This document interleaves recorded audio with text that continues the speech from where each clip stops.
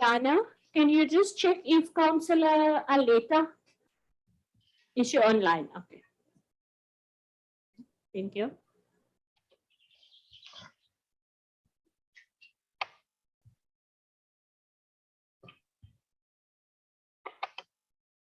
Good morning, councillors and officials.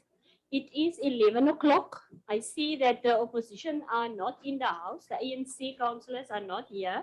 I don't know if there is a problem. But they must check their watches. Maya, please just ring the bell there for.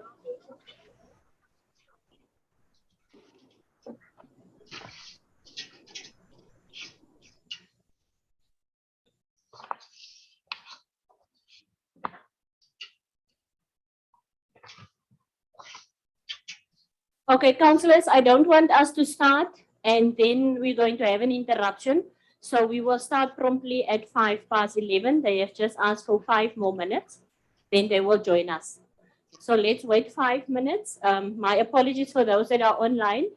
We will start exactly 11:05.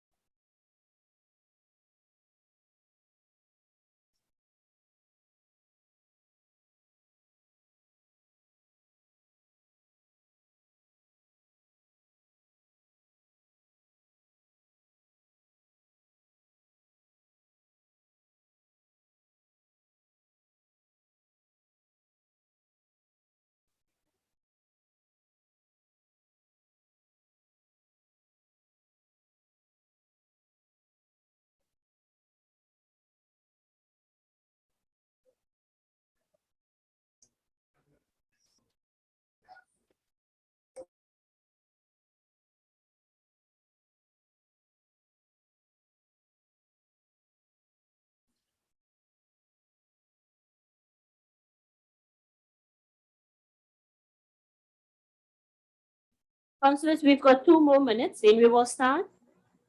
Can we please ask the councillors that are still outside to come inside, please? Bonasile, please assist.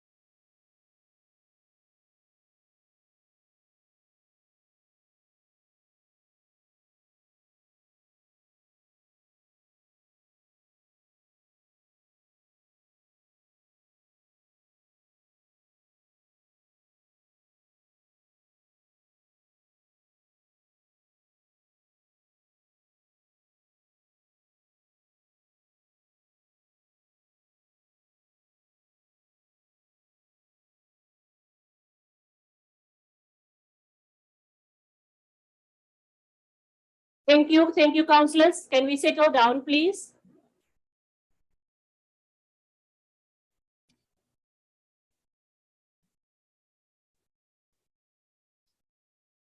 Thank you, Councillor Chengwa. Waar wil jy sit? Councillor Cornelius.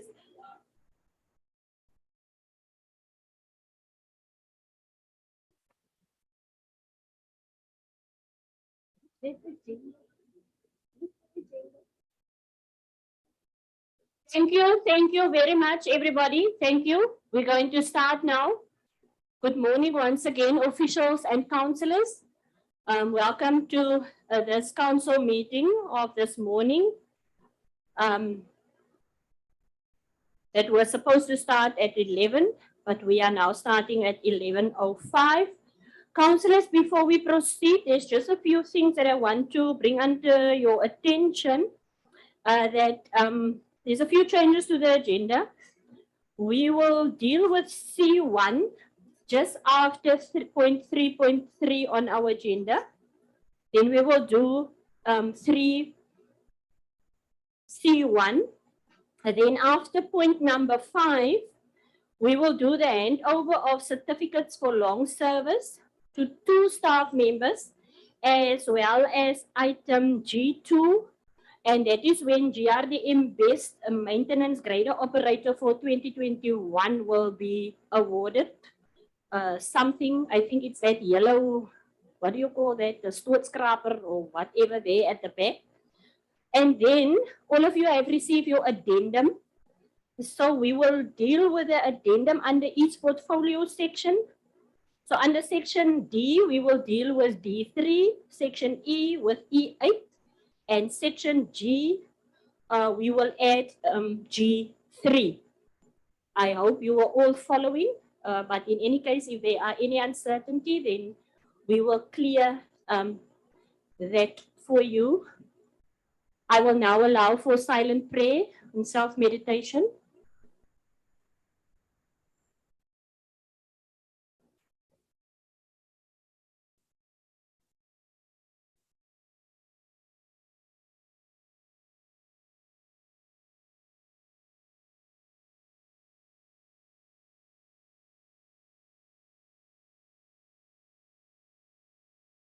Thank you.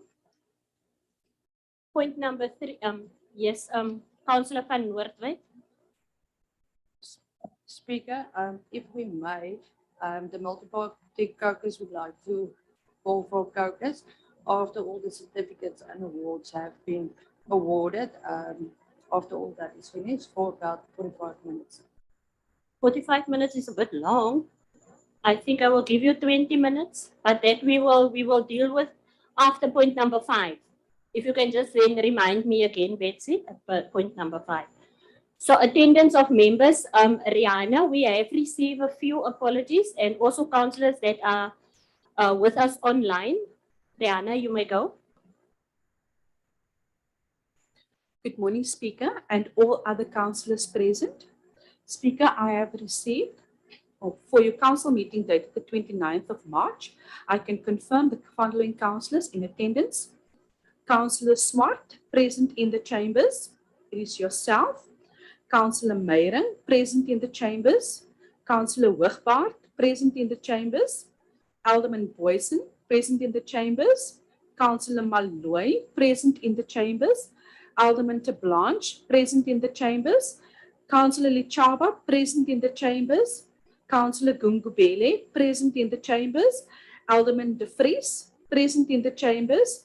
Councillor Cornelius, present in the chambers. Councillor Skeepers, present via Zoom. Councillor Skeepers, are you there? Can you just give us an indication?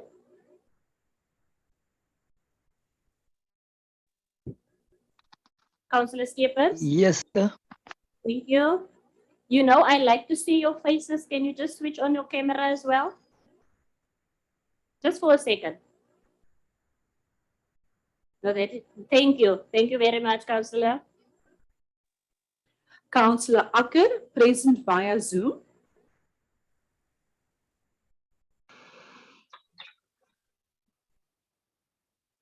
Councillor, thank you, Councillor I Akan. am here, Speaker. Councillor Ndai, present in the chambers. Councillor Sethi, present in the chambers. Councillor Hector, present via Zoom.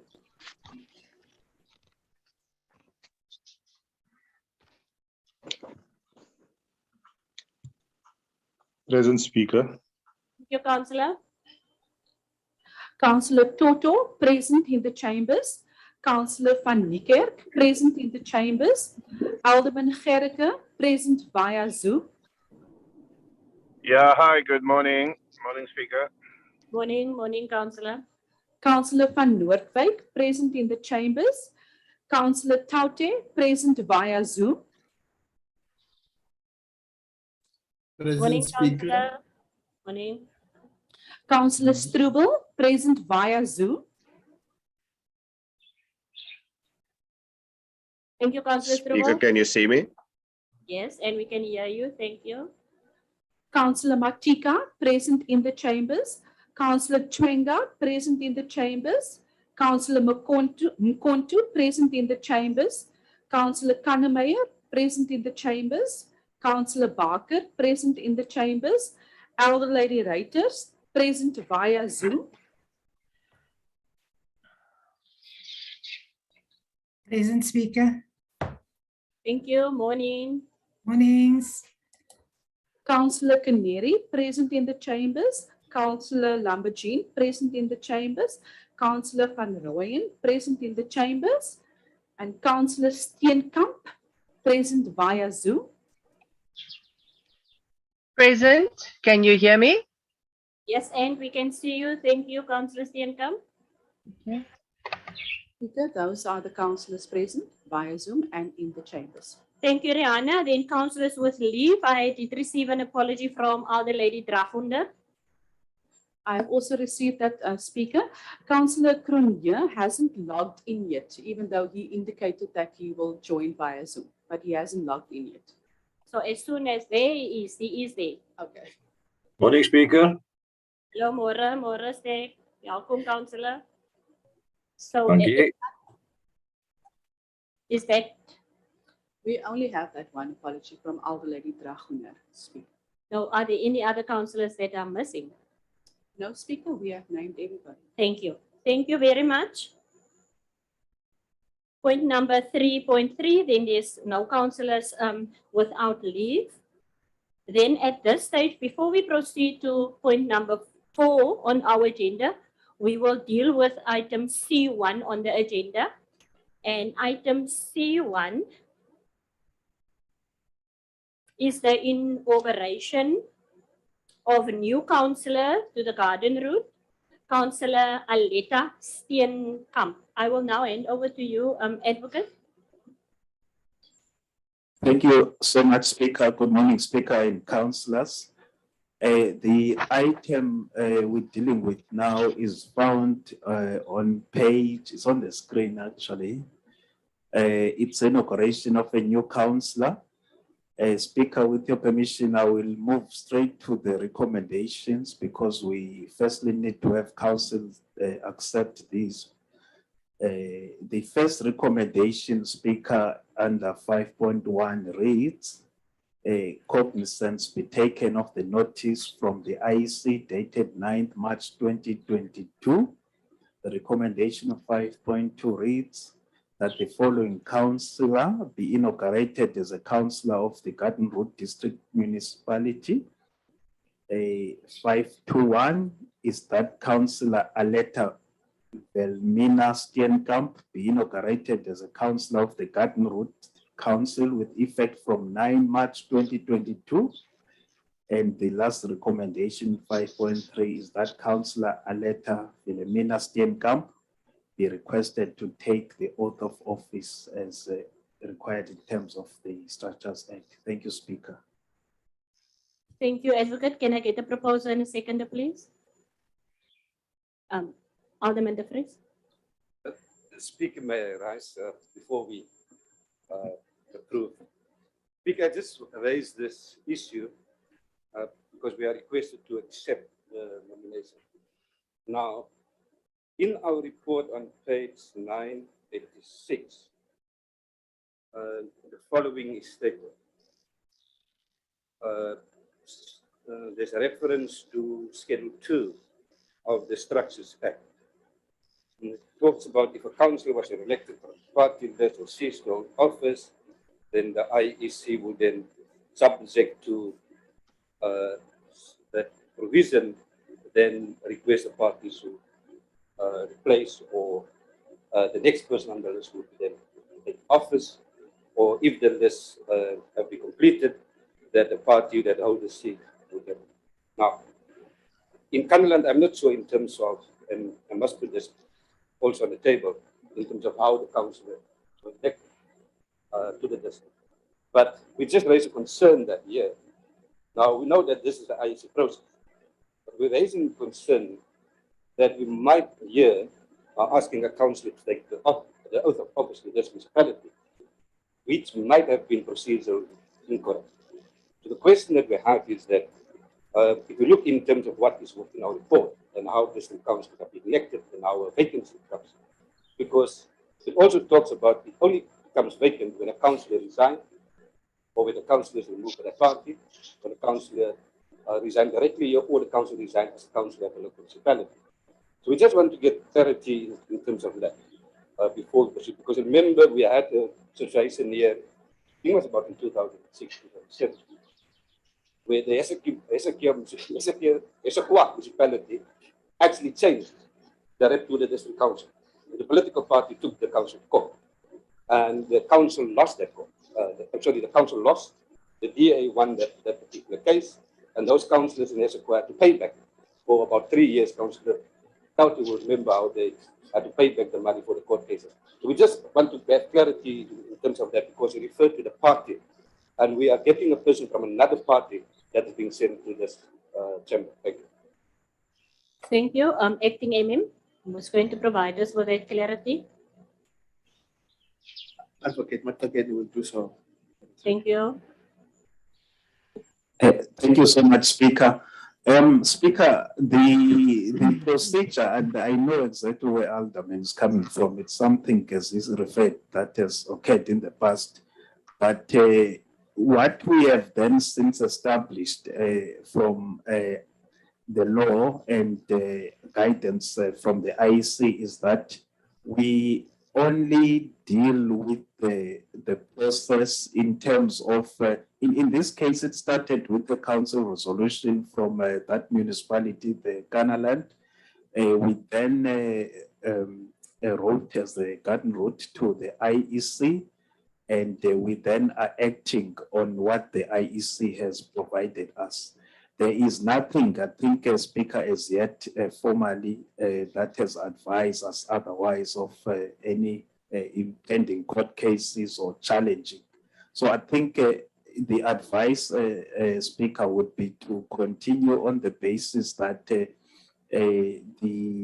process being to write to the IEC and working from what the IEC has provided in the process going forward, because we can't anticipate what will happen. But nothing has come to the attention of the garden route to suggest that there's any legal action or any challenge regarding the councillors or councillor that will be inaugurated today.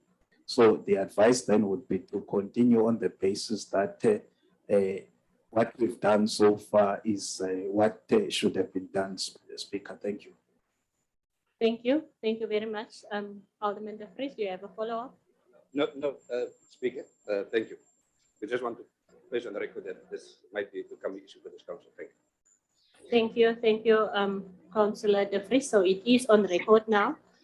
Can I get a proposer and a seconder, please, that we proceed? Thank you, Councillor Ndai and Councillor Lamborghini.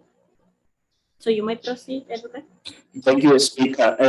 We will, as you can see, the councillor is on the screen. I know, Speaker, some people will ask, can you really do this when someone is not sitting next to you? Yes, Speaker, you can.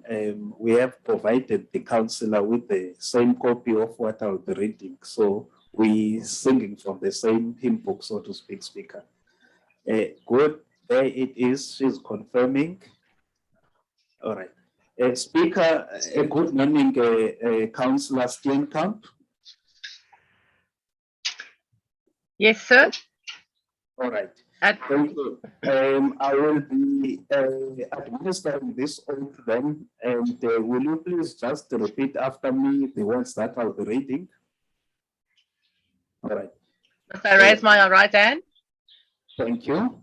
I, Aletta Steenkamp. I, Aletta Steenkamp, I swear that I will be faithful to the Republic of South Africa hereby swear that I will be faithful to the Republic of South Africa and respect and uphold the Constitution and will obey, respect, and uphold the Constitution and all other laws of the Republic, and all other laws of the Republic, and I solemnly promise to perform my functions as a member of the Garden Road District Municipality to perform my functions as a member of the Garden Route District Municipality to the best of my ability. to the best of my ability. So help me God. So help me God. Thank you so much, Councillor. Thank you, Speaker. Thank you, Advocate. Thank you, Speaker. Congratulations, Councillor Steenkamp, and welcome to the Garden Route District Municipality. You may now switch off. Thank you, everybody. Thank you. Thank you. I've just received a request before I proceed. I've received a request from the administration to please ask councillors to rather sit when speaking because the camera is set up to focus on seated people and not standing. Councillor, so as you recall, I think at the beginning of our term, we have decided that you may be seated, but I think if you are not so that focused on the camera, if you want to stand, you can stand, but it's just then that the camera is not going to be able to pick you up. Maya, and the other hand is, councillors, we have now got this fancy gadget, so you must press the button. And then I will try my utmost best to follow it. But the mayors, yours were up first. You may proceed. Thank you, Madam Speaker. Madam Speaker, now I just wanted to welcome Councillor Steenkamp from the side of the House, the multi-party caucus. Councillor Steenkamp, welcome you. And then also, Councillor, please bear in mind, we are aware of the political dynamics in Kanaland. As raised by Alderman De Vries.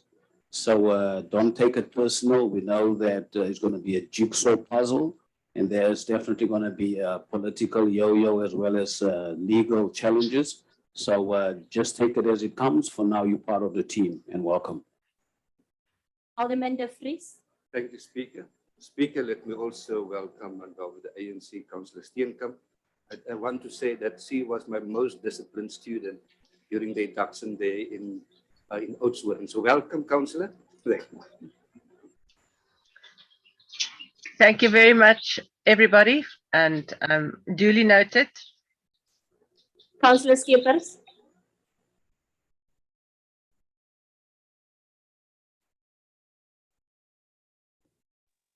Covered Speaker.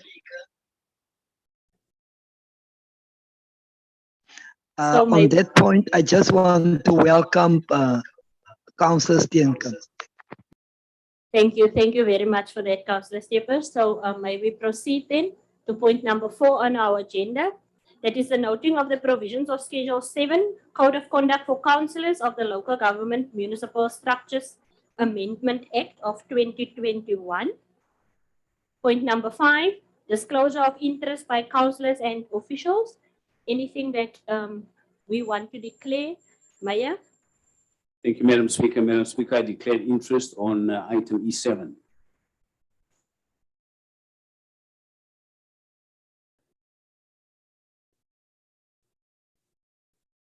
Thank you, Maya.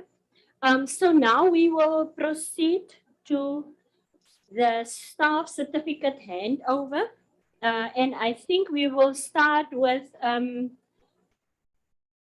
Miss or Mrs. Regina Leroux. I've just got a history that was given to me by the administration. The lady that is sitting there next to Bernadette at the back, that is Regina Leroux. I'm going to read from the page that I've received. Ms. Regina Leroux devoted most of her life with extraordinary zeal to her work. During her youth, she started work for a company called Places as an assistant caterer for the resort, preparing meals for youth and school groups. After the company has terminated the contract with the then Eden District Municipality, she was appointed as cafe/resort assistant and also helped out with the day-to-day administration of the resort. Leroux also completed several courses for further training such as leadership, report writing, and customer care and telephone ethics. In 1996, she started as cashier/clerk until her retirement.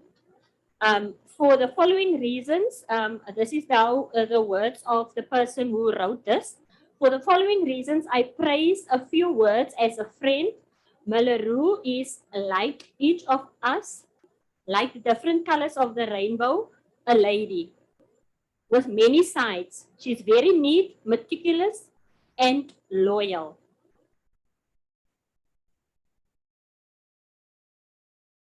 Very neat, meticulous, and loyal, especially in the time when our human beings, virtually no one really trusts anyone anymore. And it hits me the most to our peace, absolutely.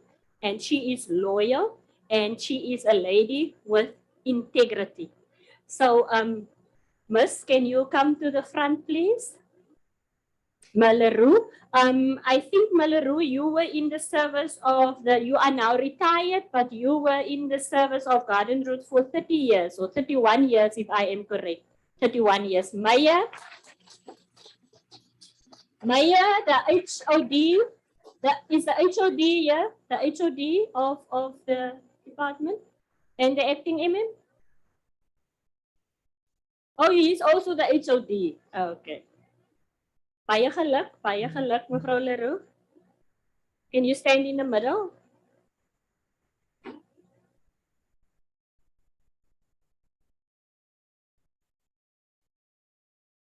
And enjoy your retirement.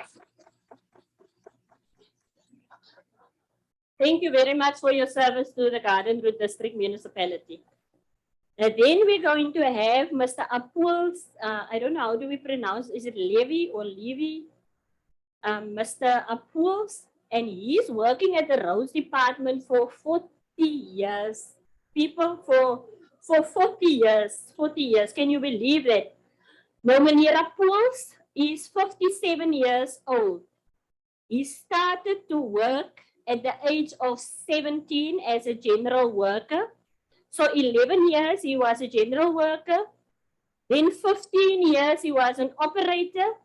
And 14 years he was, what is toesighouer? He was a supervisor.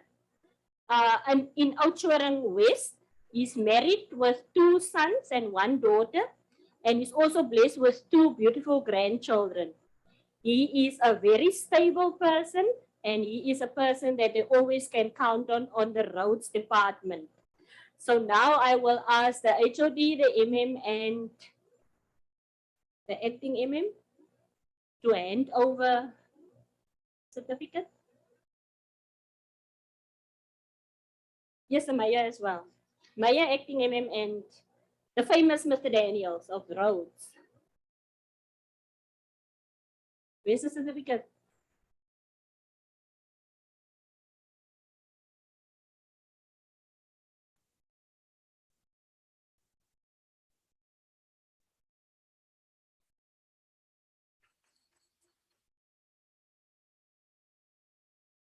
Waar is die certificate? There was now a glitch. Can you please just make sure, John, that Meneer Pools get his certificate? 40 years, it's very, very long. It's a very long time. Baie geluk, Meneer Pools. And then our third person will be the grader operator of the year. That is Mr. Paul James, and he's responsible for the George East area. Out of 16 maintenance grader operators at GRDM, Mr. James has been rewarded as the best grader operator for the year 2022. Factors that was included in evaluating the best grader operator entails production, quality of work, mechanical care of grader and work attendance, roads that he is responsible, entailed 79 kilometers district gravel roads and 77 kilometers minor roads. Roads in the George East have very heavy traffic count and is vital to the district's economy. So congratulations, Mr. James. Mr. James, you can come to the front. And Bonnie, will you? Yes, you can bring it. You can bring it with. It's a very, very heavy, I don't know what it is. What is it? Is it a grader? Oh, okay, it is a grader. According to Betsy, it's a grader. It's now a trophy, yes. Congratulations, Meneer Paul James. Baie geluk.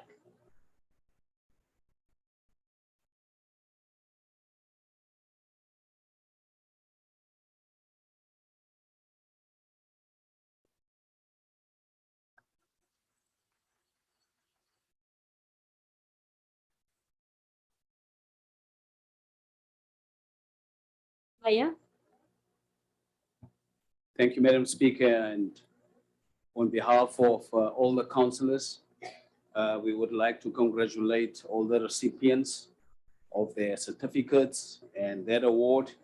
But that said, Madam Speaker, I just also want to emphasize what you said, that what happened to Mr. Levy, it was, I take it that it can never be deliberate.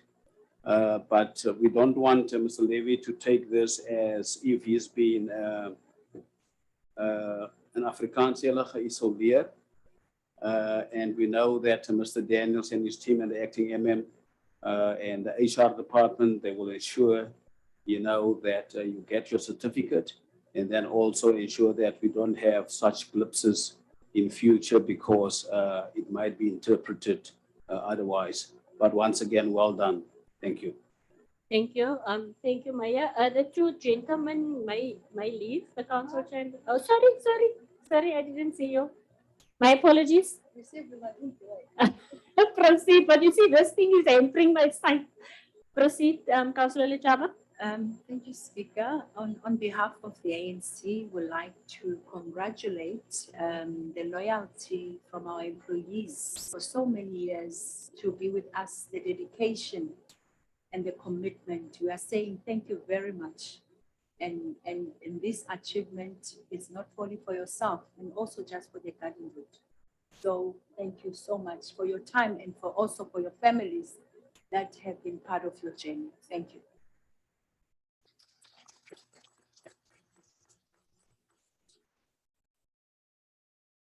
No, that is on another point, Betsy. Okay. So the three personnel members, you may leave. Thank you. You may enjoy your retirement.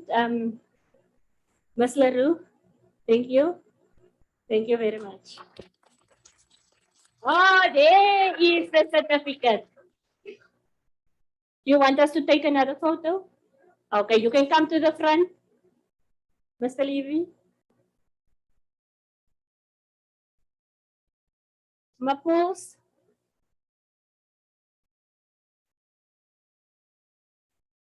Come, you can go. John, go.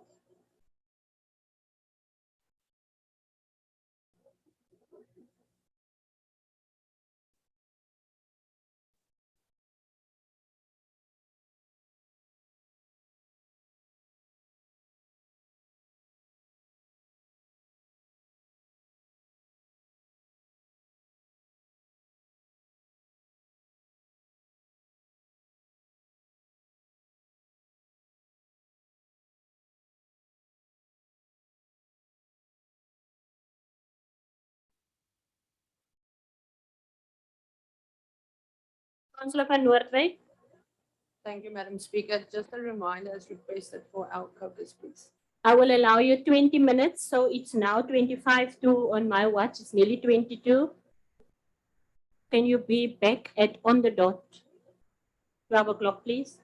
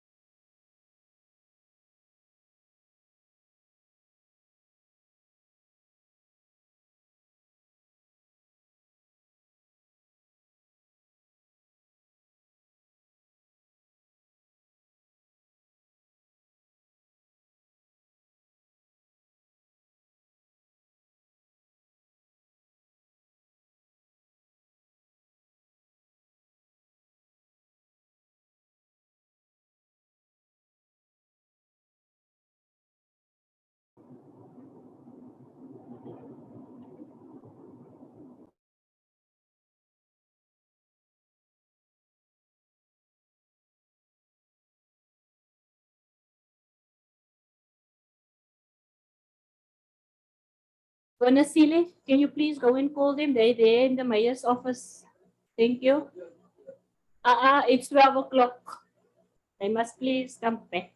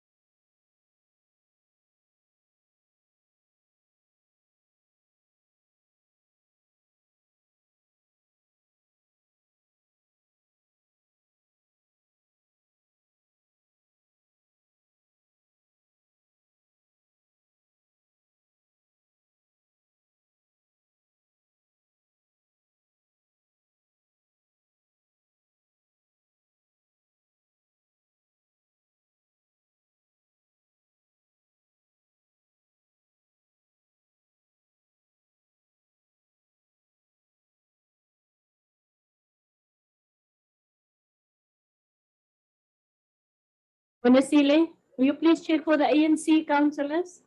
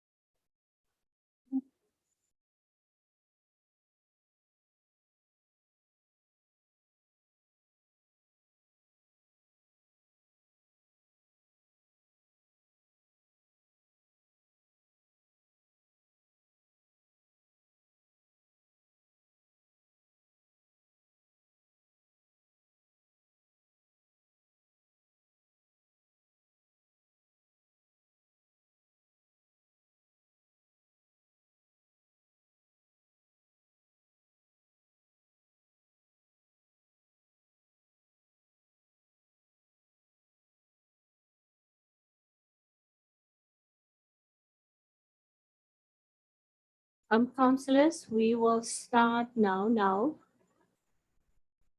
Some of our councillors have disappeared. I think they were under the impression that the DA is not going to be multi-party caucus, will not be back by 12 o'clock. So if Herman or somebody can just go and check if they are on their way before we start.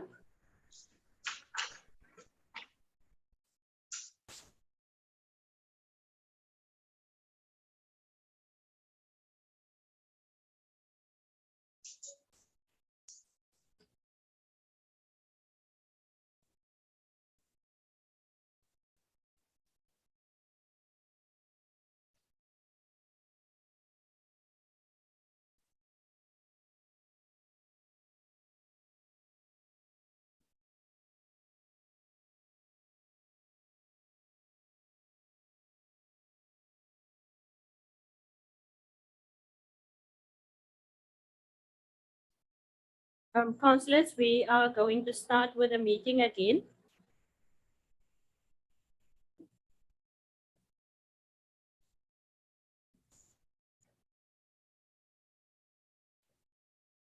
So we're going to proceed. Can you, thank you, Rihanna. Councillors online, we are. Rihanna, can you just check that everybody is still there?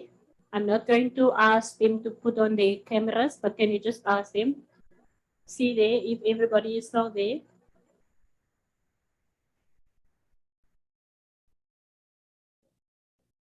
Councillor Girke. Yes, I'm present, Speaker. Thank you, Councillor. Councillor, we're going to proceed with the meeting now. We're going to start with item number 6.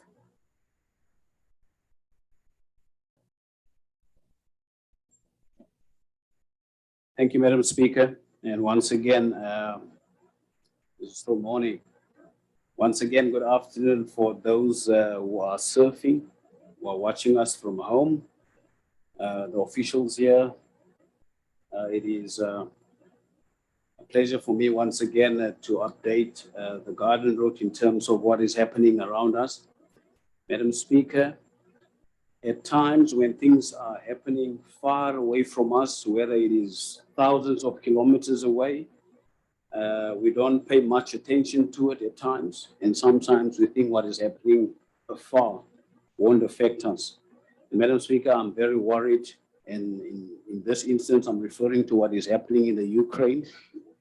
We know that there has been an invasion in the Ukraine. And apart from the carnage that are happening there and the loss of life and the destruction of infrastructure, we fully condemn that, Madam Speaker, but I'm also aware, Madam Speaker, that there are different views on this. So I'm going to trade very carefully here for political reasons, but for human reasons, Madam Speaker, I need to say that this side of the council chambers, we fully and totally condemn what Vladimir Putin is doing in the Ukraine. And Madam Speaker, because of what is happening there and to all the people in the garden route, a lot of people might not be aware of this, but a third of the world's grain comes from that area. And this is actually the grain season as we speak. So Madam Speaker, we as South Africans, we can just as well brace ourselves that the food costs are going to increase, apart from the fact that there are also fuel issues, which that war zone also contributes a big chunk of fuel for the rest of the world. So I want to say to everybody here in the garden route, we must please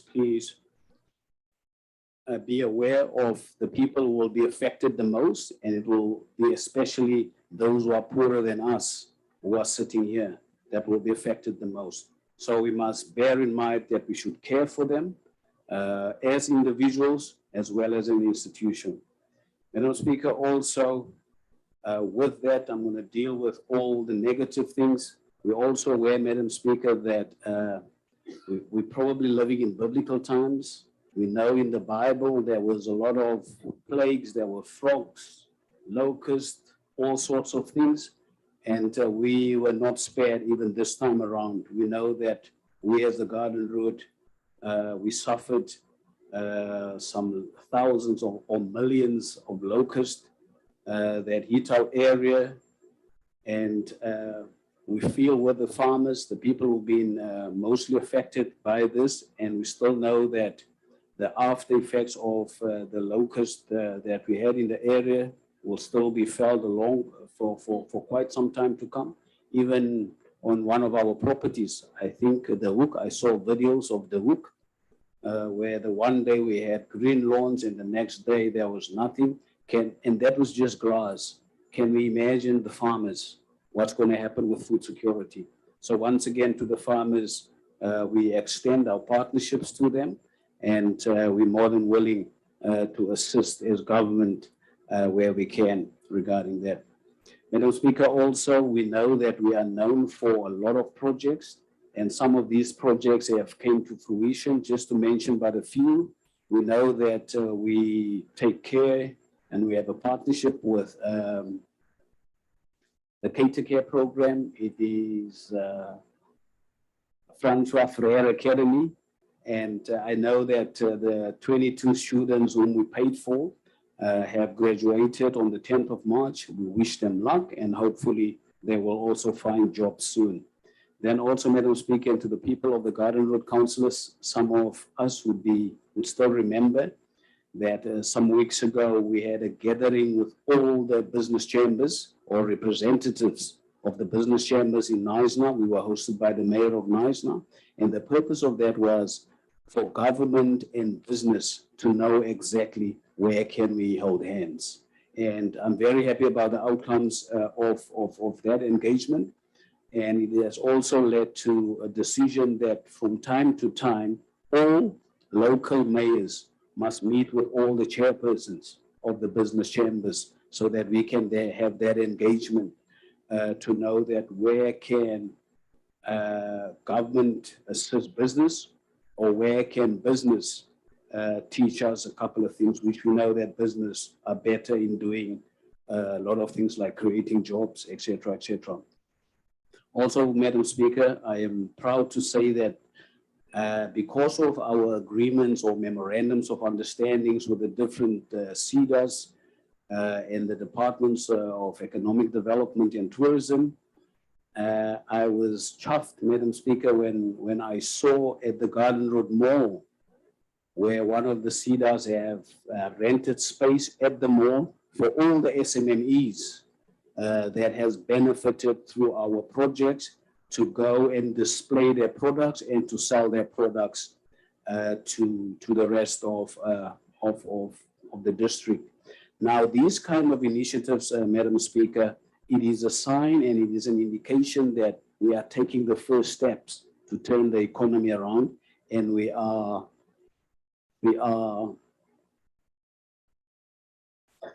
determined to assist and to contribute to SMMEs. The Deputy Mayor, Advocate Van Niekerk, told me this morning that he was part of an engagement where they are preparing with international investors and role players in the market who have shown an interest once again in the district. And that is just another indication that the world is taking notice of what we are doing here. But Deputy Mayor will then at the right time with more information bring that to the attention of Council. And then also, Madam Speaker, lastly, is that apart from the fact that we've experienced it firsthand with the locust, there was also a climate change adaptation workshop for us in partnership with CSIR and the Garden Route, so that in future, so that we can gear ourselves for what climate change is doing to us, because even this locust thing, we can attribute that to what is happening in the climate. So those are all the matters, Madam Speaker. The rest of the other stuff, Madam Speaker, I will allude to that because some of the items refer to what I was going to say. Thank you. Thank you very much, Mr. Mayor. Are there any comments on the Mayor's communication? Rihanna, please just check our online hands for me, because I can't see them. There are 2 hands. Madam Speaker?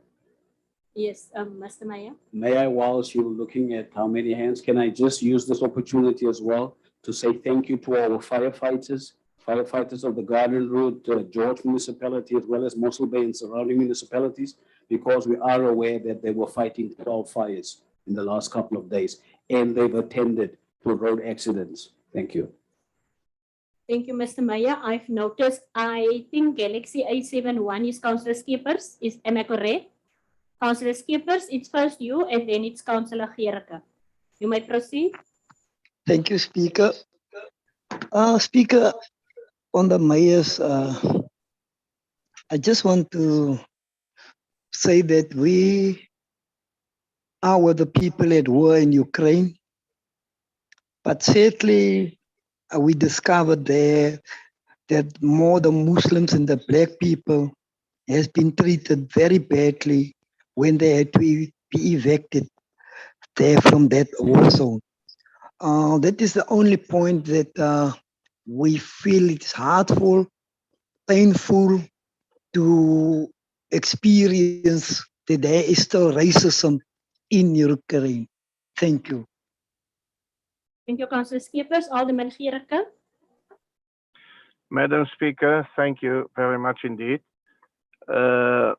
Yes, Mr. Mayor, from the side of the PBI, we do condemn all forms of war and of violence against God's people.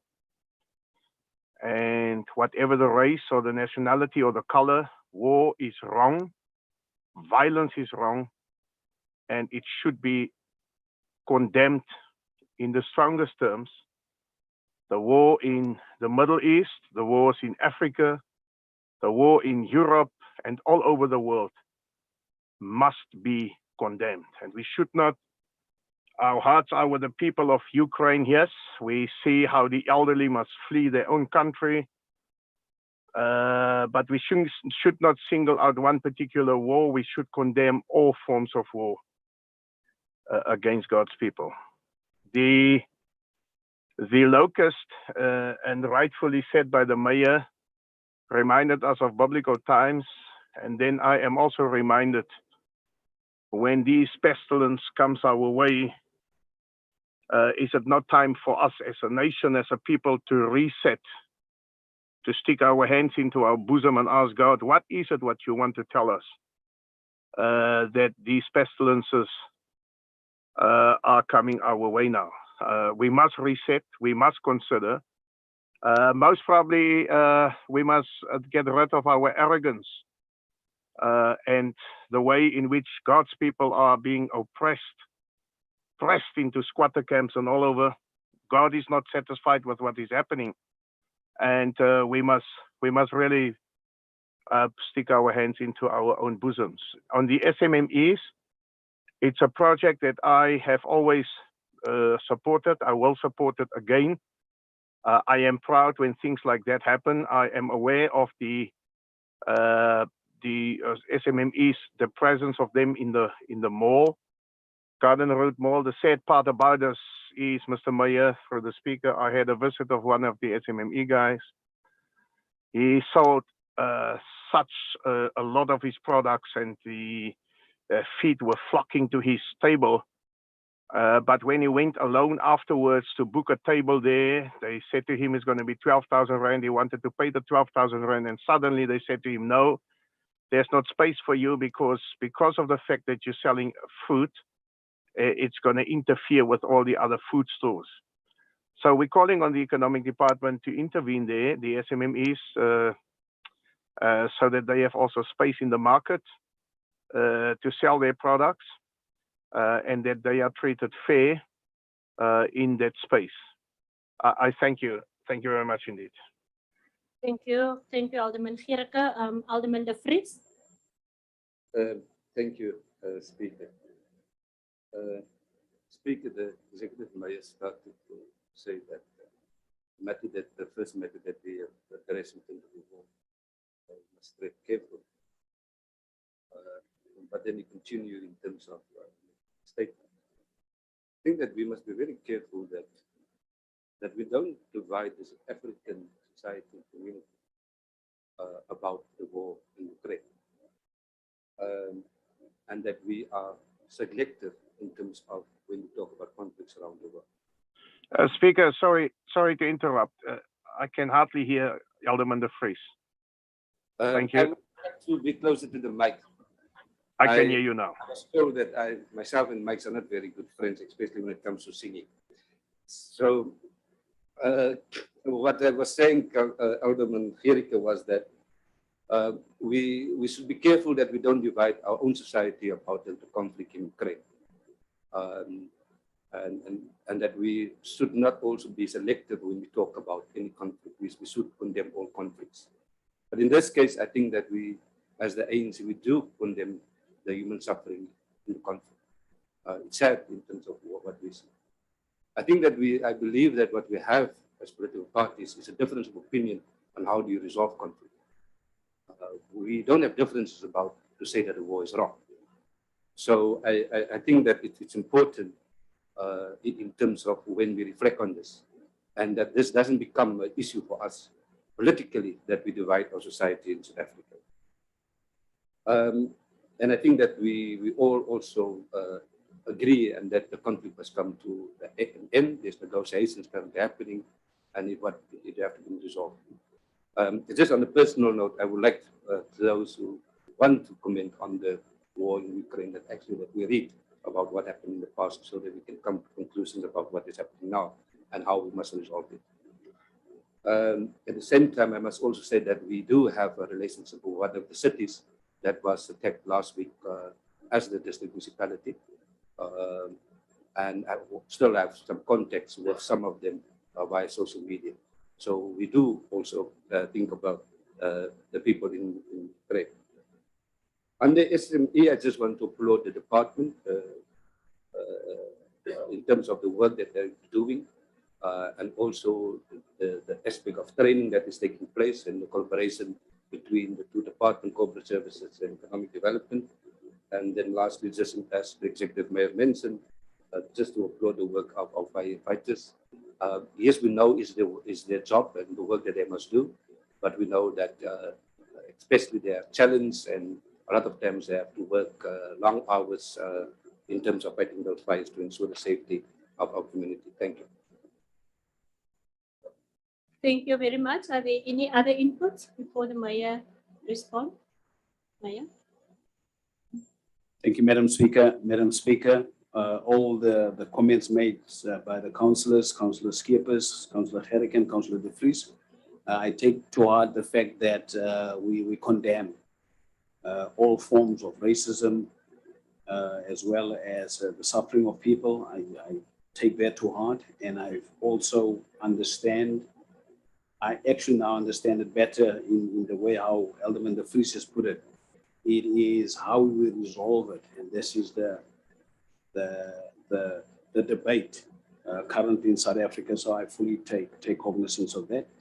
But the most important thing here, Madam Speaker and the acting MM, we need to follow up on what Alderman Gerrick have raised in terms of the SMMEs, because we're not going to be ignorant. We are aware that there are many forms of keeping people out of the game. You know, you can agree on the one thing, but then you come with different conditions and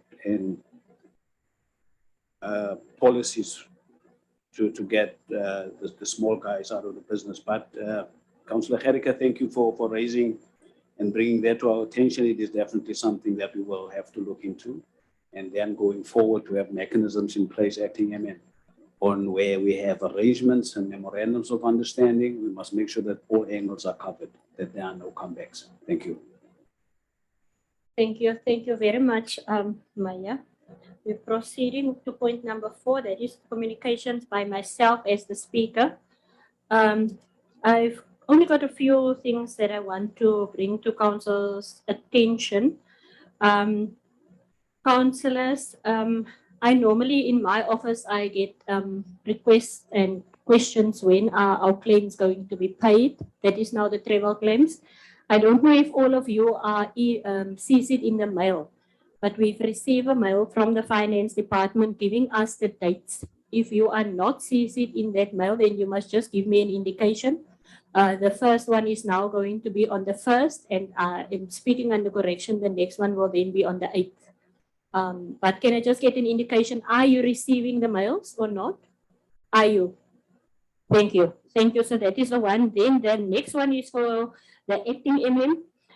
I've noticed when we had last week Friday, when we had our workshop, some of our ladies who are smokers, they are smoking in the ladies' room downstairs. And I'm basing my statement on ashes that were in the window. on the ledge there. So please, if we can speak to not only our councillors, the ladies that are smokers, but also the staff members that are using that ladies' room, that is not allowed, and they must please go and do that outside.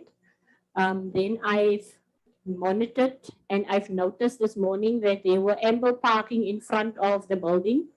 It was closed off with cones, so thank you very much for that, Acting MM.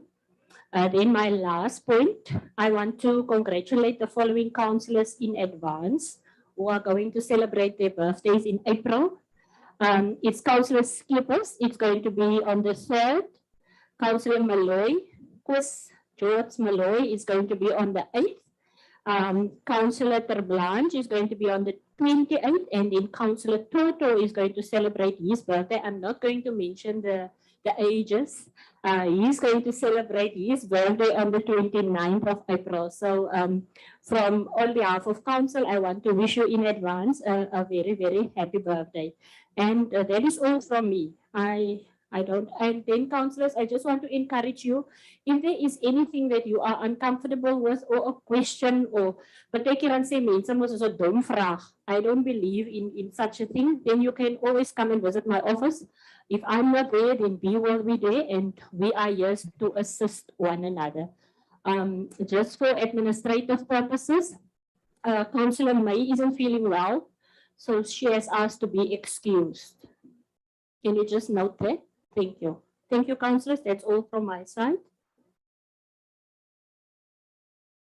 Any questions? Nothing. Okay, we will proceed to the acting MM. Point number 8, Mr. Menzi. Thank you very much, Speaker, the Executive Mayor, Deputy Executive Mayor, and all councillors present. There isn't much on our side, just to announce from the management side that we're going to have in April from the 20th, 21 and 22, an institutional strategy planning session for the organization. We'll communicate all the logistics in the next coming days in terms of the venue and other arrangements that may need to be undertaken to ensure that all councillors are present in that institutional strategy planning session. And the second aspect, I think councillors who were here from the previous term would vividly recall that we made an application to the Department of Cooperative Governance and Traditional Affairs. Mr. Mayor, while we're having a make-up, we received finally a communication for the Water Service Authority. And now they are prescribing to us that we have to do a Section 78 assessment. Then they are noting our quest. And then they've also seconded officials that will be assisting us in terms of that process. But we will finish councillors in the next meeting with all the communication. As I've indicated, it only came this morning for our attention. And they also apologized for only responding now for something that was done in 2018. So that just for councillors to take note. And there is on the addendum, an item from the Roads Department. I think the portfolio head talked about that one, the additional funding that we got from the Provincial Department of Roads and Public Works of about 47 million. Augmenting the current allocation that they've given us. And also, councillors, we have received an amount of about 14 million, which was gazetted by the Department of Energy in the energy side demand management system. Promoting energy efficiency, etc. We are the only district in South Africa that has received that allocation, and we've made application towards of last year submitting the deep business plan. What will that grant be is for upgrading of the lights, aircon to more energy efficient one, to circumvent the old systems that we have when our municipal buildings, as well as all our offices, as well as our resorts.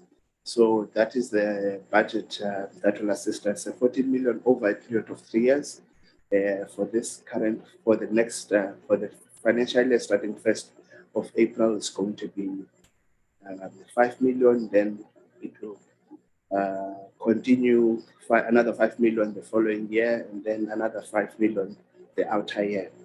I think Mr. Mayor, you've talked on the locust issue. And then on the SMME pop-up program, which was a success, we will definitely follow the comments that Councillor Gerike has done, because now for the second round, we've noticed councillors while we were doing the walkabout in the malls, some businesses are closing. And then now Mr. Kunda from CEDA, his attempt was to speak to the management of the mall to try and provide permanent space for SMEs. Maybe if we get 2 spaces and then now we rotate the SMEs based on the items that they have. So if now that's their attitude, as Councillor Gerike was saying, but they look, just have to further engage them to try and see how we can go about that. But there is an appetite on the side of the municipality as well as that of CEDA to make sure that that occurrence on that particular day where they were exhibiting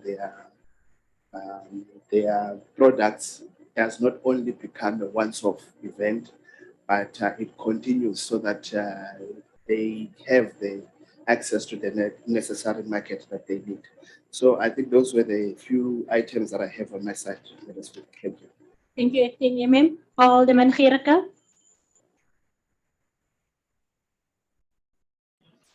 Speaker, I just wanted to say, to the acting MM and to you in your submission, I think between the George municipality and the district municipality, there's a duplication of dates when it comes to meetings, workshops, sessions, and so on. If you can sort that out for us, because it's putting us in an awkward space. If the district has important meetings, the George municipality has workshops or something else on. I note that there was a mail sent this morning, but can you follow up on that one, please? And then I would highly appreciate this. And then, Mr. Menzies, thank you very much for alluding to what I've said, and also to the mayor, thank you. I think in this regard, Ms. Melanie Wilson, you may speak to Mr. Jabez Horn. He's the affected person there, if you so wish. I thank you so much. Thank you. Thank you, Alderman Gerike. Alderman Gerike, this morning I've CC'd all the George councillors that are also seconded to Garden Route in an email for the second time to the speaker. So maybe later, if you've got time, you can just go to your emails and to check, because I am also very unhappy and uncomfortable with the fact that we as the C municipality, we are scheduling our meetings and workshops around the B municipality's dates. But then out of the blue, you will receive a message from a councillor that their respective B municipality has got a workshop or a special council meeting or whatever on the same date as a date that has already been identified by us here at GRDM. But I am dealing with it. Thank you, Councillor Gerike. Thank you, Speaker. Can we then proceed? Any other, Maya? Thank you, Madam Speaker. Madam Speaker, based on the report given by the acting municipal manager, I would like to encourage all the councillors, especially those who are representing the Bs as well. This is the kind of information that needs to be reported to those local municipalities, because we still have the doubters out there that we're doing nothing, and the councillors who are representing the local municipalities are also just voting cattle here. These are the reports which we need to get out there. There's at times it's turf wars, mayors against mayors, and I put myself into that, but the proof will always be on the outcomes, and these are some of the outcomes. There are many, many more to come. Thank you. Thank you very much. Mr. Meyer, we will proceed now. Speaker, my mic, you see Ek this kan nie thing? sien nie. Jou skerm van die laptop is voor die Okay. is voor die mic. Dankie. Alderman De Vries. Thank you, Speaker. Speaker, I'm not sure in terms of whether we have the question that was raised by Council by Alderman Gericke and then responded by the acting MM, that we make a formal, that we request that we receive a formal report in a future meeting, or it can go to the committee on our engagement with the owners, I will assume, or management of the mall. But also looking beyond that, I know that George have other markets also over weekends so that people can diversify in terms of getting to other type of clients. So that we really assist this because it look nice and what we have seen. But the problem sometimes we do these things or once off, of course, the mall or management, they will have their own rules. But let's see in terms of how far we can assist those SMEs. And also the negotiate with them in terms of whether it's about contributions, in terms of what they can do, what they can do, and ourselves. But specifically with this one, I will also, I know that the executive may have just said that there's some competition, but I think it's important that we bring George municipality on board. I mean, we are one government, but at times we act or behave as we are different governments. The people out there just see one government. So I want to formally that the department take that up and then report to the committee in the next meeting whether there's any prospect of us in terms of assisting those SMEs. And then just in terms of our meetings, Speaker, so that's a formal proposal. Is that I was this morning joking about Neisner and Oudtshoorn about special council meetings. I forgot about George also like to compete with those municipalities when it comes to special meetings. Acting MM, do you want to respond? No, I think, Speaker, it's very clear. There's no response on my side, but as I've been committed, that we will discuss this. There is an appetite on the side of the municipality as well as the partners that we're working with to ensure that these SMEs are there. And then on the clash of dates, and so pre office and then in corporate services, we'll see how we liaise with the municipalities because we have a calendar. And then we make sure that there is space available in order for us to secure that particular date. I just don't understand how now then the other municipalities will plan something whilst there is a commitment on our side and shared with all the municipalities, all our dates of our meetings. So it's something that I think we have to take it up not only at the municipal manager level, but also as well as the district coordinating forum. I think that's an assignment that we'll have to follow on that. Thank you. Thank you. Acting MM, yeah, I think that is very important because if we have already scheduled ours, then we will receive a message now. My apologies, like on Friday. There were also some other activities at, I think, at George Municipality, and that's why there were a lot, it's a special council meeting, there were a lot of apologies. Whilst I know that councillors are feeling that they were supposed to be at Garden Route because ours was scheduled first, they still have got an obligation to their B municipalities. So Mayor, please, if you can make that a point on the agenda for your next DCF, I will really appreciate that. We will proceed now to point number 9. That is the approval of the minutes of the council meeting dated 21st of February 2022. Councillors, are there any corrections that you have picked up? It's from pages 9 to 36. Elder Lady, I propose we adopt these minutes. Thank you, Chair. Can we get a seconder? Thank you. Thank you, Councillor Myron. Can we then go to the recommendation that we are, just go to the recommendation, please.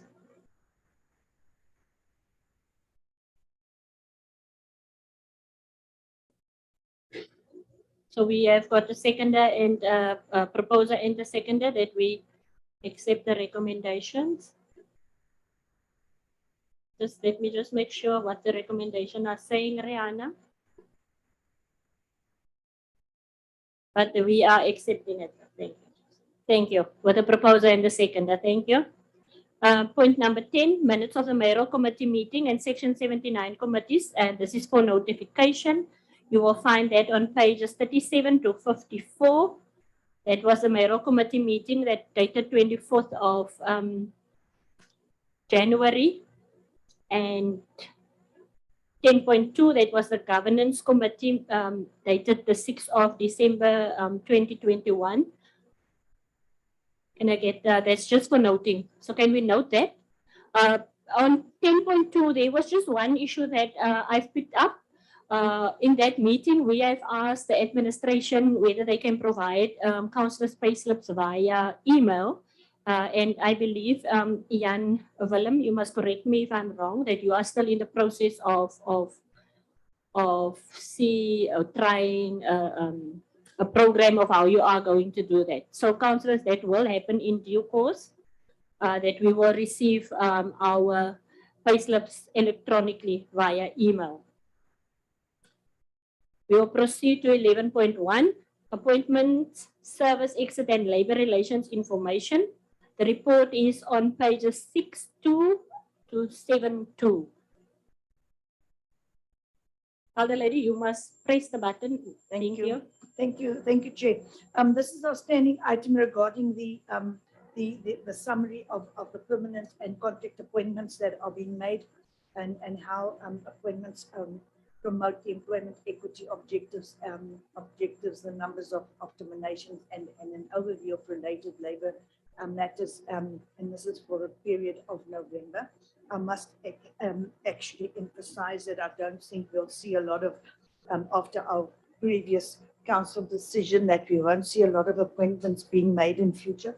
But only maybe the EPWPs, which is basically funded from national government, EPWP funding. So the disciplinary reports and exit reports will carry on.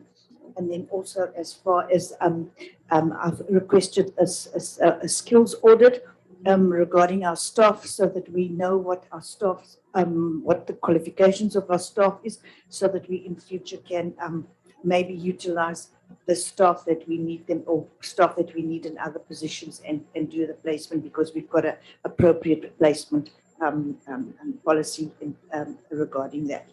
So internal appointments should rather take place in future, and also how we can develop our staff and transfer skills to these staff, to our existing staff members. So I would suggest that we accept this report.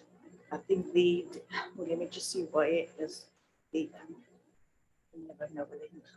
it says that the information on the appointment, service exit and labor relation matters for February 2022 be noted. Yeah, that it be noted. Thank you very much. And that's on page, the recommendation is on page 62. Thank you so much, Chair. Maya. Thank you, Madam Speaker. Madam Speaker, on this item, and I'm going to put it holistically, taking anything and everything into account regarding labor relations, the moratoriums we're having, new staff, old staff, etc., etc. And acting MM, what I want us to look at here, because there are also accusations and fears that we're becoming an employment agency, etc., etc. What people tend to forget, and I think this is what needs to be, one way or another, be clarified. We've lost a lot of colleagues and workers during COVID. Some of these appointments are replacements, you know, and people think we just employ people left, right, and center. So I would like us, with these kind of items, that there's a rider saying it is replacing. We don't have to mention names who they're replacing, but it's replacing position X, Y, and Z. Apart from the fact that, as I was saying, that we know about critical appointments, etc., when it comes to moratoriums, but I've noticed that some of, as I'm saying, I don't want to repeat myself, Madam Speaker, it's replacements. But because it's advertised, then everybody say, there they go again. Thank you. Alderman De Vries. Thank you, Speaker. Perhaps on that point, I think that I wasn't going to address that, but in the reports that is indicated that it was funded posted that were because the concern always is that we not always sure in terms of whether it was funded, although it would be legal to appoint a person into the position that we didn't budget for. But that would, I think, would give us more reassurance as a council. Speaker, we can't hear Thank you. Alderman De Vries. Thank you. Councillor, I was just saying that perhaps it should be included in the report in terms of whether the positions, whether it's funded post or unfunded post, so that we have that reinsurance that is not post, that newly created post, or that it was not funded for before. Speaker, I would like to suggest that we include another recommendation in the recommendation that was read by our lady. This under matter starting on page 2, the issue around the disciplinary procedures and the names of people. Now, I don't agree with this thing about everybody riding by and copy act, but I think we must protect also people's dignity also, especially where cases are still ongoing. So there's a matter on page 63, there's a suggestion, but I want to put it in the recommendation, that the matter in terms of the information, to make information available about the people that are undergoing these procedures, that matter will be escalated to the governance committee so that there be a more detailed report with recommendations for consideration. So I would like us to include that in the recommendation so that the governance committee look at all angles in terms of that and best advise councils how are we going to do that. I want to make a point that there's nothing that you can hide from the executive authority. As council, we are the executive authority, so no one can tell us. And even if you read the POPI Act, it's very clear on that thing that where the information that is needed for the executive authority. So but I think that I understand the point that to publish names in the document that is public when the cases is still ongoing. But let me give that task as suggested in this report, but let's include that within our recommendation. Thank you. Chair, Speaker, yes, on that point from Alderman De Vries, I would just like to bring your attention to there's an item E8 in the addendum that is basically contained the information regarding what he has just basically alluded to. So can we rather not keep that information until we get to that item so that we can then rather discuss it on E8 and then also make a recommendation when it comes to E8. Thank you very much. But the question regarding the POPI Act and making names known is basically addressed in E8. You're comfortable with that, Councillor De Vries? Thank you. Also second, Madam Speaker. Rihanna. Alderman Gerke. Yeah, Speaker, let me agree. Let us defer the request of Alderman De Vries to E8. The item is comprehensive, and I think we're gonna need that input there. But on the first submission of Elder Lady Kritzinger, I don't think we must take this up lightly. We must concentrate on what she has said there because we must understand policy in terms of job creation and employment opportunities. We should put policy in place, even if we replace people. Mr. Mayor, we must think out of the box. It should not be a blanket check open for everybody just to replace somebody. There must be a process to replace somebody. So how are we going to do it? The lawmakers must decide, or you must bring it for a policy workshop forward. But that is a very, very important point, that we all understand who is appointed, why are they appointed, and on which conditions and terms they are appointed. I think we must labor that point, and we must take seriously note of that point, so that we don't see a lot of new appointments all over the building, and nobody knows how the people came there. This is the thing at the moment. Thank you, Madam Speaker. Thank you, Alderman Gerke. We've got a recommendation there, and it was proposed by Elder Lady Kritzinger, and it was seconded by, can you just, I think you were interrupted, Mayor, before I come to you, Mayor. Thank you, Madam Speaker. Madam Speaker, it's just a question. When I got here in 2016, there was a tradition. The newly appointees were introduced to council. And I see we will not doing that anymore. And the reason why I'm raising this because I am now so getting tired of accusations, family members being employed here, people being sneaked in, etc., etc. So if they are displayed as in the past, we will all know exactly that there is Memory's brother or there's Memory's sister. Then we deal with it on the spot. Thank you. So can we then, acting MM, start to do that again when our moratorium are lifted? Because I think there's currently still a moratorium on the appointment of staff members, acting MM. Can we get that undertaking on record from you? Indeed, Madam Speaker, we will do so. I think one thing that stopped us from doing that was due to COVID. Yeah, so we were doing it quite consistently up until we started having this hybrid format of council meetings, but even the awarding of certification, that was the same process which was done within them. Thank you. Thank you, Councillor Barker. Chaba. Thank you, Madam Speaker. I just wanted to know then how are we going to get that information in terms of those that have been places? Remember, the mayor is saying there's a perception, and now we are saying, fine, we understand, but for us, we must be able, there must be this, because now it's ongoing, see? So every time we see something on the paper, something we get shocked and say, oh, now it started. And maybe it is like that, it's a replacement, but from our perspective, hence it's important to inform the council so that we understand and then we do not have to have those perceptions. I think that is the critical, because information is important. So how can we now bridge that gap? That is what I'm asking to us, so that we do not have this perception. Acting MM.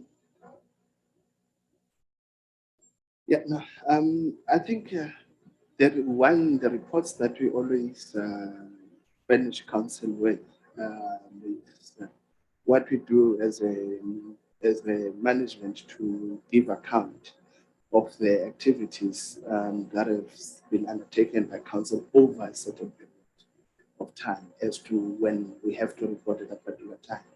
So we'll consistently do that, Councillor. And then now, for instance, I'm in this position, I'm just a phone call away if there is something that you may think, one may think is amiss, and you need a particular clarity on that thing. I will furnish that necessary information before to try, and because I do believe at times even when it's brought to me and that's like, it could have been easily resolved by a simple phone call. Then we provide the clarity and then we move forward, rather than if someone takes that, consumes that information as wrong as it may have been and draws a conclusion without seeking clarity from the other party. So we all in this building, if there's something that a councillor would see, and then you can call me and then I will be able to provide that clarity. And follow up. Just before you, I've noticed your hand, Alderman Gericke. You can go after Councillor Lechaba. I think what needs to happen, because we need to be systematic, because when we come straight to you, I think we must just have a way of an approach to say, because the problem now, the reporting, it does after a long time of event, when people have forgotten, they have already their perception. So I think there must be a way that the information is done as fresh it is, so that when you go to the corridors, oh, okay, because even if I don't think it should be just available, even if it's in the council WhatsApp group to say these are the movie, or something like that. So that is something that is constantly being fed to everybody. Then we don't see it only in council after 3 months, like, oh, but who's this person on the corridor? I think it's the time of events that makes us to have that. So I think that would be good. Alderman Gericke. Yeah, Madam Speaker, I think we will also welcome the fact that the newly appointed people will be introduced again. So there's no objection to that. The thing here is that you need to regulate appointments and you need to account to your executive authority, which is council, for appointments or replacements and so on. So all I'm saying is I'm not in the business of accusations. That's not me. I debate on facts and on a matter of principle. So all I'm saying is there's no provision made for replacements or whatever, then we must work it in, most probably into the appointment policy to say this is a replacement. We are not casting, aspersions on people that are appointed. This is wrong to do it. But certainly we must know, in terms of accountability, we must know who is appointed, how they are appointed in terms of which process and where they fit into the organizational organogram. This is the point here. Thank you, Speaker. Thank you, Alderman Gericke. Madam Speaker, I second that we accept the recommendation. Thank you, Councillor Barker. Councillors, we will proceed now. It's nearly 1 o'clock, councillors. I think we can go up till 1:30 and then we will break. We will see how far we get. So Rihanna, if you can just inform the ladies in the kitchen, we will be breaking for lunch for half an hour at 1:30. We proceed now to section A, that is reports from the speaker. There is A1, report on the council resolution register for the months of January until February. The report is on page 73 up till 83. Are there any questions on that report? I've noticed that on page 83, everything was completed or resolved, but there are 2 outstanding, but that did happen. So I think it is also supposed to be, I'm not sure, resolved, or because it says that the first one is Councillor van Noordwijk, the chief whip, and the second one is the appointment of Elder Lady Rosina Reiters to the Garden Route District Health Council. Advocate, am I correct?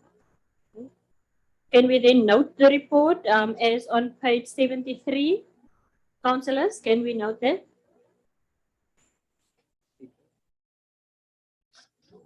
Yes, Speaker. Thank you, Councillor Lampis.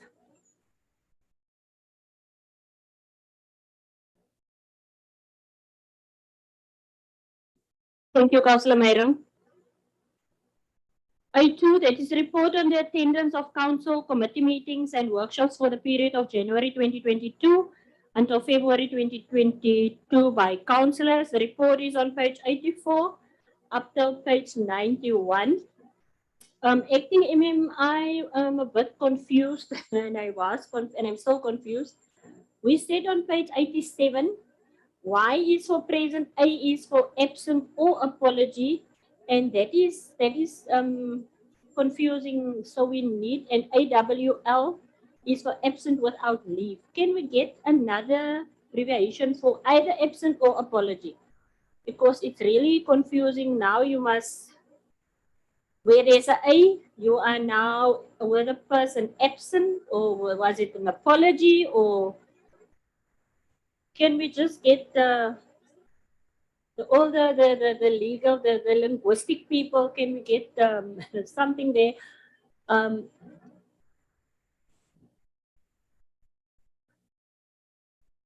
Councillor Chengwa?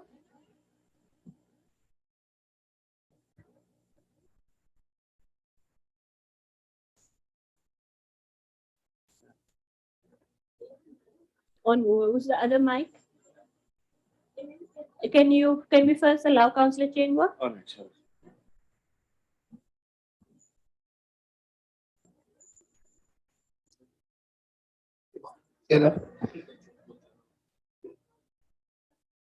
What is final? Speaker. Councillor Chengwa, thank you. Speaker, can you attend to that open? Proceed now, Chengwa. Councillor Chengwa, please retract that. Please, Councillor Chengwa. Apologies. Proceed, please. Speaker, I'm having a problem here. Page 89. I can see the speaker, I think it was a finance committee. And I see they was absent. And from where I'm sitting, speaker, I'm having a problem, speaker. I think I must register that.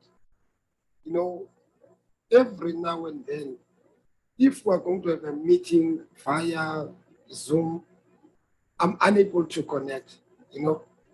I'm not quite sure whether is it, I don't want to choose people because I can clearly see, I mean, it happens all the time.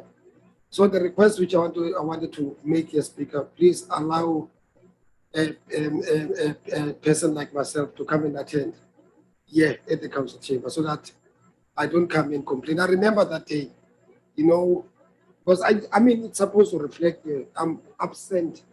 I mean, yeah, it clearly shows that I was absent. But that can also be an apology also because administration must No, that- first sort out their Then, speaker, abbreviation. if that's the case, it must be recorded as such. It can't be correct that I'm absent here. I mean, as if there was no attempts or I've never apologized. I can never seek and accept that. My chief whip does not reflect well. Yes. Thank you, You know? Councillor So I Chengwa. just want to register that. Thank you you. know. Thank you, Councillor Yeah. Chengwa. Speaker, the second one. Which one is that? 21 of February, Speaker. From where I'm sitting, I've never missed any council meeting here.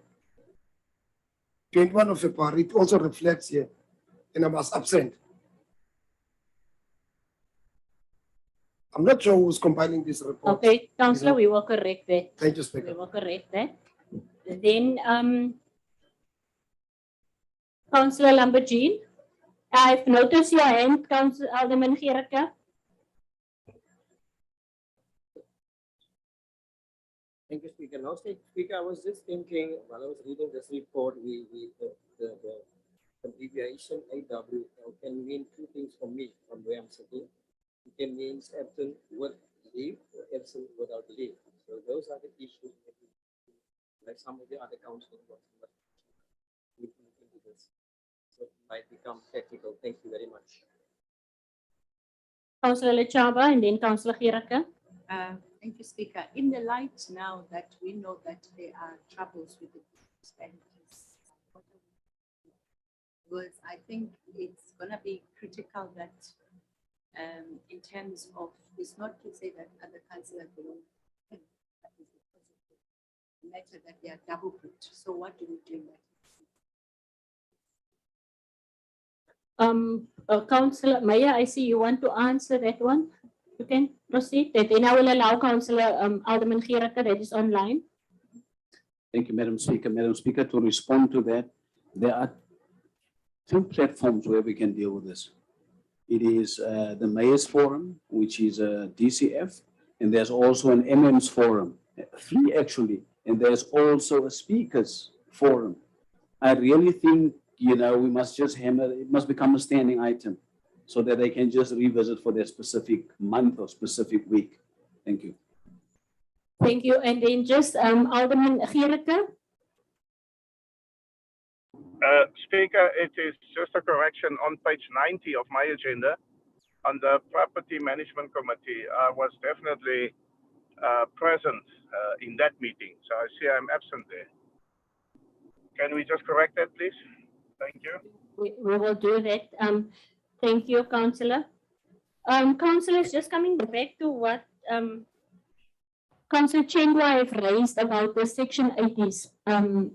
I don't want to say that COVID is gone, but I think we must start moving back. Hier is 'n muggie wat hier rondvlieg.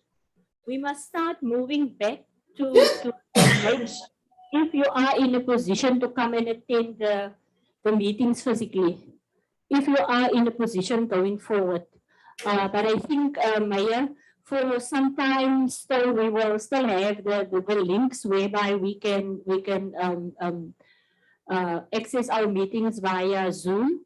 So going forward, I will plead to the councillors, if you can, and if you are in a position to come to the council chambers, whether there are meetings, then we won't have these problems with you not having connection or the internet is bad or you don't have data. So going forward, acting MM, I will allow you now to respond. Can we please have a look at that? But don't take away the Zoom link abruptly. I think it must be a phased in before we can do that. Alderman De Vries and then the acting MM, then we will proceed. Speaker, I would just like to make a comment on, sometimes I must just talk before someone make a comment. But you talk about the councillor without data. And I'm still asking myself, how does that happen?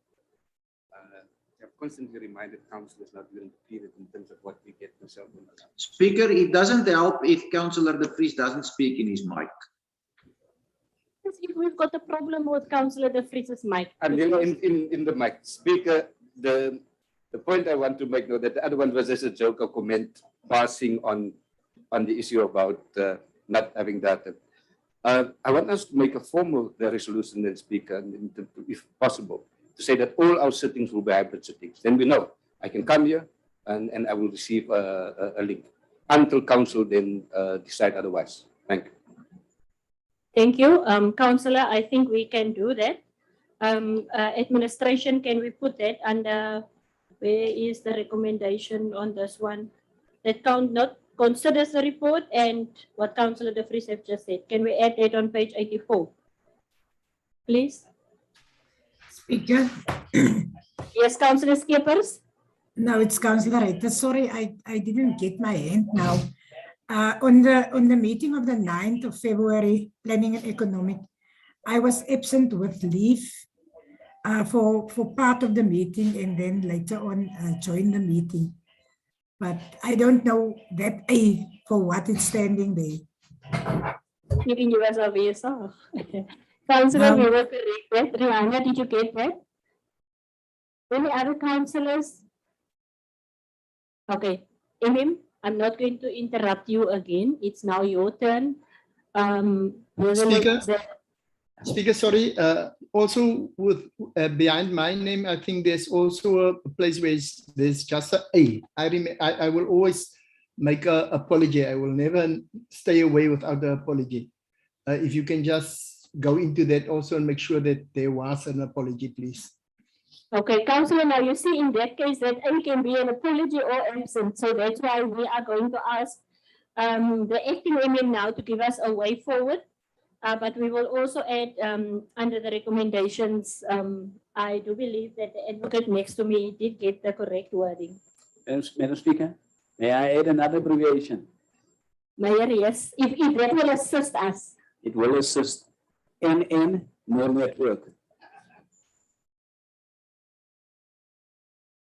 Acting MM? Yeah. No, I think, Speaker, I also noticed that probably there are abbreviations. That's why I don't even like abbreviating. They are wrong. But the proposal that we're bringing to council, if we can replace the yes, which I'm assuming, the Y, which I'm assuming is present, and then we replace it with the P, and then because absent, A being absent and absent without leave is the same thing. So we're saying absent without leave, AWL. So that's being absent, it's treated the same. And then I beg your pardon. Yeah, man, I'm now confused. Yeah, no, P is present and A is absent with leave. No. It's absent without leave. Yes. It's absent anyway, whether with you are absent. And then now AW is absent with leave. Does so it make sense? P is for present. Yes. A is absent. And then AWL is absent with leave.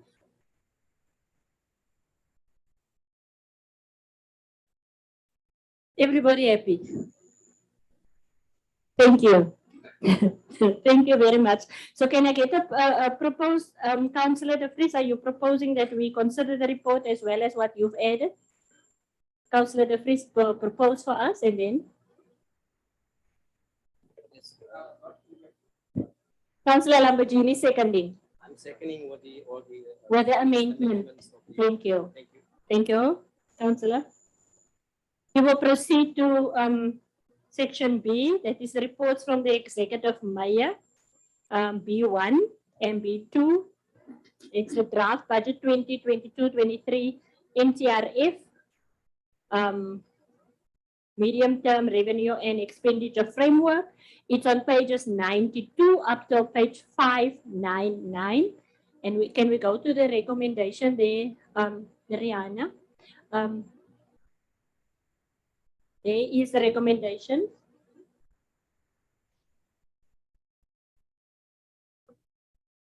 Just 1 second.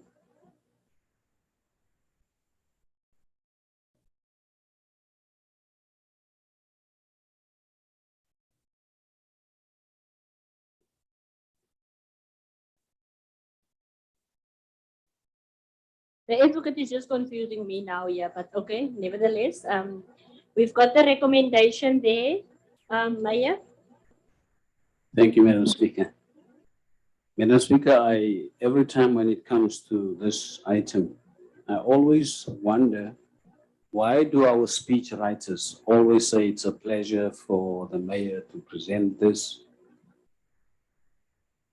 And for me, Madam Speaker, it is a mixed bag or mixed feelings, because probably it's a pleasure to be in a position to bring change. But the other side of the coin is that nobody's ever happy with the budget. So for me, the pleasure part is taken out of it, because with the limited resources which we are faced with, there are things that we do, and there are things that people will be happy because we do it, and there are things which we can't do, and the majority of the people are then unhappy. One politician once said that it is better to make everybody equally unhappy than making some people happy and other people unhappy. And in this instance, Madam Speaker, it is the case for me as well. And I want to put the emphasis on draft budget. Colleagues, I know, and draft means it is not the final product of it. And draft means it can still be panel beated. And I know that the MMF has given us, the acting MMF have given us date in terms of there's going to be a strategic session, probably even there will be some changes which we can come up with. But in this instance, I would just like council to take note that this is what we have in front of us with the resources at our disposal, but we're more than welcome to make the notes and bring the possible changes if needed, and we can even continue at the strategic session. So in this instance, Madam Speaker, I then table the draft budget for councillors and officials to consume, and we can then deal with what we think can be dealt with. Thank you. Thank you, Maya. Are there any questions online, Rihanna? Okay. Alderman De Vries. Thank you, Speaker. Speaker, I believe at the workshop, it's a workshop on the budget and IDP and other policies, we came to agreement there that the 2 days strategic session will be utilized for us to benefit the budget. And I think that we agree with that. But there's one thing that I would like us to do differently next time. When we approve our budget timeframes in August, Executive Mayor, that we actually make provision for that, we actually go through those type of workshops before the draft budget. Because here's the problem. The draft budget that we put for the public to comment, it should be more or less at any stage what we want to implement. It should not be, and this is used not in other municipalities at times, it's just a draft budget. But we ask the public to comment, and then we go and change that budget more than 50 or whatever %. And that's not the purpose of the draft budget. Then we make a mockery of the public budget-based process. But in this case, I think we have agreed. But when we deal with the budget timeframes, that we actually take into consideration that we start our processes earlier. So when we get to the draft already, there's already some agreement in terms of what will be in the final budget. Thank you. Thank you. Councillor Chaba. Thank you. Thank you, Speaker. Also, we want to note that we have to acknowledge that this budget is not desirable in terms of that we are at the deficit. That starting a budget at that note, it's not good for us. And we also have to note that this budget, it's how it is now, is not proper. It's not addressing the issues of service delivery and poverty. And this budget at this moment in time, it's also not a budget that we can say we can be proud of. And therefore, we have a bigger responsibility of all the issues that are happening around ourselves, the inflation and all the other things that are happening that are influencing our budget. But our budget, we have to speak to our people. We have to speak about the service. And as for us as the ANC, we are saying this budget, let us look into it and ensure that it serves our people. Thank you, Councillor. Alderman Gerke. Yeah, Speaker, I'm going to agree with Alderman De Vries. Let us defer this item to the strategic session also, or let us just elaborate and amplify some of the issues at the strategic session that can most probably inform the budget. But just a mental note for the Mayor. Mayor, you've shown a keen interest for the development of SMMEs and previously disadvantaged businesses. I don't want you to answer me now, but just ponder on this and see how we can work, how we can make a start, this time in this financial year to assist those people, in a more, inviting way or favorable way, so to speak, to increase that budget and to roll it out throughout the entire district, regardless of color or skin. If it's SMMEs, let us support, but let us make ample provision for those businesses on the budget. Thank you, Madam Speaker. Thank you. So we've got the recommendations there. But before we go to the recommendations, Acting MM, are you going to give us the assurance that we are going to deal with this at the strategic session? Because several councillors I see the Minister from Finances is nodding his head. MM, but can we hear it from you, please, the Acting MM, before we go to the recommendations?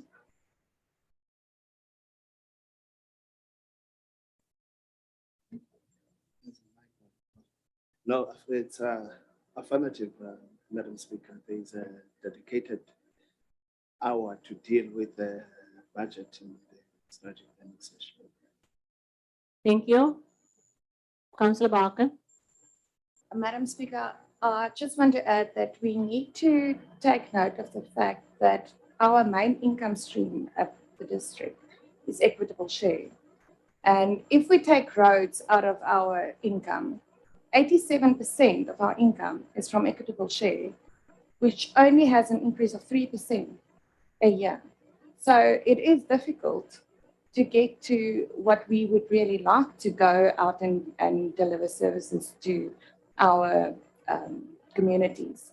If the money that we get from national treasury or province is only increased with 3% a year. Thank you. There is the recommendation on pages, I think it starts on page 92. Maya, you are proposing? Yes, Madam Speaker, I'm proposing, and I'd like to have a lesson from Councillor Lichaba on the definition of pro-poor. Thank you.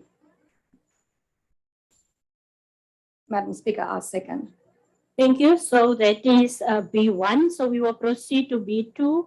And then, councillors, when I was interrupted by my learned advocate sitting next to me, D3 in the addendum, there was a mistake. That is supposed to be B3 because that, if you can see, it's the review of the GRDM supply chain management policies, and that normally goes with the budget.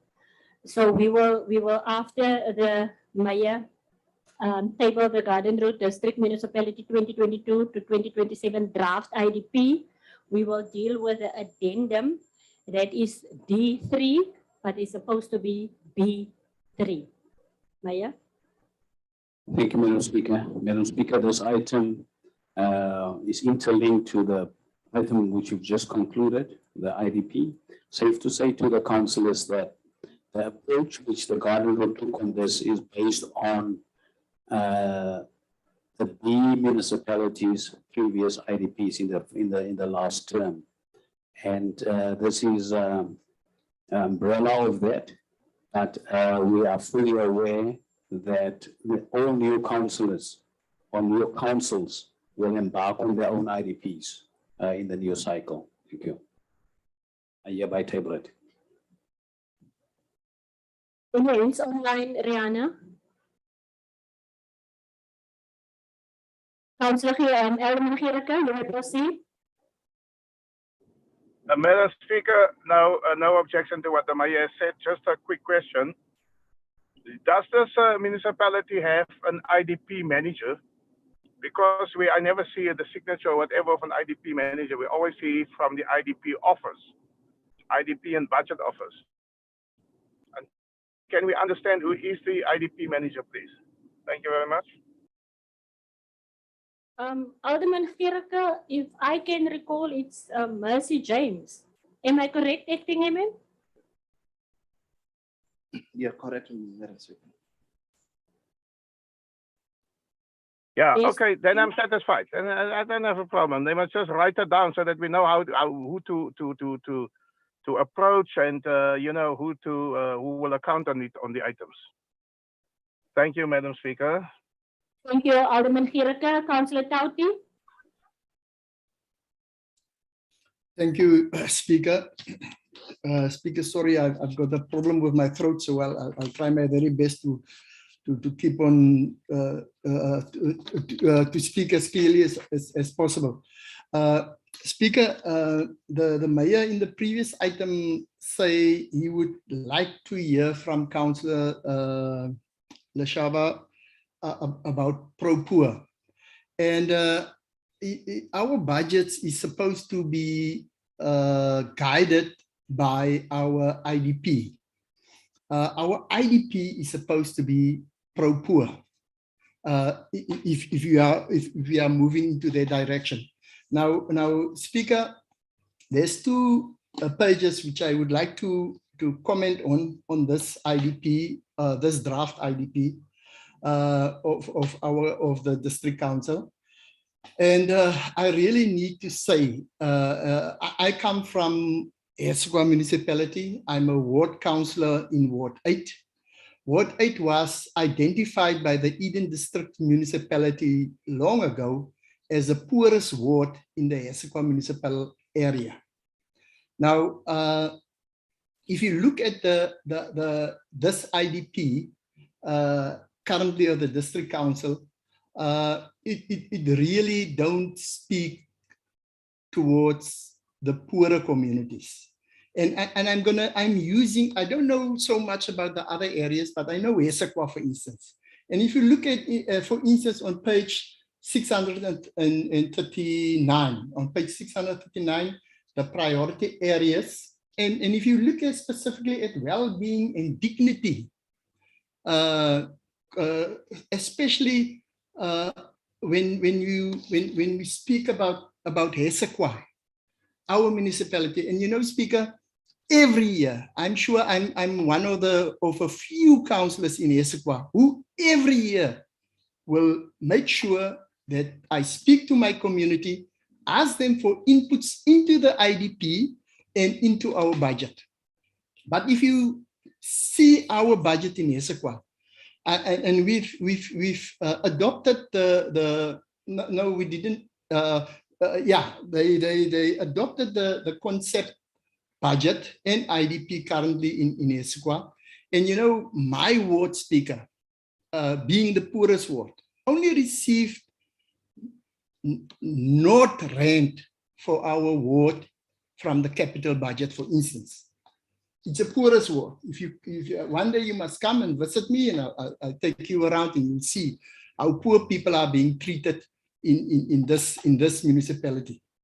Now, if you look at this IDP of the district council, and that's why you remember previously I always ask, how do you consult? How do you get your information from the B municipalities? And I think in the last meeting also I asked the MM, or I can't remember the official, where I asked, how do you do that? And it's clear to me that the way the way the district council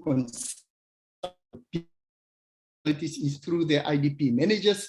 And the IDP managers, you can't blame the IDP managers of municipalities for the inputs which they gave into this district IDP, because they are being guided by the councils where they come from. And you know, Speaker, in Essequa, for instance, you years ago, during the apartheid years, in our areas, the toilets, and you know Riversdale, Madam Speaker, the toilets of Morriston are on the outside of the houses. And years ago, when you were a child, the people in Morriston were young people, and they could walk to the toilets when they wanted to go in the evening, in the night, to the toilets. Nowadays, all those people are old, frail, and struggle to get to the toilets. And I can remember, Madam Speaker, years ago when I was the first time a councillor on the district council, some allocations was made to eradicate this. And unfortunately, the amount of money which was allocated from the district council wasn't enough to eradicate this problem totally. But there's two areas, poor areas in Essequa. That's my ward and Albertinia, where these people's dignity and well-being are being really nowadays being hampered by these toilets. A lot of these people had strokes. Some of these people are elderly, they are in wheelchairs, and it's a problem.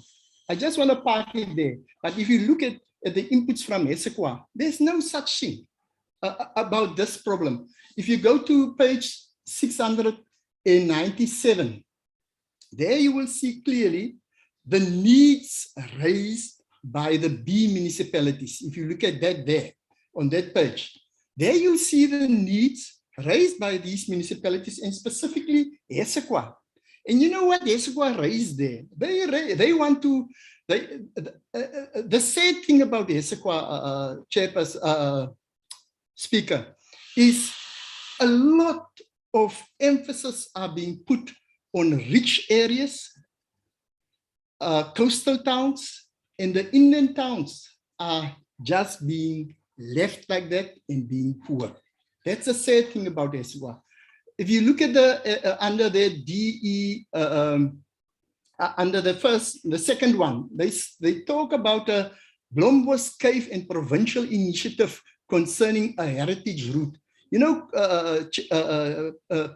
Speaker, that project, the ultimate price for cost for that project was something in the 15 million rand. And it will happen in Stilbaai, one of the richest areas in our area.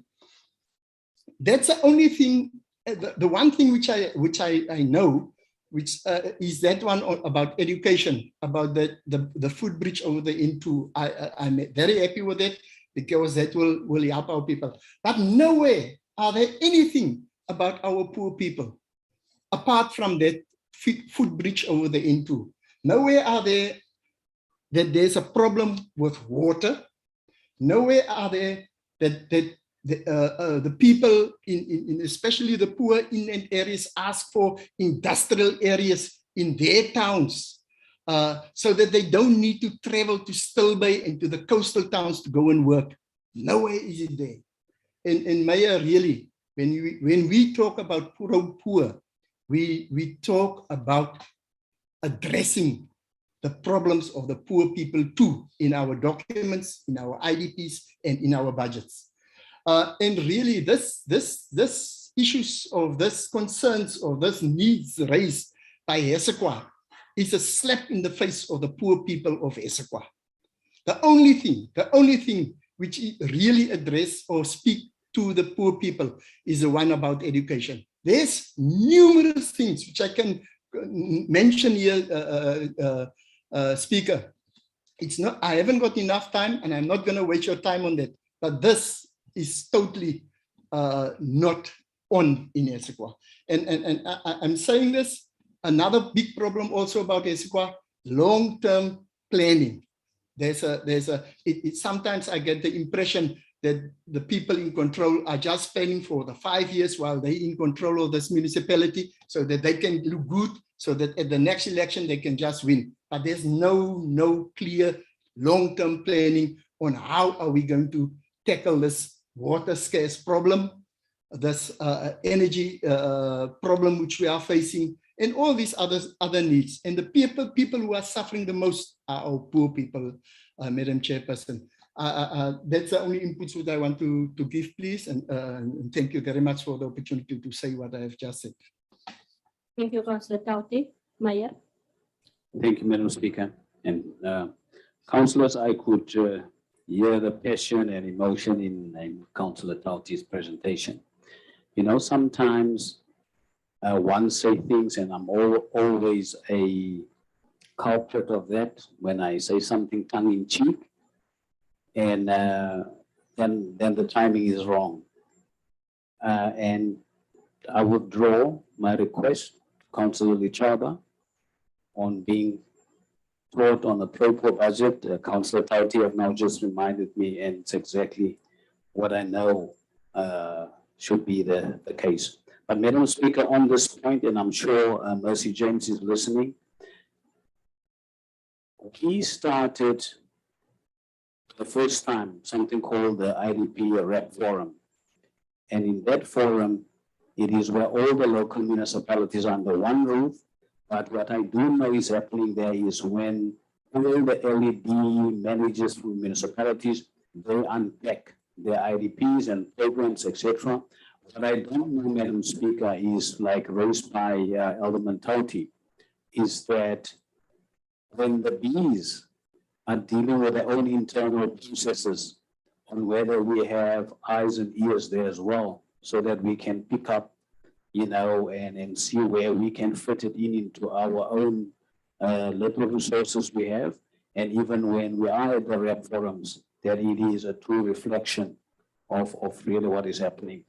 But I take this into account, and some people might think that Councillor Tauti is out of order because he's speaking about his own town, but it's exactly what we're here for.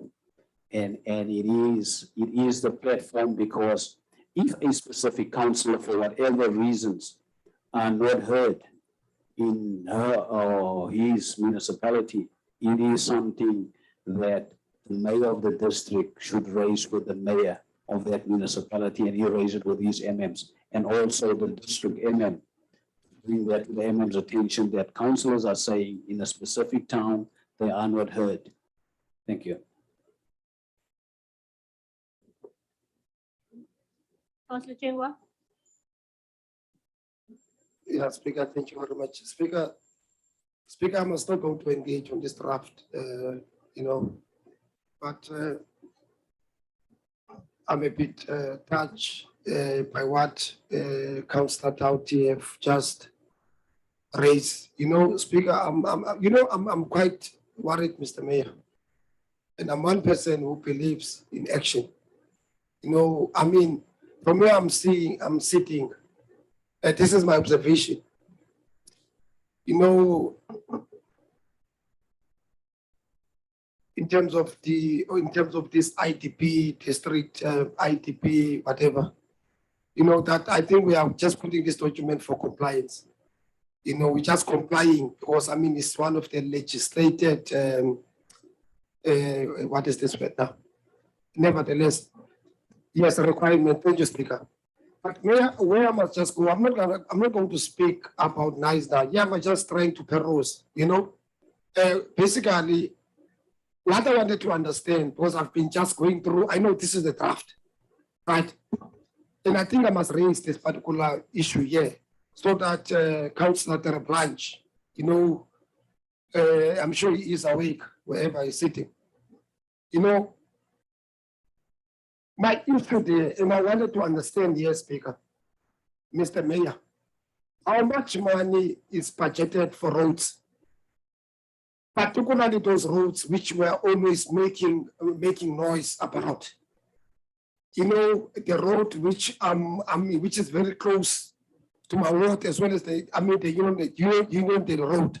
I mean, it can't be correct for us to take money. You just go and tar a road at Buffalo Bay.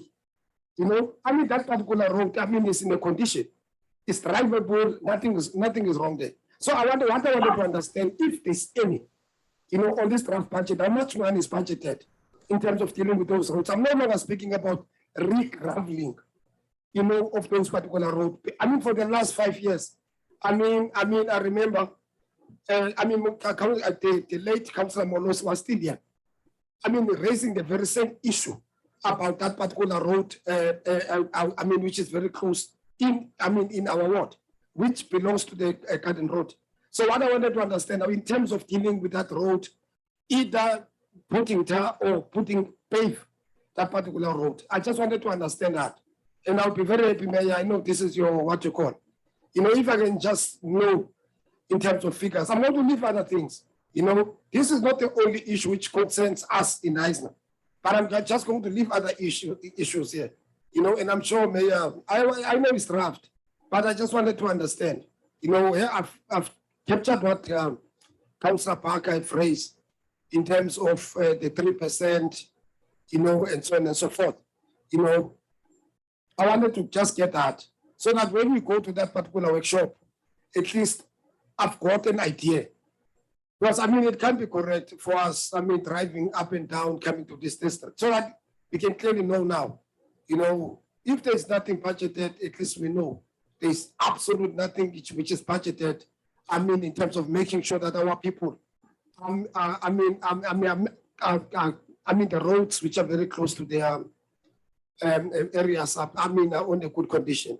And from where I'm sitting, Mayor, without being out of order, you know, Councillor Tauti have simplified.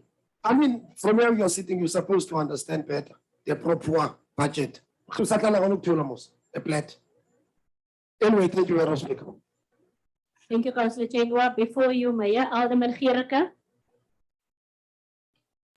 Madam Speaker, thank you. I did not want to speak on this now because I was under the impression that we will deal with it at the strategic session. But it's an important debate happening now. The design of the IDP is such that first and foremost, the IDP should strengthen democracy. That is a key point of the IDP.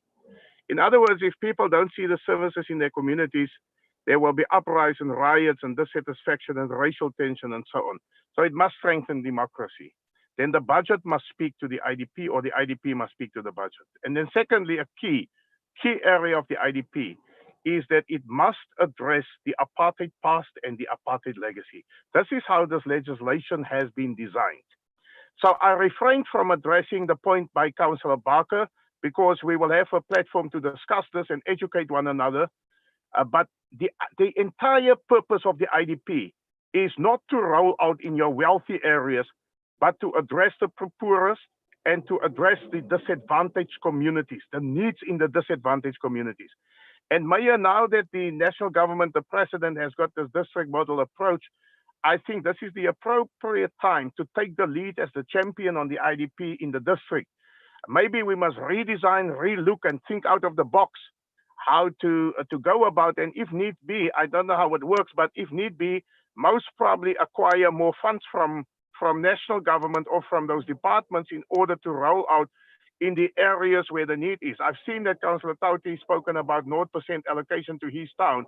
This is absurd, to say the least. They're really absurd. And you go to Stilba and you get those millions there.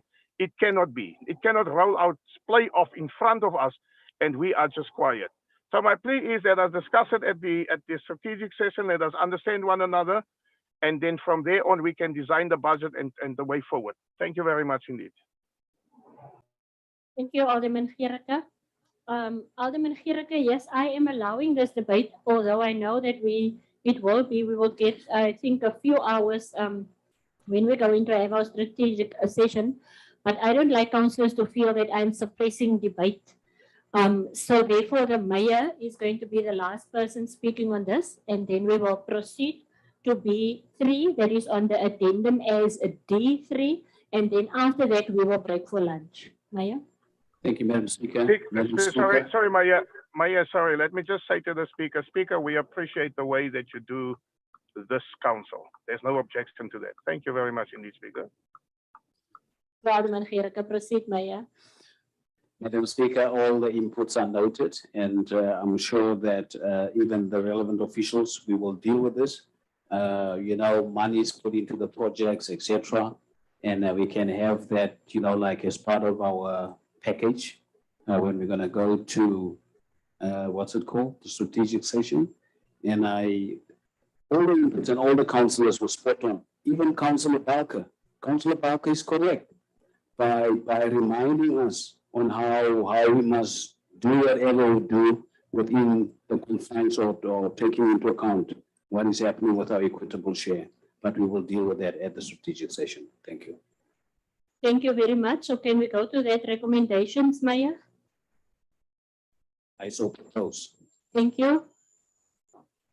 She's going to put it up now before we get the seconder. There it is, 5.1, 5.2, and 5.3. That council notes the 2022-27 draft IDP. The 2022-27 IDP be published for a period of 21 days for public comments before final approval in May. That the district framework and IDP process plan be tabled to council in April 2022. That will outline the process of adopting the predecessor's IDP as well as the amendment process in 2022-2023. It was proposed by the mayor. Speaker, thank you. And then I will say. Thank you, Councillor Lamborghini. B3, Councillor, that is on our addendum as D3, but it's supposed to be, it was a typo, it's B3. It's the review of the GRDM supply chain management policy and preferential procurement policy following institutional court judgment on the preferential procurement regulations of 2017. We had a workshop, 2 workshops. In fact, the last one was last Friday. So can we go there? And what is our recommendations, councillors? Do you still have got any questions on this one? There's recommendation 1 to Councillor Acker. Speaker, since we had 2 workshops on this, I propose that we move with the recommendations. Thank you, Councillor Acker. Madam Speaker, I second. Thank you, councillors. So then we go with that. As proposed by Councillor Acker and seconded by Councillor Barker. Councillors, we will know. Minister of Finance. Yes. Thank you, Speaker. I just for record purposes want to say that these 2 policies that you've now amended, you'll remember that it was finalized on Friday. So the budget item at B1 didn't contain this version. So we will just combine the 2 so that we have 1 budget item with 1 set of policies as well. So the annexures will be updated, but obviously the amounts, etc., that you've resolved on doesn't change at all. But for record purposes, we will amend the annexures to that budget item just so that we have a consolidated budget item. Thank you very much, CFO. Councillors, we will now break for lunch. Can we please be back by 2:15, by 15 minutes past the hour? Thank you. We've still got a long agenda ahead of us.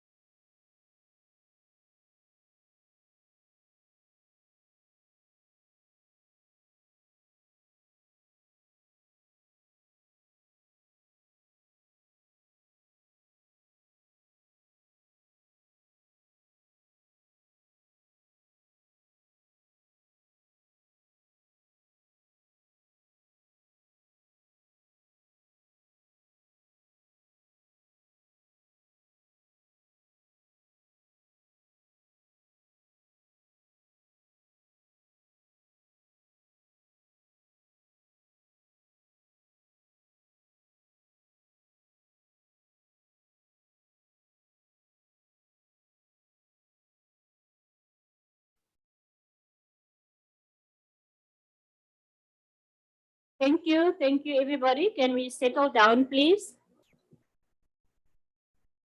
Councillors online, we are going to continue with the meeting now. Rihanna, can we just get an indication of who is still with us? I'm with you, Councillor Steenkamp.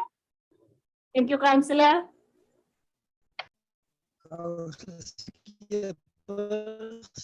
Councillor Tauti. Ek is hier, speaker, dankie. Okay. Councillor Skippers. Present, speaker. Thank you. Councillor Strubel. Thank you. Thank you, Councillor Kronia.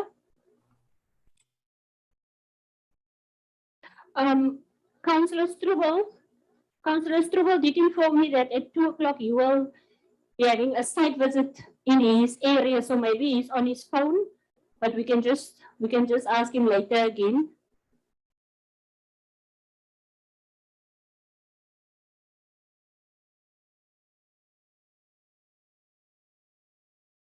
Okay. Okay, thank you very much. Can you just send Councillor Gierke a WhatsApp telling him that we have started the meeting? Councillors, Councillor Gierke did inform me early this morning that he will be on the road, but that he will still Zoom. He is on his way to his daughter's graduation ceremony. And as you know us, that is a very big deal in our communities, in all our communities. We're very proud parents when that happened. Unfortunately, my daughter's was via Zoom, so it wasn't that such a big occasion. So now that we're not into the pandemic as such anymore, the students can go to the respective universities to receive their certificate or their degree. So councillors, we will start with section C. That is the report from the Office of the Municipal Manager, C2. As you can recall, we've already dealt with C1 at the beginning of the meeting. So that is now the draft service delivery and budget implementation plan of 2022-2023. You will find it on pages 9 and 1 until page 1007. Acting MM.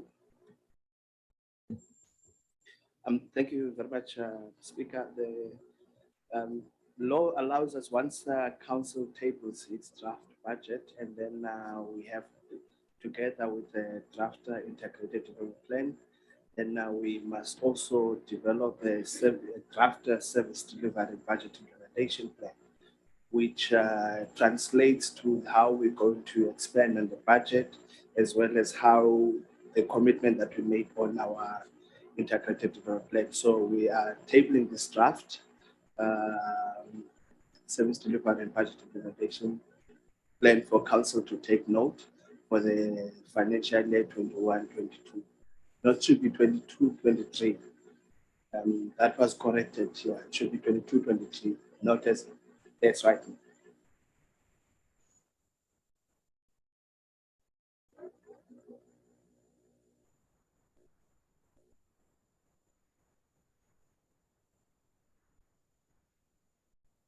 Councillors, are there any questions at this stage before the MM proceed? MM? I think Mr. Lodwe has a supplementary issue on this item. Proceed, Mr. Lodwe. Thank you, Chair. Maybe just to note that this is a raw draft because as the discussion on the IDP and the budget, because this is the plan that implements the budget. So any changes that are done to the budget will necessitate the change on this one. So this will also be taken to the stretch session where it will be discussed thoroughly and be aligned to whatever objectives or projects that will be approved after the stretch planning session. The final approval will be done by the executive mayor in May, 14 days after the approval of the final budget. So at this stage, it's for notification. Thank you. Thank you, Mr. Loliwe. I don't see any hands. Are there hands online? Before you, Maya? Nothing? Maya, you may proceed. Madam Speaker, with a converted, we will accept as outlined in the recommendations. As Loliwe was saying, it will be a chain reaction with the previous two items. Thank you. Thank you. Can we then let Councillor Lechaba? Madam Speaker, we want to see what is the comment. Yeah, we're going to the recommendations now. But please put it on the screen for us. I think it's just at the council note.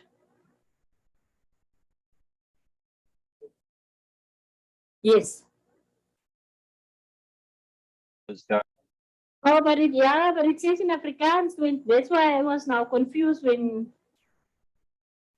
that the English must be changed to 22, 23. Thank you. So with that corrections, amendments, can I get the proposal in a second? Maya? I propose, Madam Speaker. Yes, Councillor Ndai. I second it, Madam Speaker. Thank you, Councillor. We're proceeding to C3, extension of travel agency contract. Councillors, if you can recall, this was coming back from a previous council meeting. It's on pages 1008 to page 1010. The report is there on the screen. Any hands? Just check for me online as well, Rihanna. Councillor Lechaba. Thank you, Madam Speaker. Madam Speaker, I think we dealt with this item. However, just in the interest of stating the reason that we have stated, is it possible that we are able to get a breakdown of activities that were done by this travel agent? The reason why is that he said that we are giving them a chance, because we cannot comprehend to understand why are we not implementing the supply chain processes to take a year instead of to take a shorter period instead of a longer period. And then the reasons were that because at some point they didn't do any activities and so forth, maybe they didn't make money, they made loss, then perhaps it's for us, for information purposes, we'd like to see that as information for us, so that we can understand, so that we do not oppose for the sake of opposing. We're opposing because information is with us. This is what is given to us. Thank you, Councillor Lechaba. Just a comment from my side before you go, Maya. I wasn't very impressed with this travel agency when I had to travel for the first time on behalf of this municipality, because I was Mr. A. Wolmerans. After my ID has been sent to them, a copy of my ID. So it's that small things that can cause a lot of unhappiness. Maya? Thank you, Madam Speaker. Madam Speaker, in life, there are things called human error. Just as an example, my name is Memory, and the majority of times, memories are women. I get to the airport and they refuse to pick me up when cars are rented or whatever, because I'm now a Mr. They were, you know, I'm just saying, but I want to come to the points raised. And I don't want us, when we have personal glitches with any company, that the company must be thrown under the bus. You do have isolated incidences, but what I want to get at is the question raised by Councillor Lechaba. We must be careful, colleagues, that it is not council's business on whether company makes money or not. It is not our business. Our business is to empower a company, whether it's an SMME or a sister company. But where I would like to agree with Councillor Lechaba to prevent us asking the same questions over and over again. Nothing stops the administration, you know, to have an attachment, you know, to say that we attended so many conferences, etc., etc. Nothing stops administration from doing that, because it is information which council needs to know or the public needs to know on how many times we traveled, etc. But I'd like to caution on whether they have made money or not, Councillor Dichamba. So that it can't be seen that we are rescuing businesses for the sake of the fact that they didn't make profits. Thank you. Thank you, Mr. Meyer. Oh, Mrs. Meyer. May I proceed? Madam Speaker, I just also want to put focus on page 1008, the executive summary. The last two sentences that state that it will result in discounts and savings of costs for the municipalities in the district. So we need to just have a little bit of a more broader focus when it comes to this specific item. It could be a cost saving to all of the municipalities in the district. But nevertheless, the one thing that I also have a little bit of a problem with is the public participation. If we look at the recommendations, it states that council notes that no comments were received from the public. We would like to see the public participation in the item when it serves in council in future. Thank you. There's another mic. Alderman De Vries, and then you, Mayor. Thank you, Speaker. I maybe just then, although at the end the executive may agree, is the point to rephrase the thing. It's not we want to know whether they money. What was the activities? Because the reasoning for this extension was that because of COVID there was no business. So just in terms of also the point that Councillor Barkley is raising, also that when we have information, that try to give as much information as possible so that we can make better informed decisions. Because I think that as example, and I haven't looked at that addendum before I sit myself on the foot, but the issue could have been we have advertised on these two newspapers as example, or it was on our Facebook page or on our website, and that then assists us in terms of coming to those conclusions. Thank you. Mayor? Madam Speaker, just to remind council, for all the 20, 30 years that the Garden Road or Eden existed, this was done internally, and it led to hundreds of thousands of deviations in terms of money value. And we complained because it looked bad. If a pipe bursts now in Hessequa or in Ladysmith, roads must go and sleep over. Supply chain takes 7 days to book a room. These guys take 7 minutes to book a room, and that does not reflect in our books.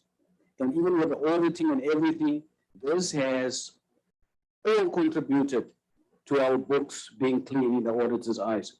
So I fully understand the point. Let us get those activities, and let's just bear in mind that we had in-house issues with making bookings. Thank you.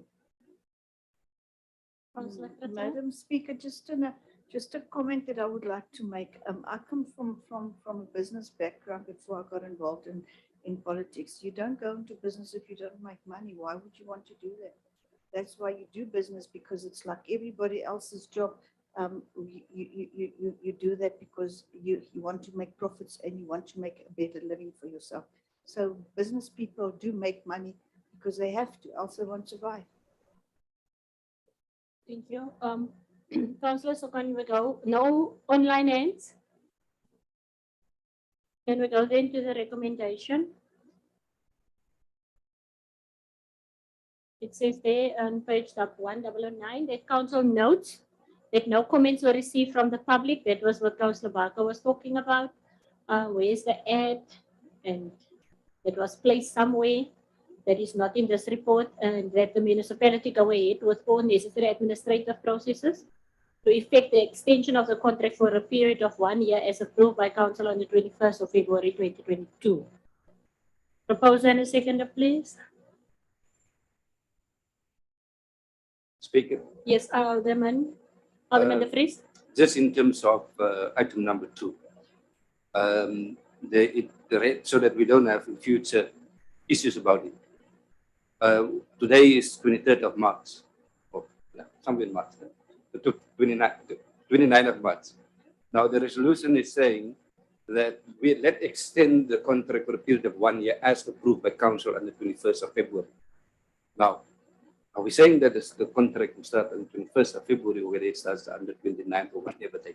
I think that it becomes important that we put those things in, because it might just be even just because a person wants to be difficult, say, but that thing should be, because your resolution say as approved on 21st of February. So what is the intention? Is this from the 1st of April, so that we are all clear in council? Thank you. Mayor? Resolution taken today. Councillor, you're correct. Yes. So then we must change that. Thank you, Councillor Alderman De Vries. Approved by council on. We are referring here to the previous council meeting, if I am correct, ne? Yes. So now we must write the 29th of March, 2022. So with that correction, Maya? Yeah, because then it had to go through a process. So the process was done.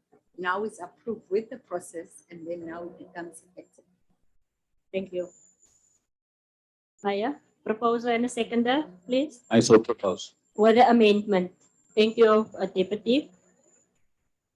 C4, extension of APEC members contract, page 1011 to 1014.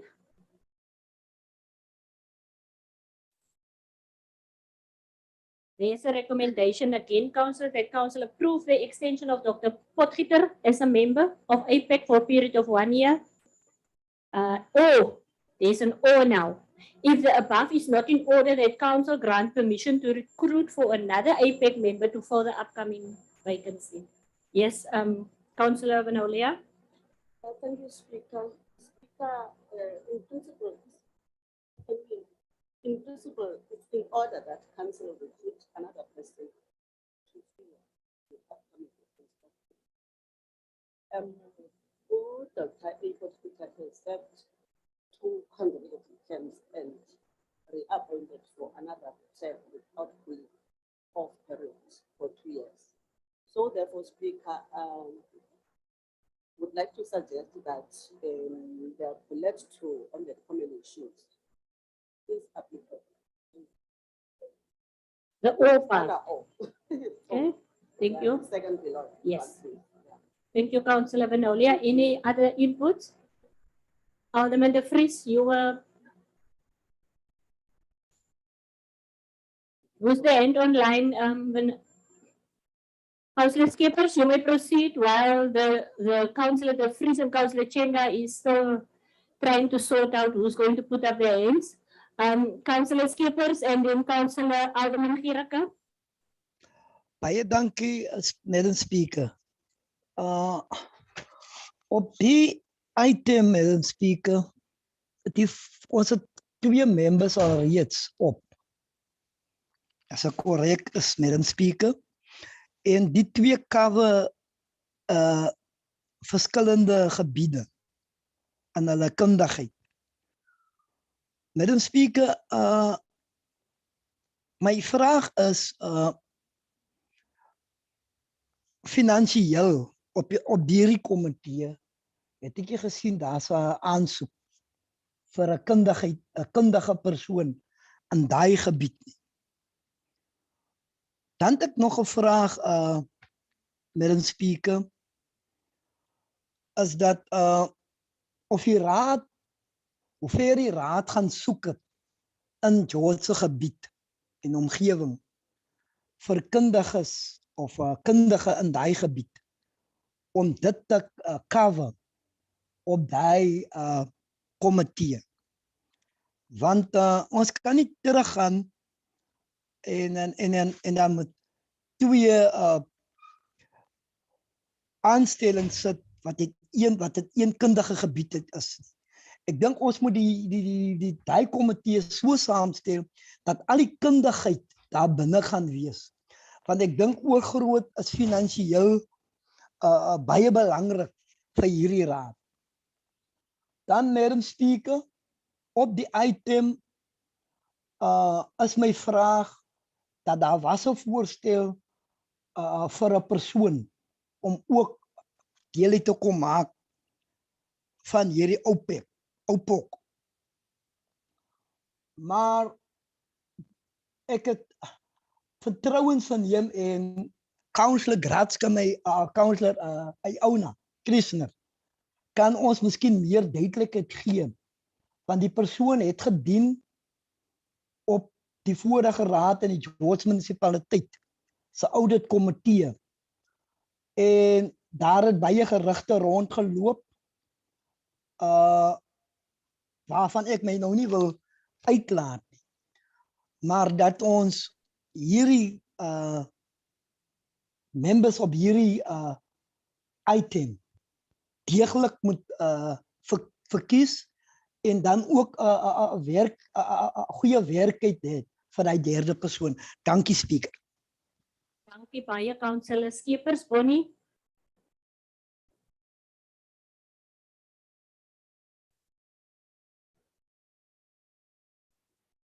Yes, ek gaan af jou, Councillor De Vries. May you also switch off your mic? Thank you. Now you can switch it on in that order again. First you and then the mayor. Inkosi Somlomo. Somlomo kulomba Somlomo sisinabalungu amabini. La malungu mabini anezakhono ezahlukileyo. Ngoko ke umbuzo wami ngokwezimali ukuba kufunwa umuntu onolwazi ngokwezimali. Ngifuna nokwazi ukuba umasipala wenze awaphi amali ngokufuna ilungu elinamava afunekayo. Ngoko ke andiboni kufanelekile ukuba siqashe amalungu amabini anezakhono ezifanayo. Ingaba bekuza kwakhona isiphakamiso sokufuna ilungu le-APEC. Ngoko ke ndiyathemba ke uceba Kritzinga angasicacisela banzi ngeli lungu elinezakhono nelikhela lilungu le-APEC eGeorge. Nangona ke kunjalo andifuni ukuthetha izinto zamqana wami ngizawuma apho ke Somlomo ke ndimamele nje impendulo enkosi. Thank you, Alderman Gericke, then Councillor De Vries, Alderman De Vries, and then you, Mayor. Thank you, Speaker. Speaker, please assist me. I couldn't hear what Councillor Vinolia was saying. Can I just ask you to assist me? What did she say, please, before I proceed? Councillor Vinolia proposed that we go to the recommendations, but that we do accept bullet point 2, which says if the above is not in order, and the above is to that the extension of Dr. A. Potgieter as a member. So the all part is if the above is not in order, that council grant permission to recruit for another APEC member to fill the upcoming vacancy. Okay, so thank you. So if we understand it correctly, if we recruit another APEC member, is that from outside to fill that vacancy? It doesn't state from outside, but it says to fill the upcoming vacancy. Okay, but can we get clarity on that, because it's important to the decision before we support? Mayor, can you all just switch off? Then Councillor Gericke, let me ask the acting MM. No, I was just advising that all of them are outside. We don't recruit internally. Did you hear that, Alderman? No, I didn't hear, Speaker. It's from outside. Nobody is recruited from internally, according to the acting Okay, MM. okay, it's fine. I'm going to go with Councillor Vanolia on the all part then. Thank you very much indeed. Thank you, Alderman. Alderman De Vries. Thank you, Speaker. I also wanted to second the proposal, but I want just refer us to page 1013. And it's very clear in terms of what our charter, meaning our policy of council is. In terms of when a person has served 2 consecutive terms, that the person must have a cooling off period of 2 years. That is our policy. Now, what I found strange, Speaker, the senior management are supposed to advise council. There's a responsibility in terms of fiduciary duties, both in the systems and in the MFMA. Now, we are being, if you read at this recommendation, number 1, we are giving an option to do an irregular appointment. we should not have such a recommendation even in front of us. If this council wanted to have done that as a council and overrule the decisions or the recommendation from the administration, there's something else. But in terms of our own policy, this is very clear in terms of how recruitment and how vacancies are being filled. And hence, I just want to motivate in terms of the segment of the proposal of Councillor Benolia, that we do things in terms of our policy, unless there's policy amendments that took place that we're not aware of. Thank you. Mayor? Thank you, Madam Speaker. Madam Speaker, to save us all time, we did have a thorough debate on this item in the MACO this morning, and we looked at all angles, the charter, our own policies, and the fact of recommendation 1. It's again in the armament because council can change its policies and do their own thing. But for the sake of not creating comebacks and what the charter says, etc., we are happy, Madam Speaker, that we re-advertise. We go with Councillor Ngubela's proposal. Thank you. So we go with the all part, the second bullet point that was proposed by Councillor Benolia Ngubela, and it was seconded by Councillor Gireke as well as Alderman De Vries and the Mayor. Thank you. We proceed. How wie julle twee asseblief. Hi, Councillor Meyer en Lechaba.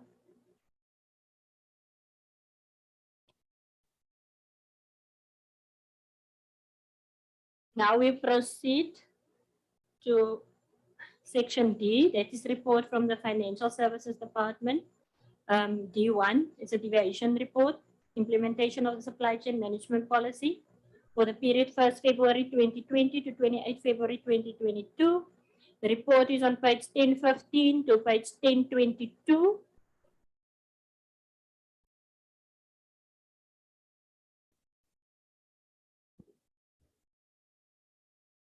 You know what, I've noticed something. I normally don't look at the screen here in front of me.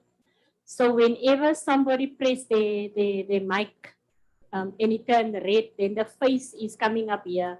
So now I can see on the screen without looking who the person is, but I've only discovered that now. Why didn't you inform me that a bit? Councillor Chenwa.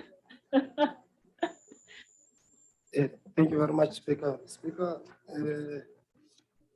once again, thank you very much for the opportunity. Speaker, I'm quite concerned, Speaker. You know, I must say, in a very few months ago, few months ago, departments were able to manage the deviations quite well, right? I remember, last two council meeting, when we received reports, deviations were managed, we managed very well.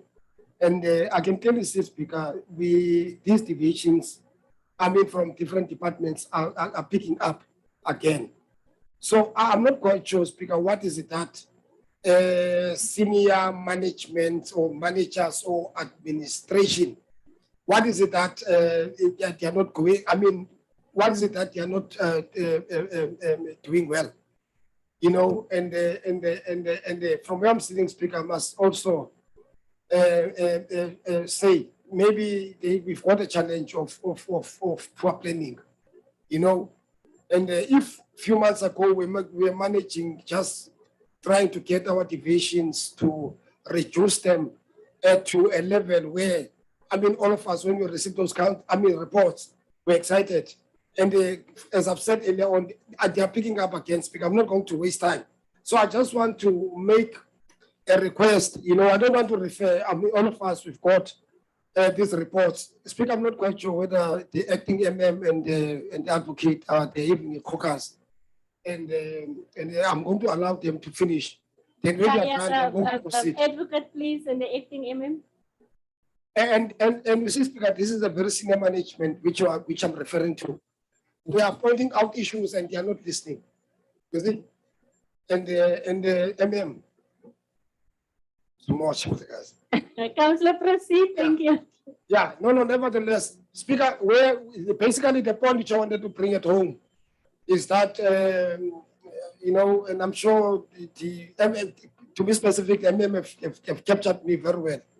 And I want to make a request, Speaker, to senior management. You know, last few months, management, they did very well in terms of capping these, divisions at a very low level, you know.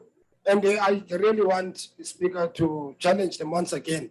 There was something which they did very well. They did very well. Let me put it an emphasis on that.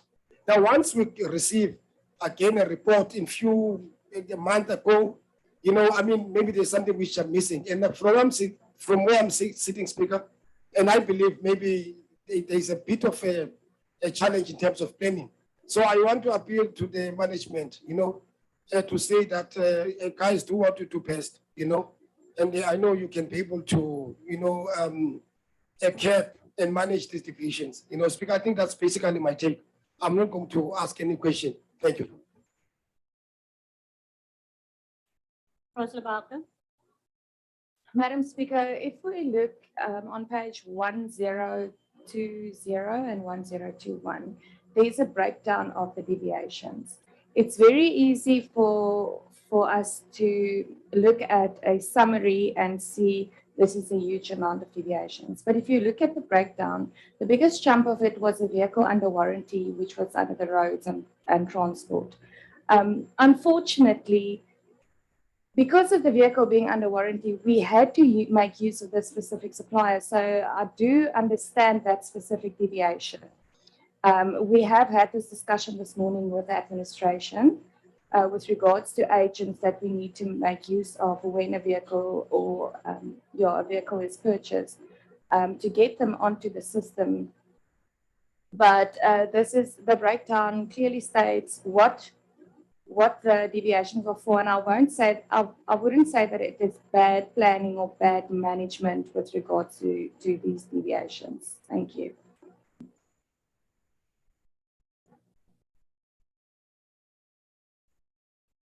Any IMs online?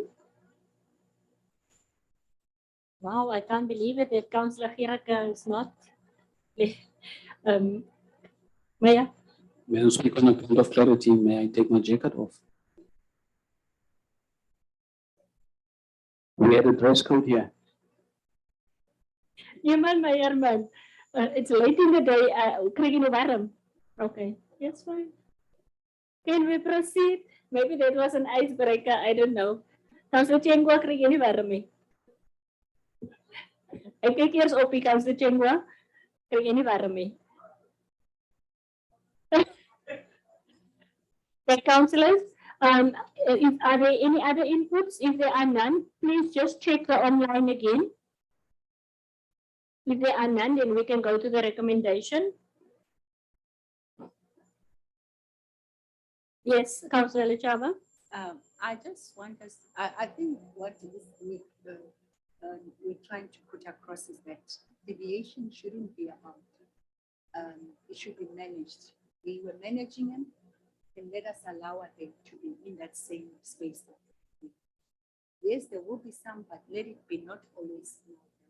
I think that is the thing, but we understand the practicalities and all the other stuff that is mentioned. It's just, let us keep it at least on the acceptable.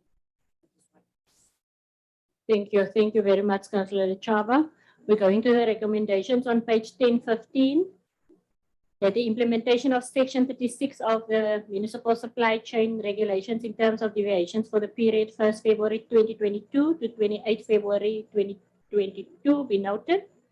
That it be noted that in terms of Section 114 of the Municipal Finance Management Act, Act 56 of 2003, there was no approval of tenders not recommended in the normal course of implementing supply chain management policy of a municipality. Councillors, there we have it. Can I get a proposer and a seconder, please? I propose, Madam Speaker. Thank you, Councillor Barker. Thank you, Councillor Lampis. D2 is the debt write-off period report for the period 2021-22, quarter 2 to 3, page 1023 to page 1030.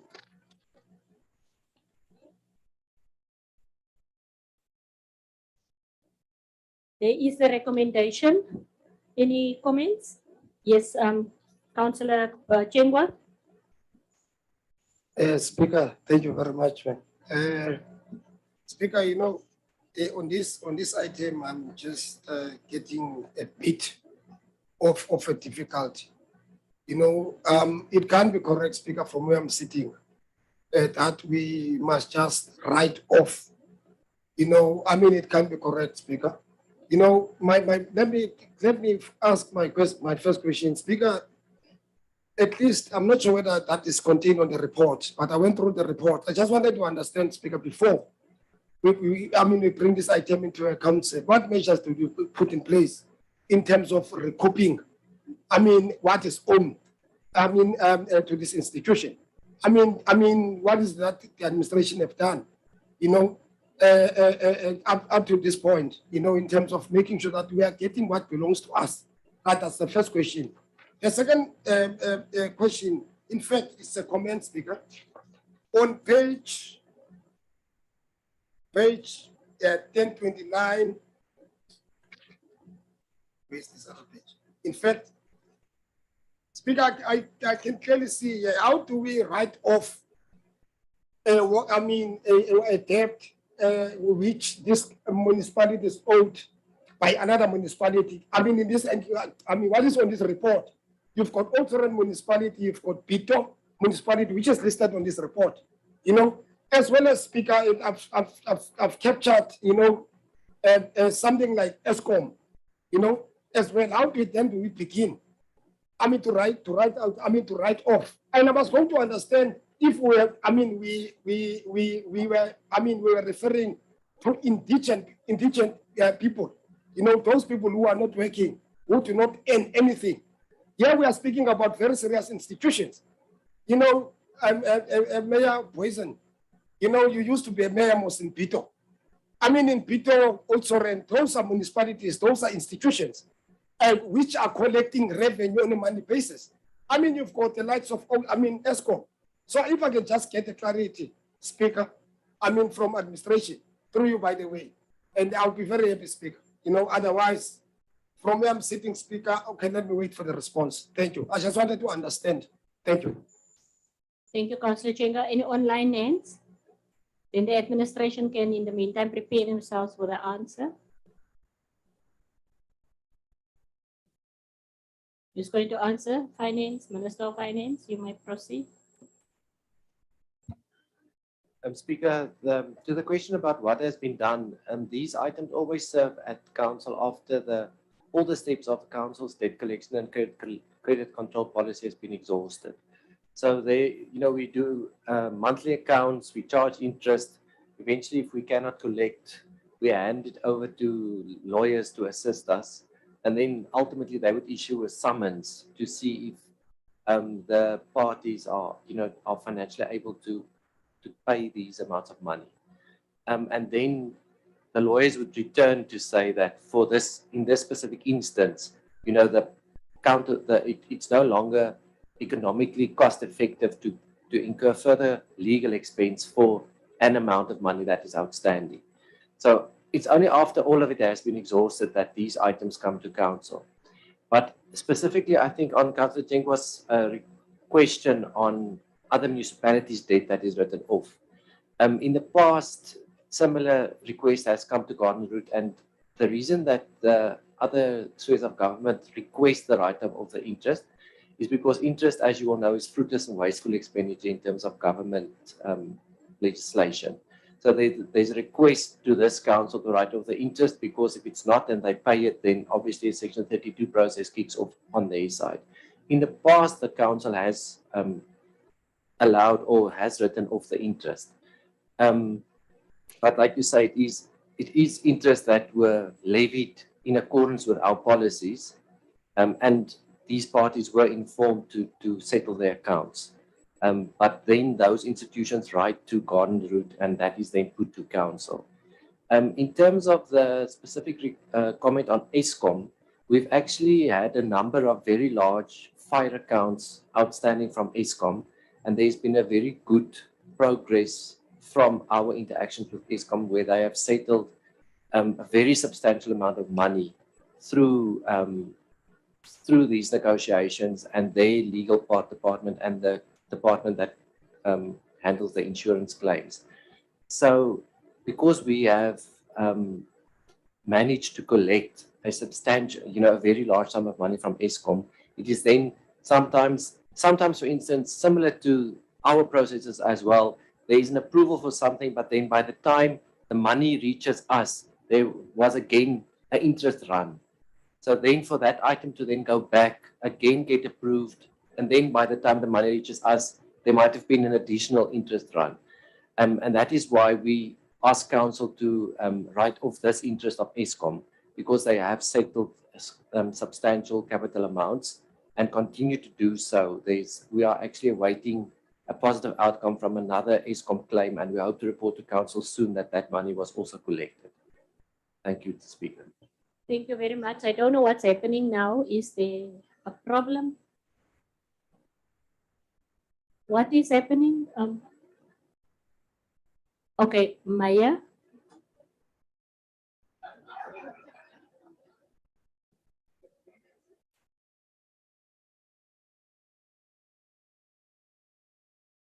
Yes, it does. Isn't it? Look here at Maya. Check Lachava's things here. There's supposed to be something plugged in there.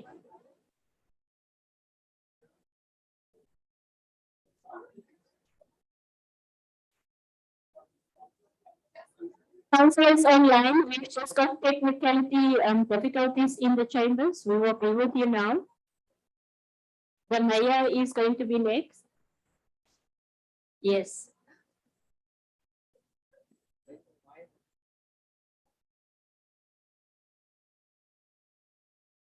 Madam Speaker, they only have one wires on that side and we have two.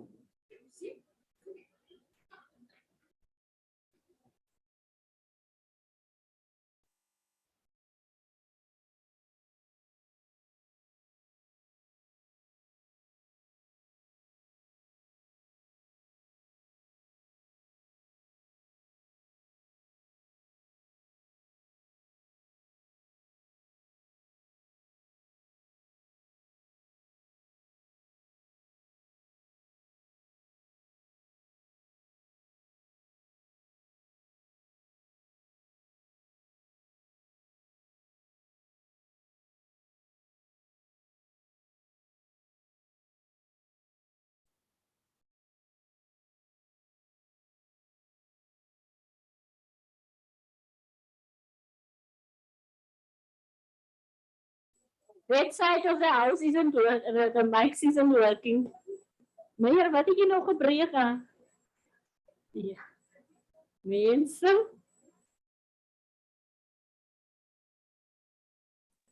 Madam Speaker, my het nou gesê hy's oorgeskakel na handset.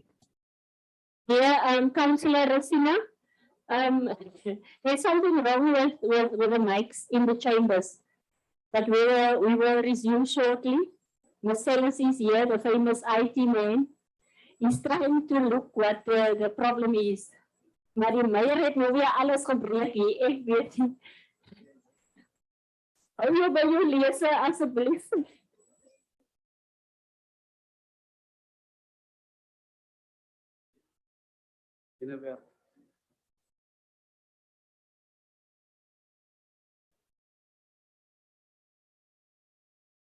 Ons ernstige sabotage wat hier plaasvind, sabotasie. Sit gou weer aan by julle. Ai. Dan Willem. I think councillors, we must be careful when we pull it towards you.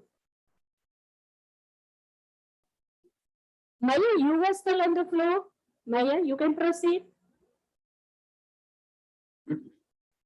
Thank you, Madam Speaker. I might have lost my line of thought here. But Madam Speaker, just to come to the issues raised by Councillor Tengwa, it is correct that it doesn't look good, when it comes to government or institution to institution. And we did have that debate in Mako, and it is again something that I need to take up with the mayors. Because what is happening with the other municipalities, it takes them long to pay. So we run interest. They have paid eventually, but they pay the capital. And now they beg us to write off the interest. And that is the juggle that we're with. But the bottom line here is all institutions must pay on time. And it's something that I will raise with the mayors. Thank you. Check online, please. Councillor Lechava, you may proceed. Thank you, Speaker. I think that is very critical for us because as much as was done as presidents, but you could see that we've got to collect the monies that are owed to us, especially if it's done the right way and so forth. Because the trouble is this, that we are putting a precedence. I'll give you an example. You go to Mosobel, they owe you 40 rand, they will be on your back, you must pay. I'm just giving an example. Because that's how it is. You must be able to collect. Because the question is that also from the fact that perhaps in terms of the economical, of maybe in terms of the collection, perhaps we must start to get something like, I'm not saying that is the case like that, but a company that will be doing the recoveries, then is prioritized based what they get, is what they, unlike now we are taking the longer, the much more expensive route of the legal, because the legal obviously won't make sense. But when you take a company that is professional, it's inferring that it's its own expertise to recover such things, and then they know that you are paid over. But I think there are those measurements we can put in place to say, or options that we can have, so that monies that are due to us, they come to us. Councillor Chengwa. Speaker, thank you very much. Speaker, having listened to the explanation of the CFO, Speaker, what really worries me, the reasons which the CFO have read out of his computer or laptop, I think those are the reasons which we wanted to be part of the agenda, so that we don't get here and ask questions and somebody is going to read, out of his laptop. I don't accept that, CFO. And that's my first point. Mayor, the second issue here, which I'm raising here, it's very bad. All these municipalities which are run by yourself, your party in Pito. And if you look here, Pito, these are not very serious amounts. A municipality fails to pay 29,000. What is 29,000? If you look this thing of CFO, ESCOM, yeah, we speak about 7,000. Is it 7,000? It's 7,000. What is 7,000? So, I must be honest here. Colleagues, I want to challenge you. From where I'm sitting, I don't really want to say you're not doing enough. Maybe you need to devise. We are talking about very serious institutions here, which are getting money on a daily basis, from provincial government, national government. Failing to pay what belongs to us. And I want to advise maybe CFO. Our last option. We need appoint lawyers, go to also rent, we attach vehicles there. Go to Pito, do the same. Those people will be able to come here and settle their accounts. It cannot be correct, But I think number one, I just wanted to raise those two issues. And I'm sure. In future, we're going to get all the information here. As we move forward. Thank you very much. Thank you. The last part which I've raised here. Sorry, Speaker. Councillor Christina raised a very critical issue to say people, those who are going into business, they are going to business to make money, right? And from where I'm sitting, this institution, in as much as municipalities are not in business, they are there to sit, to provide services. At the end of the day, they are collecting money. It can't be correct for them to accept money which is coming, into their coffers and not want to give the money to other institutions. I do not really accept it, but anyhow, thank you very much. Thank you, Councillor Chengwa. Maya. Thank you, Madam Speaker, and hopefully this is the last bite, but we fully understand the seriousness of this. But there's a case 22 here, Madam Speaker and councillors. There are amounts here, for instance, there's an amount here for 4,800 rand. Get a senior counsel, get after this amount is 100,000 rand a day. So that is the things we need to take into account, because the legal route is the high court, and whatever it's 100,000, go after 10,000. We need to take those sums as well. Thank you. Thank you, councillors. Councillor? Yeah, thank you, Speaker. So- Speaker, I hear what the mayor is saying. However, Speaker, we are saying there's other options that are far less financially, that have got far less financial implications for this council, where people work on risk basis. They collect, they take a particular or a certain percentage on what they've brought to council. Secondly, Speaker, just for interest sake, I see here in most of the reports, it says it was handed over, the file was handed over to legal. When we speak of legal, is it a legal firm or is it legal internally? Who's this legal? Thank you. Thank you. Can that let up? Yes. Jan Willem? Speaker, no, it is the external legal firms. So maybe just to also add on to the comments on the councillors is last year, it was the end of last year, we put out a tender for the services that you're referring to where lawyers work on risk. So that we know, don't pay them, say, 1,000 rand, and then we might not get it back. And then I'm sure they will then also advise us earlier to say, it's not worth, this specific case might not be worth pursuing, but that we then only pay on a success fee. So we have done that. And maybe just the difference, the big difference between us and a local municipality is local municipality provides services which they stop if you don't pay. But we don't have that too, unfortunately. So ours is always the legal. We cannot cut electricity or water or anything to get the 40 rand even. People just don't pay. And we can't do anything with them unless we take on big legal cases. But we have recently concluded that tender that you have referred to. We put the work out on risk so that to see if we can be more successful. Thank you, Jan Willem. Councillor Strubel, just switch off your camera, please. Councillor Strubel.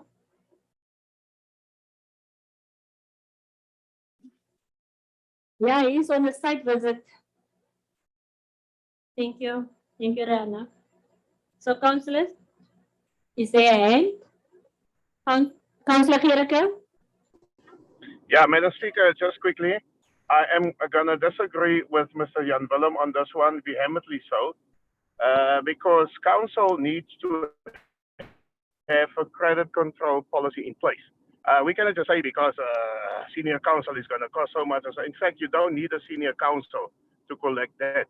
The work of normal, ordinary lawyers firm that do this, and I think it's Councillor Toto that raised the point that you can appoint those firms and they work on a risk basis. So let us get the ducks in a row. Let us because in many meetings we are dealing with write-off of debts, and it becomes a problem. It becomes a concern. We must have a credit control policy, and we must deal with the issues in terms of the policy. Thank you. Thank you very much, councillors. If there are no other questions, we can go to the recommendation, please. Rihanna.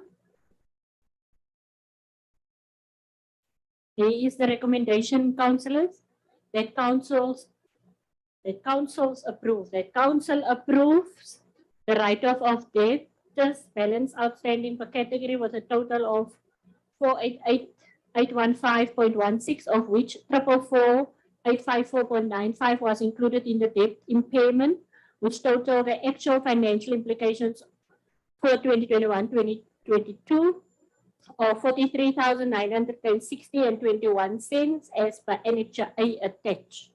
Can I get a proposal in a second, please? Madam Speaker, I'll propose. Thank you, Councillor Barker. I second the proposal. Thank you, Chair. Thank you, Councillor Kretzinger. Madam Speaker, Yes.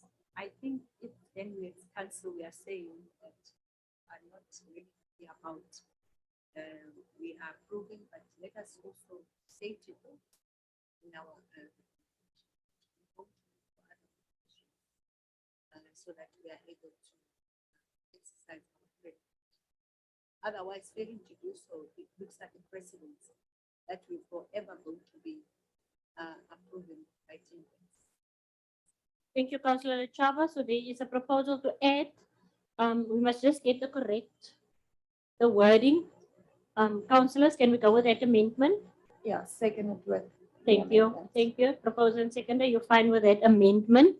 So the administration will just fine tune the wording for us, advocate. Yes, I will check. Yeah, thank you. Councillors, thank you. We are proceeding well. We are now at section E, and this is a report from Corporate Services Department. E1 is the rescission of the approved essential user scheme policy. That is from page 1031 to page 1045. Alder Lady Kratzinger. Yes, thank you, Madam Chair.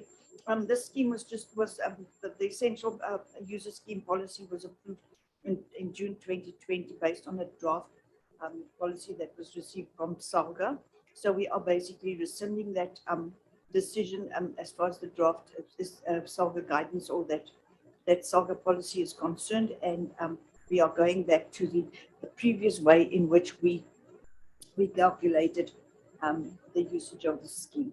So the recommendations on page 131 is that the approved essential users scheme policy of 30th of June 2020 be rescinded, and that tweet to that calculations of the annual essential users allowance be calculated as before.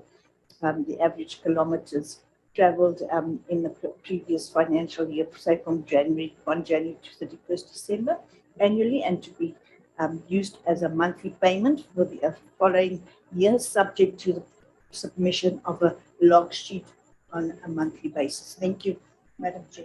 Councillors, the item is there. Any comments, any inputs?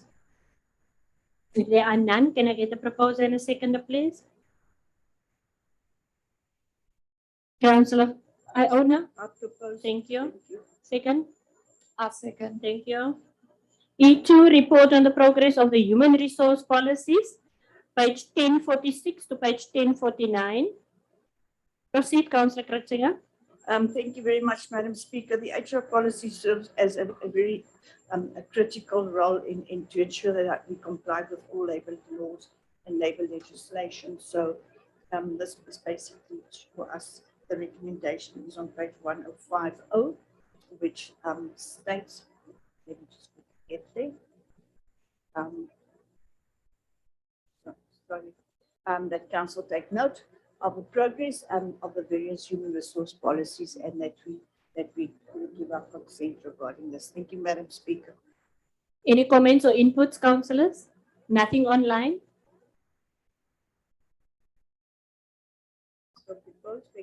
Thank you. There is one hand before I ask for the seconder. Alderman Gericke.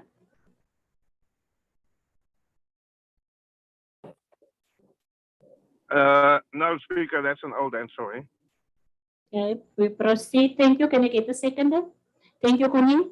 Councillor Swartz is seconding. E3, report of the auxiliary services section regarding the access control policy, page 1050 to page 1062. Alder Lady Kratzinger.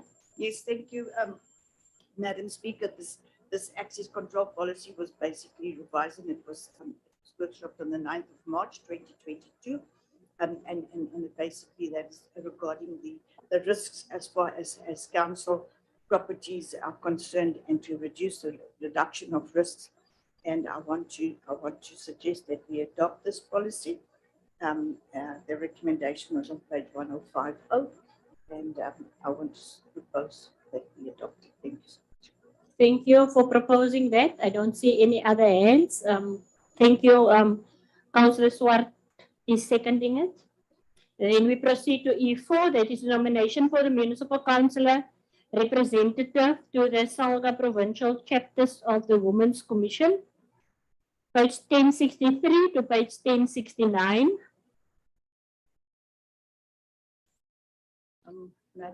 Jy moet die mickie aansit, councillor.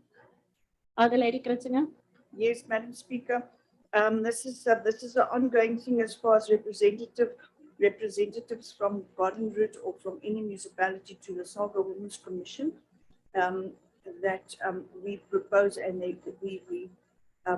basically propose one of our ladies to visit or to attend these Women's Saga meetings. And can I make a proposal? The recommendation was page 1063. Thank you. I would like to propose that we send Councillor Kannemeyer to Sangha to represent the woman in Garden Route, and then Sekundi, if she cannot attend, Councillor Lechaba. Thank you so much, Jay. Okay. Thank you.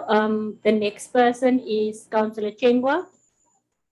No, Speaker, thank you very much. Speaker, Speaker, I think I must really say, previously, Councillor Lichaba have represented us as the Garden Road very well into that women's Salka Women's Commission, you know, and all those who were in the Garden Road in the last term, they will remember that well. So, Speaker, I would really like to nominate Councillor Lichaba to perhaps go and represent us. I know she is a woman of stature. She knows she do have all what it takes to represent this Garden Road into that Women's Commission. And in terms of the second, who is the person which was seconded, was nominated? Now, Councillor Kannemeyer. Councillor Kannemeyer can, I mean, if Lichaba is not able to make it, maybe Kannemeyer then she, you know, so I mean, she must be the second day. We are working together, Monsieur Kaz, huh? Yeah, let's do this Thank thing. you, Councillor. Thank you, Councillor Ndai. Yes, Madam Speaker, I hear the councillor what it said, but unfortunately, I will second my colleague to nominate Councillor Kannemeyer in the second Councillor Chaba. Thank you. Thank you very much, Councillor Chengwa. Do you have a seconder? Thank you, Councillor. Okay, councillors, we've got two proposals on the table. The first one was from Councillor Kritzinger, and it was seconded by Councillor Ndai for Councillor Kannemeyer to go to the Saga Women's Commission, and she also proposed Councillor Lechaba as the secondee. The second one is Councillor Chengwa proposed Councillor Lechaba, just vice versa, and Councillor Kannemeyer to be the secondee, and it was seconded by Councillor Todd. So we will now vote all those in favor of the proposal of Councillor Kritzinger, that Councillor Kannemeyer go and Councillor Lechaba is the secondee. Can I see your hands? Meyer, wil jy nou weer 'n spinner in die wheel sit? But yes. Are we voting, Meyer? After the vote, there is no debate anymore. Then it's just congratulations. No. Can somebody count for us, please?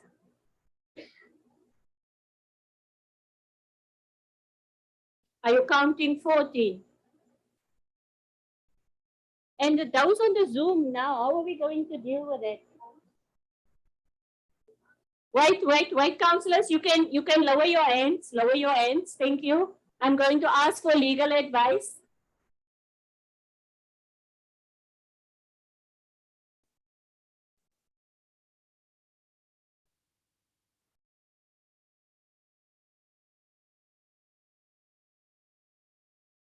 Okay, I've been informed by the legal advisor it's not a secret ballot, so the people online are allowed to vote.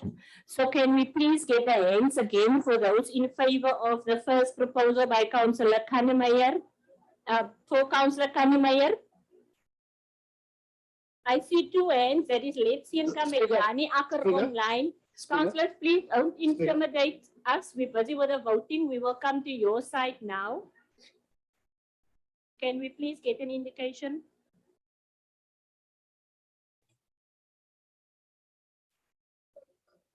It's 14 and 2 people online. No. Online, why? Where's the information that they voted? You can see, look there. No. Maybe they are raising their Just 1 second. Just 1 second. Can we have order, please?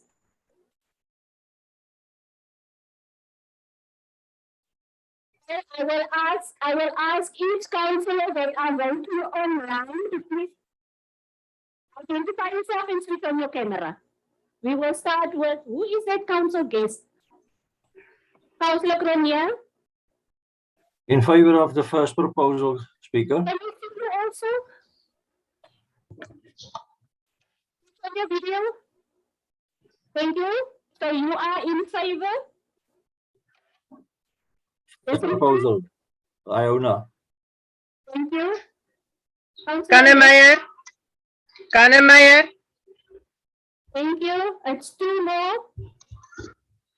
And there was one other one. Councillor Acker. Yeah, that's mine in favor of Kritzinger's proposal. On your camera so that we can see it is you. Councillor Acker. Councillor Acker, please switch on your camera. I'm busy trying to do that, Speaker. I'm busy trying. Just give me a second. Please. Then we will come back to Councillor Acker. My video is on my side. Ons sien u, baie dankie. Councillor Strubel. Speaker, can you see me? Baie nee, ons sien niks. Speaker, I don't know what is wrong here. The video was out when you moved out, so can you please?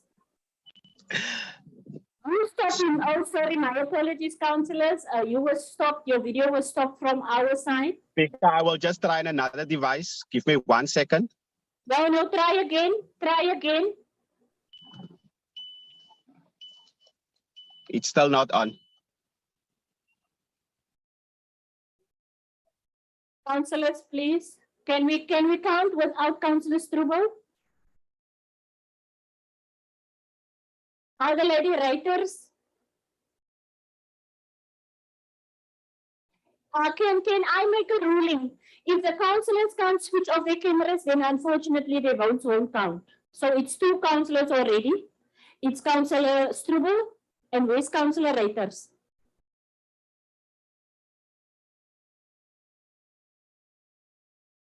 Councillor Writers? Madam Speaker, on a point of clarity, Yes. you just made a ruling on them showing their faces, and we've just got legal. I go with the proposal of Councillor Kritzner. Councillor, can you just switch off your camera? Then I will allow you, Mayor. Can you just switch on your camera? Surely, Madam Speaker, on Where it is, Writers. Thank you. Yes. Are we just waiting for Newton, Strubel? Yes, that's what the. Mayor?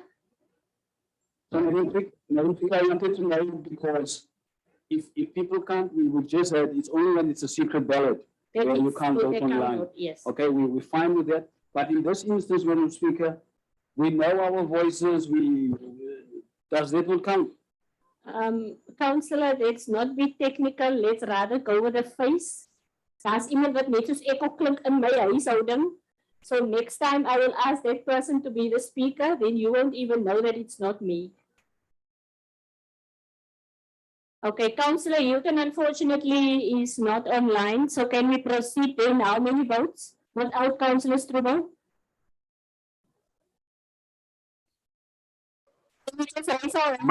Madam Speaker. Councillor Hilton, we will come to you now. Thank you. Who is counting? Plus Councillor Cronier, Councillor Letts, Councillor Writers, and Acker.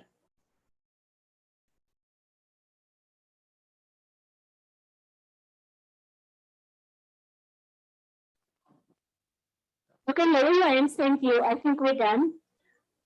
Councillor Strubel, unfortunately you are out.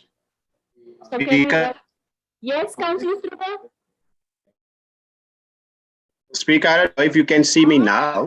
Councillor Strubel, thank you. Thank you. Yes, I'm going with Councillor Kritzner's proposal. Thank you, Speaker. Councillor Strubel, thank you very much. You can switch off your camera now. Thank you. So we will now go to the proposal of Councillor Chengwa in favor of Councillor Lechaba and Sekundi Councillor Kannemeyer.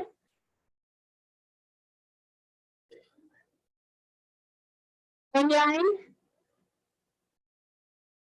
Can we see the online hands as well? Speaker, Yes, Councillor. Have you counted? yes, I support the proposal by Councillor Chengwa. Thank you. Councillor, can you just switch on your camera? We know your voice very well, but let's be consistent as well as Councillor Tauti. Thank you, Councillor Gericke. Thank you. Councillor Tauti. Thank you, Speaker. I support the proposal of Councillor Chengwa. Thank you. Are we done counting?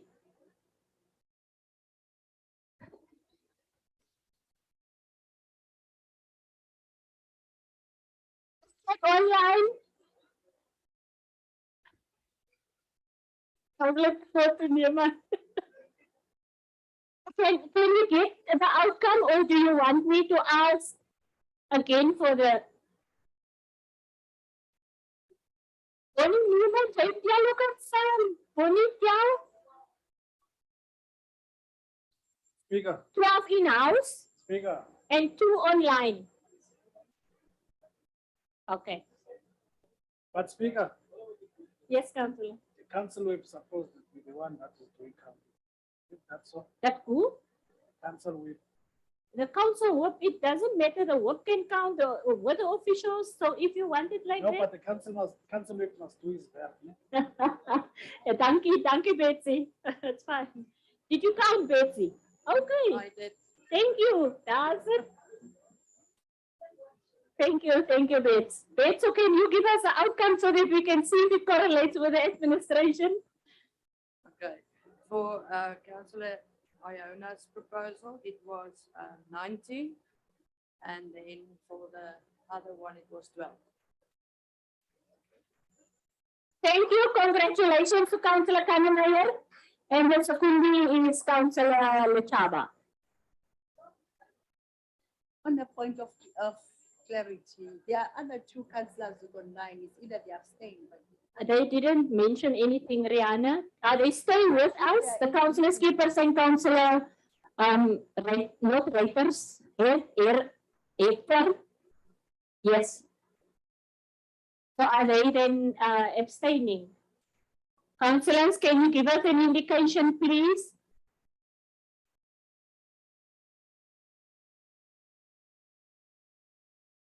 Councillors? Councillor Hector and Councillor Skippers? No, there is no response from them, so then they abstain.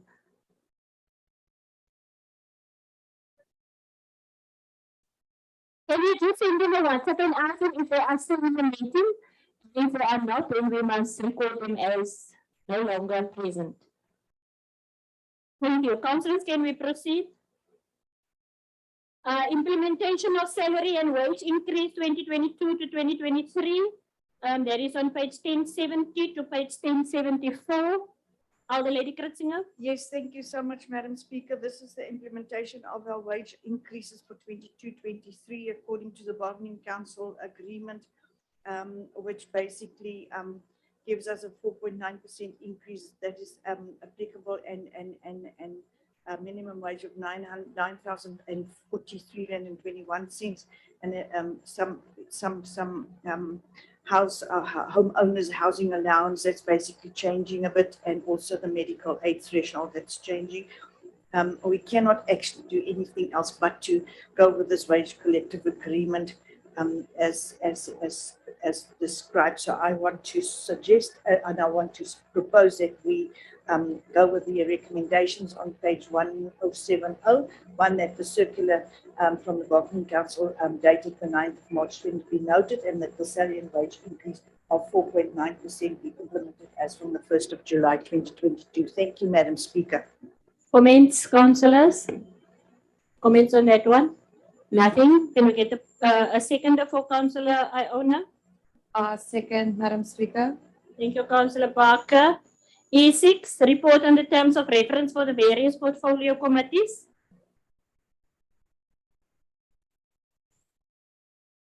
Madam Speaker, I just want to get to the page. This is all the committees of council, section 80, section 79, as well as the impact meeting or the impact committee, were basically had a go at the terms of reference for every committee, and they workshopped it, they discussed it inside out, and decided what goes with what committee and how the committee basically wants to apply and how they want to implement the terms of reference and what is suitable for that committee. So I want to suggest that we basically adopt these just get to the recommendation, which is on page 1070, that the circular that the terms of reference is submitted to council. Then I also want to make a suggestion that we get hard copies after today's meeting and submit it to your office, Madam Speaker, so that every member in council basically signs the agreement or the terms of reference that they will basically comply as to the terms of reference that committee has basically decided on, and that they basically sign the terms to adhere to the terms for the next 5 years, or as long as they are on that committee. So I want to propose that we basically adopt the recommendation, and then also that it goes to your office, and that councillors must actually go to your office and sign on those committees where they serve, and basically and their commitment to basically sure that they are committed to those committees. Thank you, Madam Chair. Thank you. There is a proposal with an amendment to the recommendation on page 1075. Councillors, can we get a seconder for that? Councillor Gericke, before we get the seconder, Councillor Gericke.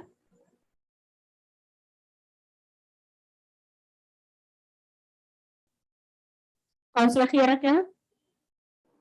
Yeah, Speaker, can I just ask where and when has these recommendations been workshopped or discussed with the committees? When did that happen?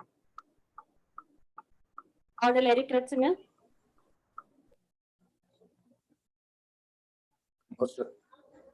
You might Madam Speaker. Sorry. Let you were first and then the count, yes. No, Speaker, my question was about in the recommendation so that we don't have confusion in future, that we actually state which are the ones that are being approved in this meeting. Because it's in the discussion, but in the recommendation, it just referred to the terms of reference of committees. Can you please go to the discussion in the item? So, Councillor, you are proposing that be added to the recommendation.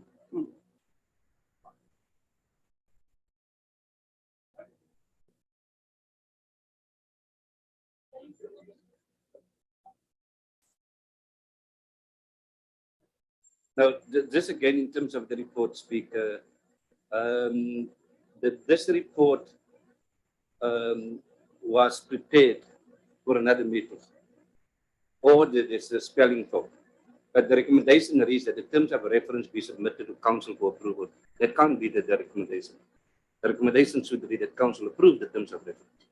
Because this was written for another meeting. Thank you. Okay. So my proposal is that the names of those terms of reference, those committees, that those be included in the recommendation. Thank you. Okay. Madam Speaker, as far as the terms of referencing is concerned, that the Roads and Transport Committee is before answer the question that was raised by Alderman Gericke, yes. Every when we had our first round of Section 80 committees and the Health and Safety Committee, as well as the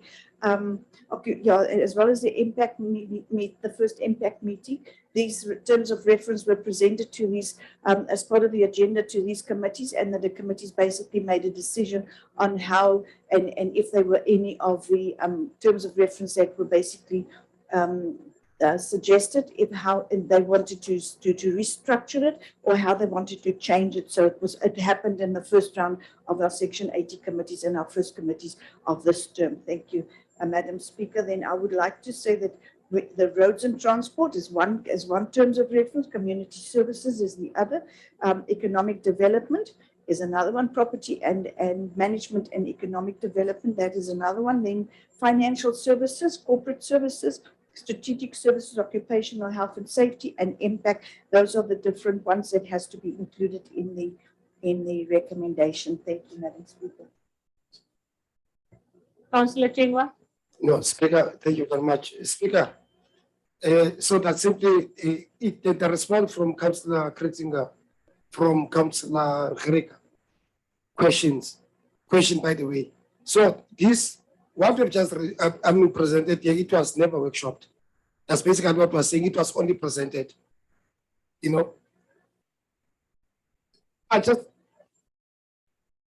Yeah, Madam Speaker, it was basically an item that served before every committee. So that committee had the decision or had the privilege to decide what they wanted to include in. There was a basic terms of reference presented to every committee, and that committee, if you did not serve on that committee, you had no basically say on what's going on in mine, because I'm part of my committee, and my committee decided what they wanted to include in their terms of reference. The same as with impact. Councillor Lechaba is the chairperson, so they discussed that. Impact committee discussed it and how they wanted to structure and how they wanted to change these terms of reference, because they are the ones that's going to be involved and they to be affected by the terms of reference for the next term, or as long as they serve on that committee. So it wasn't a council thing. It was council in the sense that it went to this different section 80s or the different 79 committees. That is how it was done. Thank you. Councillor Jobiet. Thank you, Madam Speaker. As far as I know, it was Councillor Gereke is specifically in my portfolio as well, by properties, and we had a discussion regarding in our section 80 meeting, portfolio committee meeting. We had a discussion regarding the terms of reference, and we had an arrangement that each and every member of the committee, as far as I know, we have that arrangement that we will, like I want to allude it by other Lady Kritzener, what she said, and that there will be copies and that we need to sign it off. There at the Speaker's office, there will be made arrangements thereby be regarding to sign off that. So there was a discussion in the Properties Portfolio Committee meeting on the 9th of February. I thank you. Another mic somewhere? Yes, yeah, Mr. No, I just wanted to make the same affirmation as made by the portfolio head that indeed the first Section 80 committees looked into, they discussed all the terms of reference for the various portfolio committees. And then I agree, it's the way, the manner in which this resolution is framed, it's incorrect. I think it's just a typo. It's just for now it's brought to council for council to approve. Yes, not that it must be submitted to council. I'm sure whenever it was extrapolated from another committee. So I just want to make that correction. Madam Speaker, without drawing the meeting backwards, just been another typo occurred when we looked at the deviations. That item on roads and transport planning services, it's at 211,000. It's supposed to be 21,000. Hence, when you alerted us to say that it's never been our norm to have such huge figures. It's just another error in that item. Thank you. Okay, so can that just be corrected, please? Councillor Lechaba? I just wanted to say that I know that the other committee that is left now, which is a committee of council, is audit committee. Only one that needs to be added on. The lady? Yes, Madam Speaker, I mean, the legal people must advise me as far as the audit committee is concerned. They've got a charter that basically describes the workings, And I don't think because it's an independent committee, council don't have, except for the charter, they basically decide what's the charter, what's contained in the charter, and we approve it. But as far as the rest is concerned, that is up to that's up to the audit committee, and it's not for us to decide or to say. But I mean, the charter basically has to be part of the audit committee, and it cannot taint the independence of that committee. I'm just asking a question. I'm asking a question. Thank you. To you, can I ask the advocate?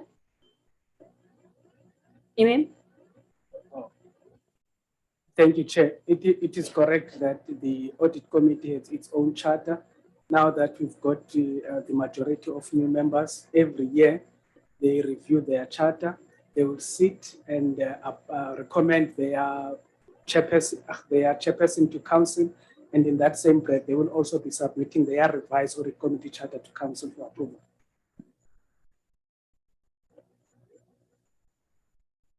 Thank you for that clarification, Mr. Loliwe. Any other comments online? Yes, Speaker. Yes, you may proceed. All right, let me just speak sense into this thing, because there's no fight about the terms of reference. No fight. There's no dispute or no difference. I mean, no misunderstanding about it. But we have seen the terms of reference at the first meeting. Yes, it is true. But in terms of my understanding, there was no instruction or there was no understanding to amend or to whatever the terms of reference. No? Normally, my understanding is, and I may be wrong, if the items come to council all contained in an item, then council will debate and council will give direction, and it goes to the various committees, and the committees do what they must do in terms of the council decision. So it's the first time I hear now here that because in terms of my understanding, the rules, the terms of reference is a standing item in all committees, and you cannot just change it willy-nilly unless you have the permission or the instruction of council. That was my understanding. So I have no problem with the item as it stands, but the thing is, if we were told to make some amendments or to do some other changes or whatever, we could have workshopped it with our own committees or discussed it in our committees that way. But my understanding was that we should just, accept the terms of reference, that we, as a committee, unless council puts his blessing on it, we don't have the right to go and change the terms of reference because it has been approved by council already. I may be wrong. Speaker. Alderman Gericke, the legal will advise us. Before I allow Councillor, I will allow you now, Councillor Terwilliger.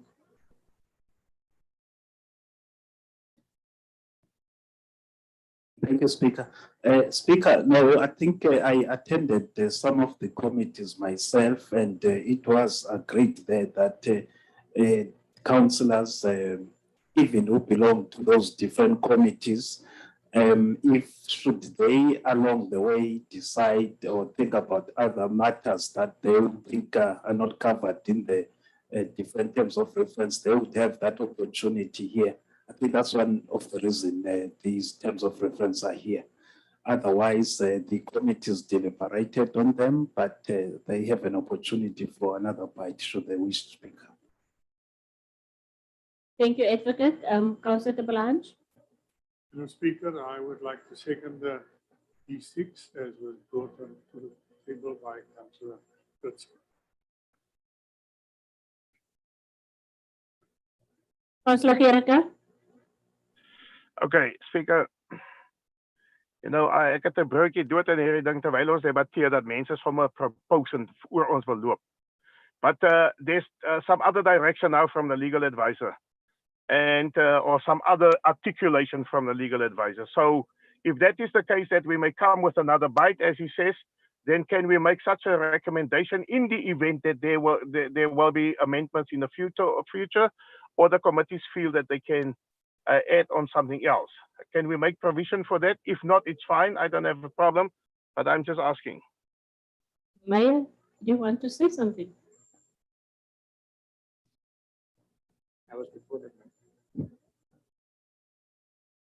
Madam Speaker, it goes without saying, all policies, all terms of references get revisited from time to time. So these different committees, if they realize in execution of their duties that they bound themselves, they can revisit that and bring it back. Thank you. Alderman de Vries.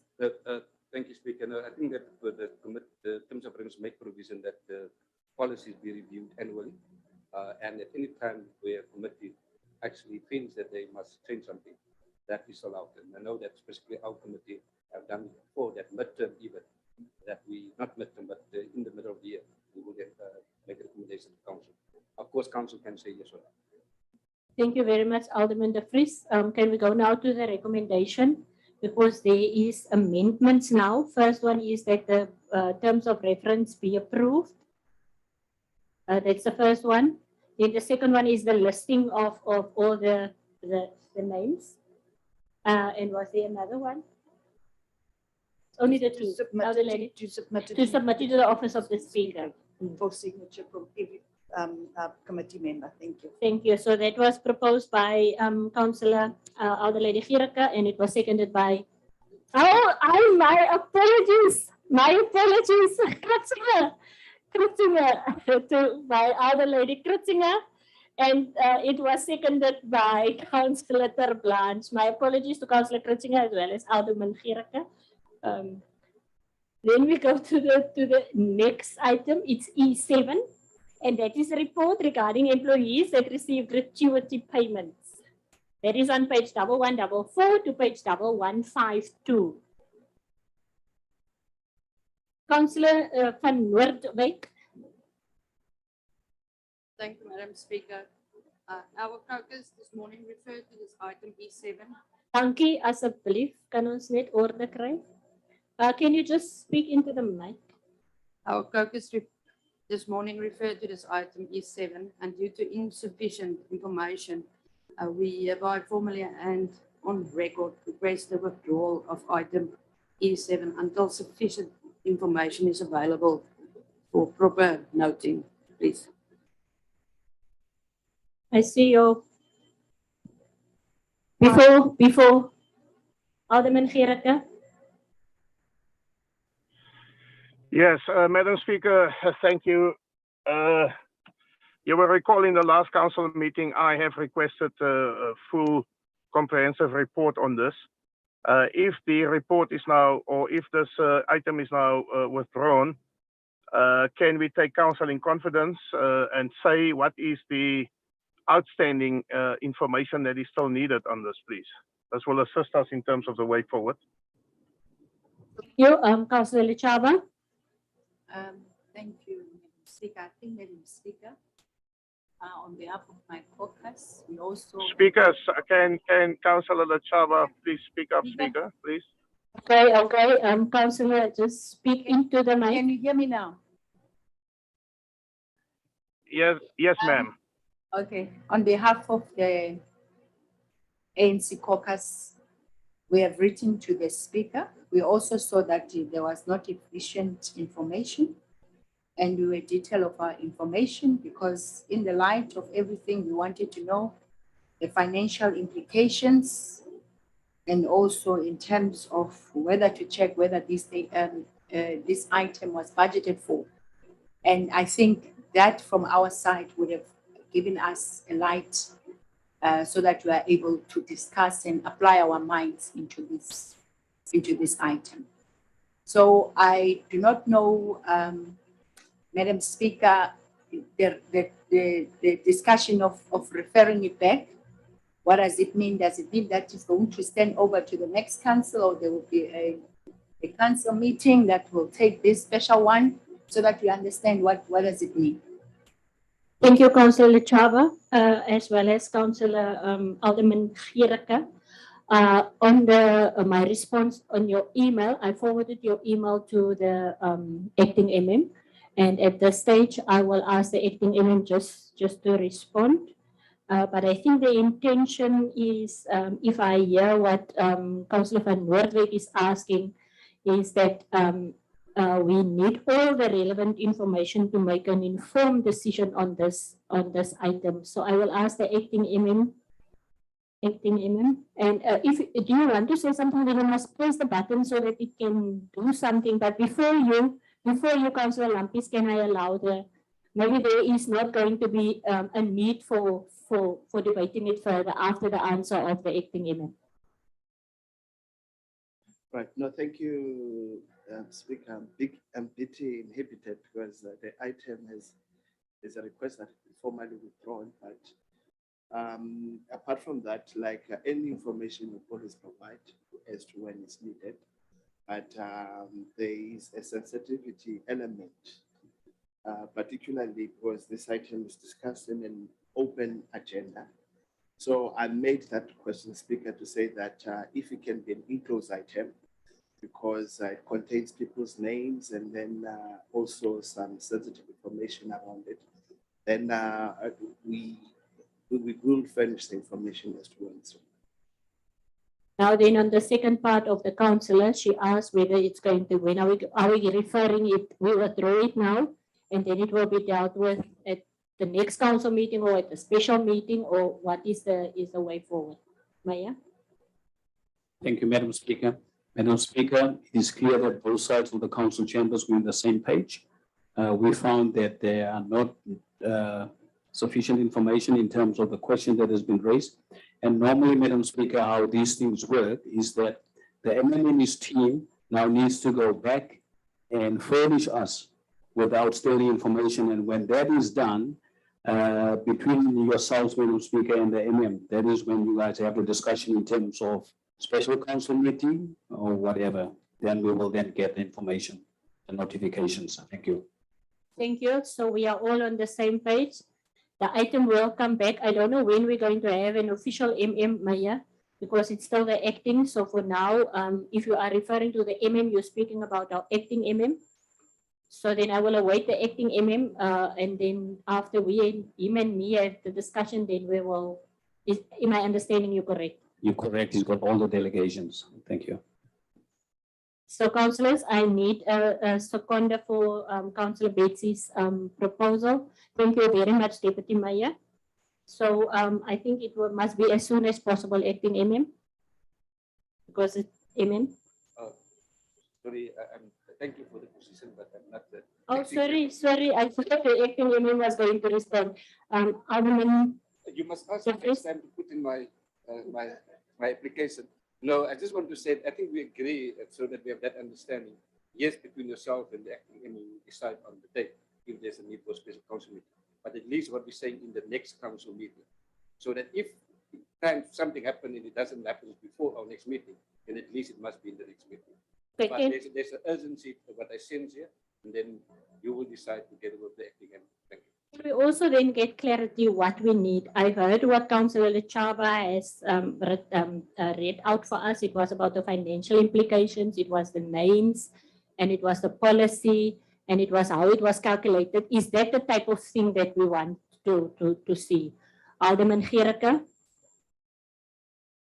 No, Speaker, I have reception problems here. Can you hear me? Yes, we can. I just wanted to say when, and I want you to take serious note as the speaker of this, when opposition councillors submit requests for information and the items come to council incomplete, then I want to say it cannot be business as usual that we just start and debate for 15 or 20 minutes on a report that's incomplete. Surely there must be some sense in terms of the way forward. But I was clear when I submitted that request that I said all the relevant information is not included. This is where we need to go. I mean, this is upsetting. It's not the first time it's happening to me. Whenever I ask a request for information, it is either ignored or denied. Thank you, Speaker. Thank you, Councillor Gericke. Alderman Boyson. Madam Speaker, just to respond to your question, I just want for council not to lose sight. Emily Basin as the executive mayor with the acting MM reporting to the executive mayor. I can also walk into the acting MM's office if I pick up any stumpies, and then we deal with any outstanding matters. It might not just be what has been raised here in council. If anything comes up along the line, I can bring it up with the MM, even before it comes back to council. Thank you. Thank you. Thank you very much, Mr. Boyson. President. Madam Speaker, I am going to second this item to be withdrawn from council. Thank you. Thank you. Thank you very much, councillors. Councillors, we are proceeding to section E8. That was, sorry, I nearly forgot about E8 on our addendum. And E8 on our addendum is a report. It was referred to earlier by Elder Lady Kritzinger. A report regarding whether to include names and surnames on labor relation matters. It's on page 121 to page 128 of our addendum. Elder Lady. Madam Speaker, I assume that my colleagues have basically all read this this item and the discussion on this item. It's been tabled a few times and requests have been coming for a long time now already that names must be made applicable or names must be made available regarding whatever's on that standing item when it comes to appointments and disciplinary hearings and whatever we call it. And this item is very clear that there's no ways our staff are entitled to a form of privacy. They are entitled as far as the Property Act to some privacy. It doesn't matter if we are the executive or this council. So many times we walk out of council and then the next thing when you're not even home yet and somebody will inform you, oh, this is on Facebook and that's on Facebook. Now, I just want to put something, a very difficult thing that we do not consider is that we've seen that we've got colleagues that never attend council meetings in person. How do we know, how sure are we that those councillors that are not attending meetings in person are in a private and a secure environment at home where they've got, where they listen to what we are discussing? That's a very difficult thing. I mean, and we know, I mean, as far as that's concerned, other people from the political parties can be present if councillors are not here. How confidential are we prepared to treat the information regarding our staff members? That's one thing. Then the other thing, when it comes to disciplinary hearings, there's such a fine line between being accused of some transgression of whatever and being accused falsely. You've got the opportunity as a staff member or any person for what it's worth has got to get the opportunity to basically prove your innocence or whatever. And if we are not careful, people can get branded. We can destroy people's lives by not treating it with the necessary confidentiality.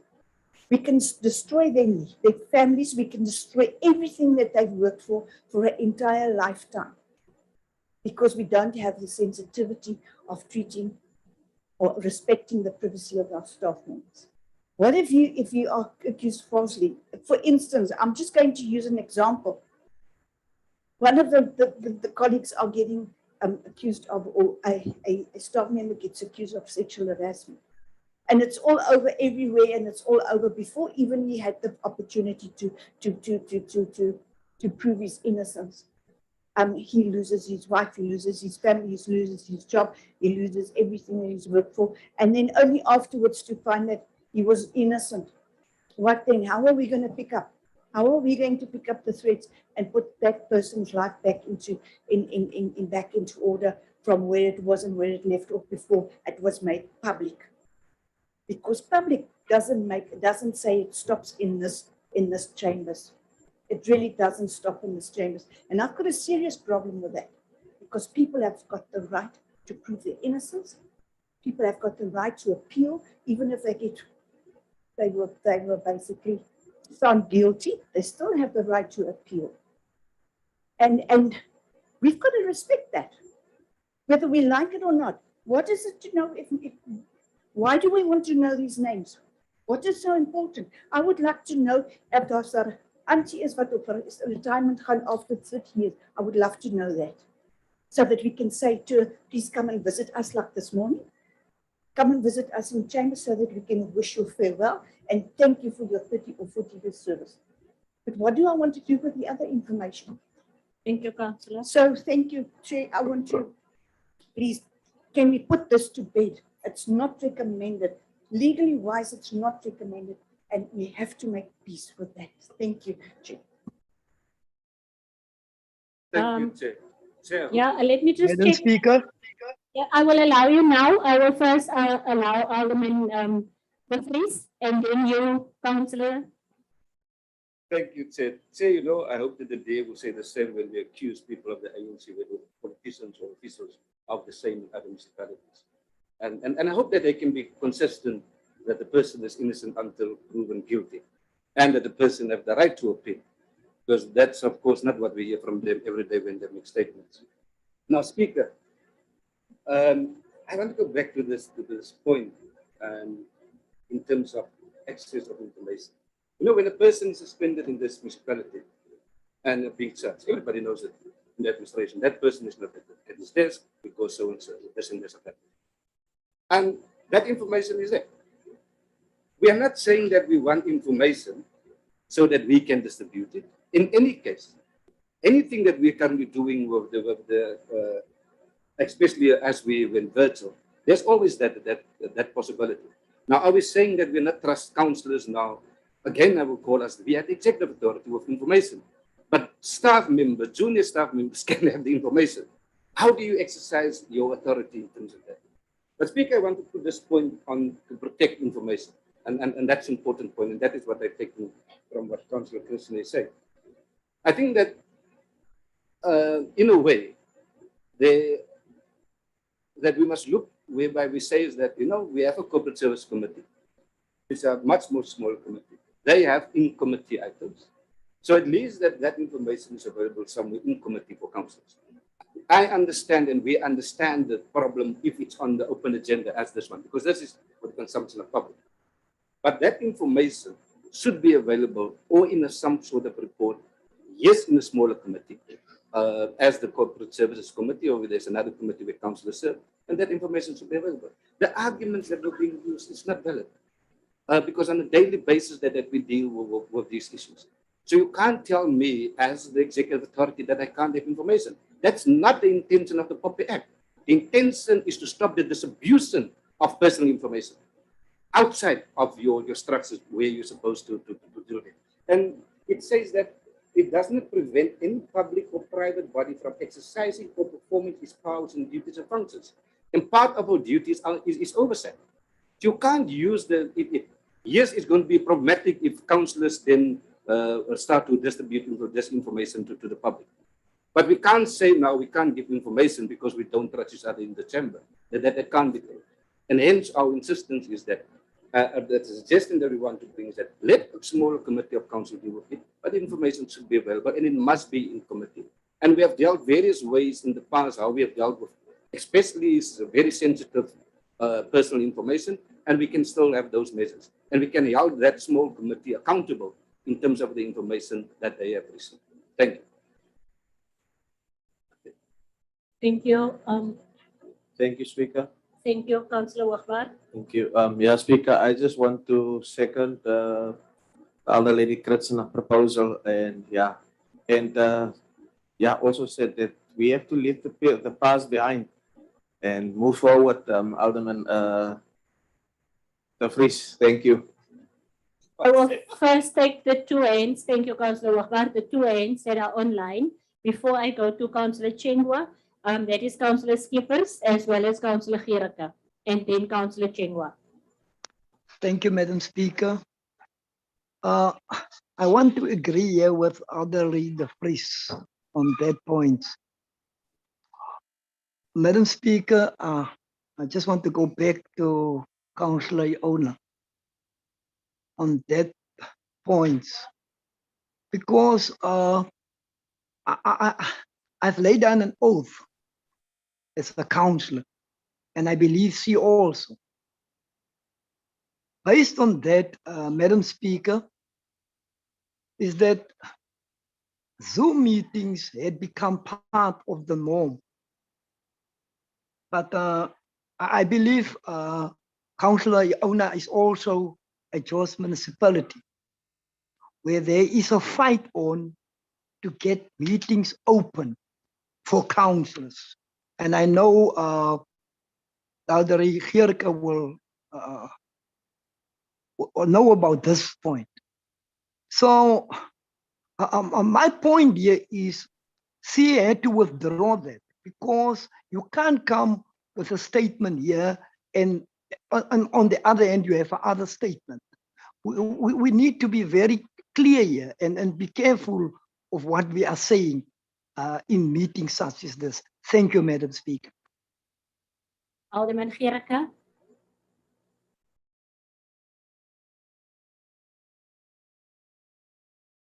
Alderman Geerke. Is Alderman Geerke still online? Alderman Geerke, is that in your end?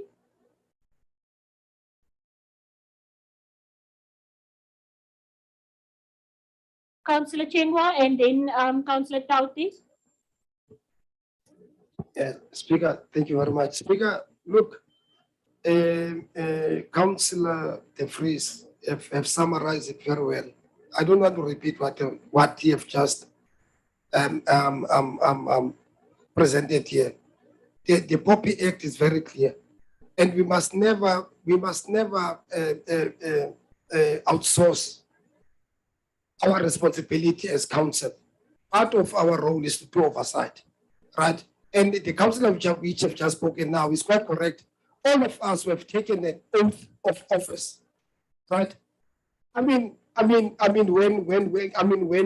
we were inaugurated, there's absolutely no way that we can distribute a personal and very sensitive information willy-nilly.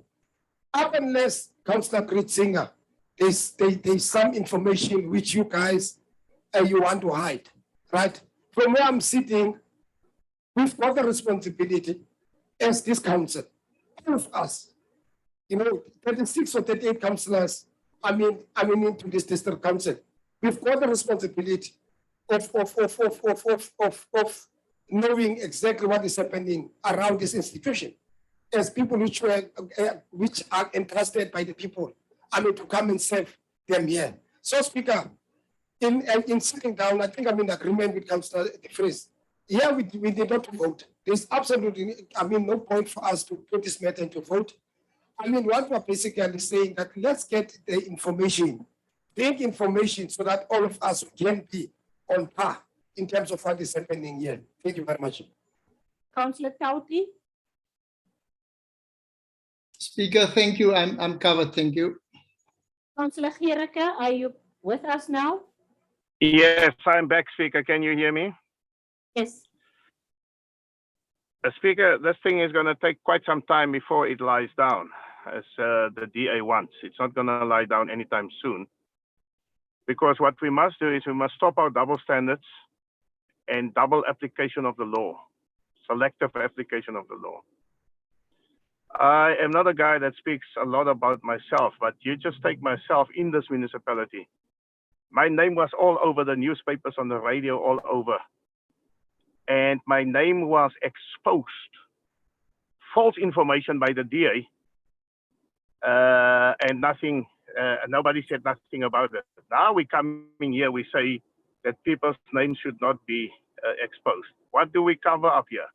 People, the public has the right to know if it's a public office bearer or a public servant. Councillor Geerke, there's a point of order raised by the mayor. Yes. Madam Speaker, the issue Alderman Geerke is referring to happened during political campaigns and whatever. It had nothing to do with council. Thank you, Mayor, for that clarity. Councillor Geerke. No, that is not true, and that's not clarity. I mean, you, Mr. Mayor, you made the statement in your official capacity as the mayor. So it was nothing to do with the political campaign. So we must stop the double standards. That's all we're saying, and we will pursue this matter until we get to the real truth of it, and where we keep officials and councillors accountable to the public. Thank you. Thank you. Thank you. Councillor Geerke, now I have asked you to switch off all your mics, so who's next? Councillor Toto. Thank you, Speaker. Speaker, I think all of us are going to say the same thing on this matter based on the importance of it. Speaker, we cannot really be expected. Earlier on, Councillor De Vries have said that things happen here without us being told, but we end up knowing. Now, we are saying there's Poppy Act. Now, Poppy Act, as correct as councillors want to sound when they speak about Poppy Act, but yeah, earlier on, we spoke on the matter that has been referred for another council meeting where people's name were not attached. However, but we know if we speak of the chief of staff, who's the chief of staff. So now all that we are requesting, Speaker, in light of everything else that we are saying, is to have the correct information so that we must not feel, yes, Speaker, I feel as if there's a kind of a system of a funnel. We get somebody chooses which information to give to us, which information not to give to us. And I think, really, Speaker, it's not fair. Can we consider things in the same way that people that are sitting in the MACO consider them as the right body, and same as council in total, Speaker? Can we be given information, please? Thank you. Councillor Tutu, I was not quite surprised to see that you are online. You were still in the council chambers a minute ago. Just for administrative purposes as well, I've granted Councillor van Noordwijk permission to leave the meeting. So she has got permission to leave. Councillors, I think I want to give the acting MM a chance to give us a way forward. So I will allow Councillor Erwin, can you just switch off your camera, because I want you to be the last person to speak on this. Elder Lady Kritzinger, and then Deputy Mayor, and then the acting MM will conclude on this. My mic was on the open, that's why. Oh, okay.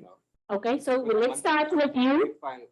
Let's start with you, and then in that order. It will first be you, then Councillor Kritzinger, and then the Deputy Mayor, then the acting MM. Can I clarify? Can I yes, clarify proceed. The position of the ANC. Position of the ANC is not that we make the information public. What we say is that a small committee like the corporate service committee, that they receive reports on these matters, and that part of the agenda must be in committee. Other measures can be put in place to safeguard that information. Thank you. Where the councillors can be personally responsible. So we're not asking for public publication publicly of the information. Thank you, Alderman. Deputy. Thank you, Speaker. Speakers, I don't want to labor this. I think there's too many inputs here already.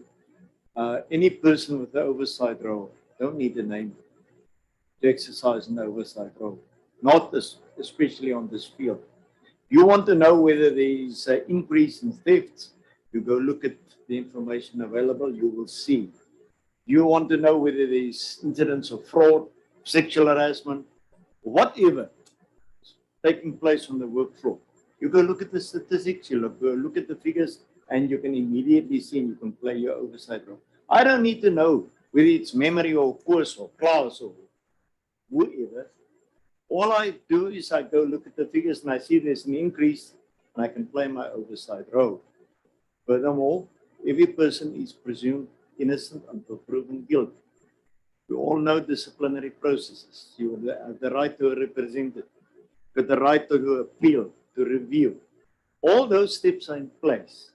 And you can play your oversight role to ensure that person X has been treated substantially and procedurally fair and went through the motions, and that the outcome reflects a true verdict of whatever is materialized. Hence, I suppose I support Councillor Kritzinger's. Thank you. Thank you, Deputy. This is my last one on this. I just want to bring it to your attention, page 121, that the department also, when this item was drawn up, they also got advice from SALGA, and even SALGA is on board as far as the information and how we've been treating the information regarding protecting our staff members. And then I have to emphasize, as far as councillors are concerned, we've got the Systems Act as far as the code of conduct is concerned, that whenever councillors step out of line, we were chosen by the public, we were chosen by voters out there, and they need to know what we are up to and what we are doing. So why must anything regarding a councillor be in confidential? Or why must it be confidential for the first to start off with? Because we are not appointed by this municipality as the part of the administration. We were appointed by the voters of George or whatever, or one of the municipalities in the region. So they've got the public's got a right to know what we are up to. But as far as staff is concerned, I want to sort of emphasize that we cannot, it's our biggest asset. It's a major asset to this organization, and we want to hang them out to dry. I don't think that's fair. So we stick to what everybody else is saying and what the law is expecting from us to protect our staff, period, end of story. Thank you so much. Thank you, Councillor. MM? Thanks, Speaker. No, I was just, but I think Councillor Kritzinger talked about that, because we were given as the officials a mandate by council when this item initially came, to say that let's do an assessment on how it's treated in other institutions. And then we've benchmarked, we've done a peer assessment with other B municipalities within our region, and none of them would have, on their council or on their reports, they would have names or whatsoever.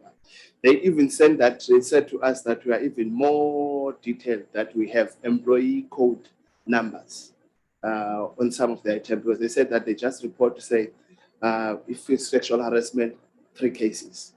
They don't even detail, like as we do with ours, to say that it's in this department, this is the employee or personal number of the employee. So even Sanka said the same thing, to say that they don't advise that we use the names in on our items of the employees. So I think I just wanted to clarify that to councillors, so that you can understand that we've done the benchmark with other peer municipalities as well as with SALCA. Thank you. Thank you very much. Councillor Chaba, I said I will allow you now, but before you step out, I said that the MM is going to conclude on this. So you are now going to conclude, please. Okay. I think, just to assist council, I think the approach, I don't think it's about the report. I don't think it's about the report. The report remains like that, but it's when you speak to the report that you are able to unpack it. Because as it is now, the information is not sufficient to understand what is going on. So that council can apply it. Number 2, it also can be that we can do it in committee, you know, and then you unpack for the purposes of having the confidentiality. But council has the right to know what is going on. I think it's that. The content of the report, perhaps that is the standard, but there must be of speaking to that report, because currently we are getting the report in front of us and that is it. And other areas we don't understand. And therefore that's why now then we must speak to the report. That's why now in committee you outline this is what is happening, and therefore because now it's in a closed session, issues of confidentiality. I think if that is that approach, I think it can assist us a lot going forward. Thank you very much, councillors. On E8, we've got a proposal. It is Elder Lady Kritzinger, and then there was a second, Councillor Hoogbaard. So we will proceed now, thank you, to section F, that's reports on community services. The first one is report regarding confirmed thyroid fever cases in George. So on page 1153 to page 1160. I've also asked earlier, and that was still early in the day, for Mr. Otto, if he can give us a 5-minute presentation when we get to F4, as well as on that the locust report. He sent us an email this morning informing us of what is happening with the Sprankane that have taken over our region. So we are at F1.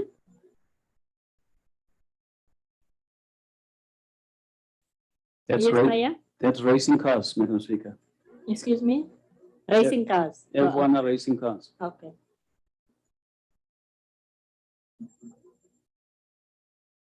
Yes, sorry, Maya, you were now interrupting. You may proceed, Chairperson and I. Yes, we go with the recommendation, Speaker. Is there nobody online? Yes, Councillor. Oh, thank you very much, Speaker. Speaker, I just want to check. I see the report is that type of view by George. Just want to check why there no type of view by sub-region that was detected. Thank you. Yes, Mr. Campion. Can you just switch off your mic, and Councillor? Thank you, Councillor, for the question. There's only one person specifically, and that came from NISTA. All the others specifically was from George. Thank you. Thank you for the clarity. I've got a proposal. Yes. Councillor Lechaba. Follow-up question that how contained is it now in those areas? Mr. Champion. The last two cases that we received was in January.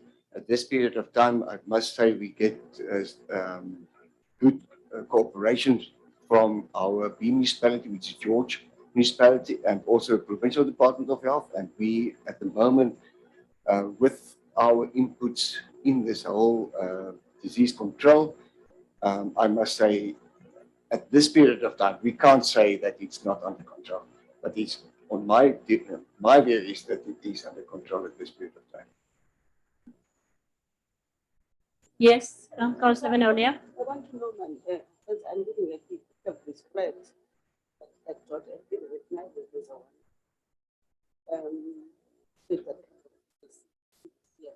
I want to know about the campaign, the new awareness campaign that so that people can aware about what causes and how can we do that. May I respond? Just switch off your mic. Okay. My response on this is that there's awareness sessions on a daily basis within our regions. Specifically, this is a sensitive communicable disease or a contagious disease that we've got in our midst.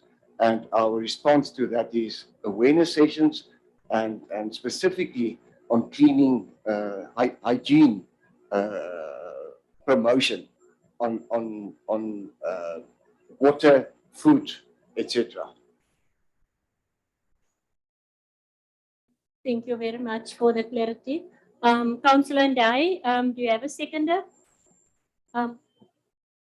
Yes, Madam Speaker, I was a Congress and I want to agree with what Mr. Campion has been saying. We've been following this disease. It's a dreaded thing, and it's something that we will probably see more in the future of, and it's something that you must keep a close watch on. That's all, and I'll say comment. Thank you. Thank you, Councillor Myron. We proceed to F2, Garden Road Regional Waste Management Facility, page 1161 to page 1170.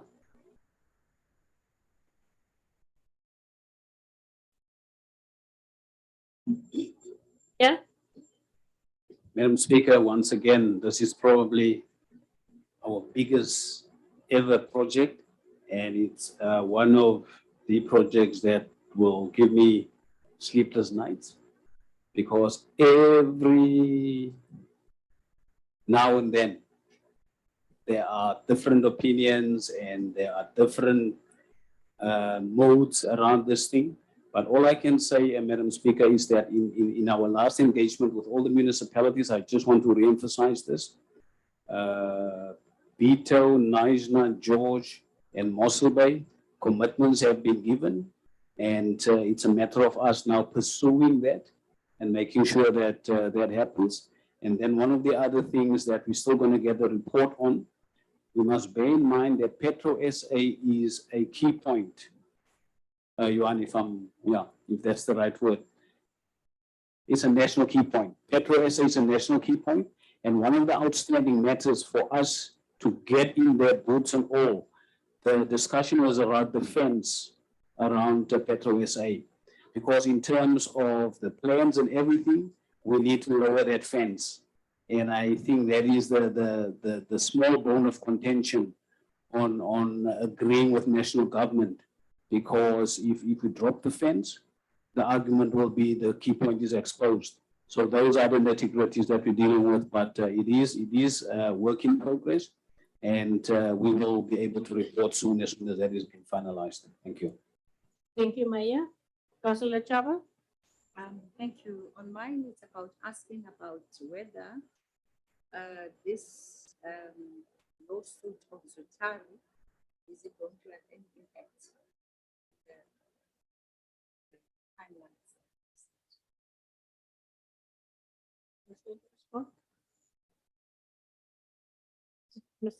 Yes, Mr. Kempton.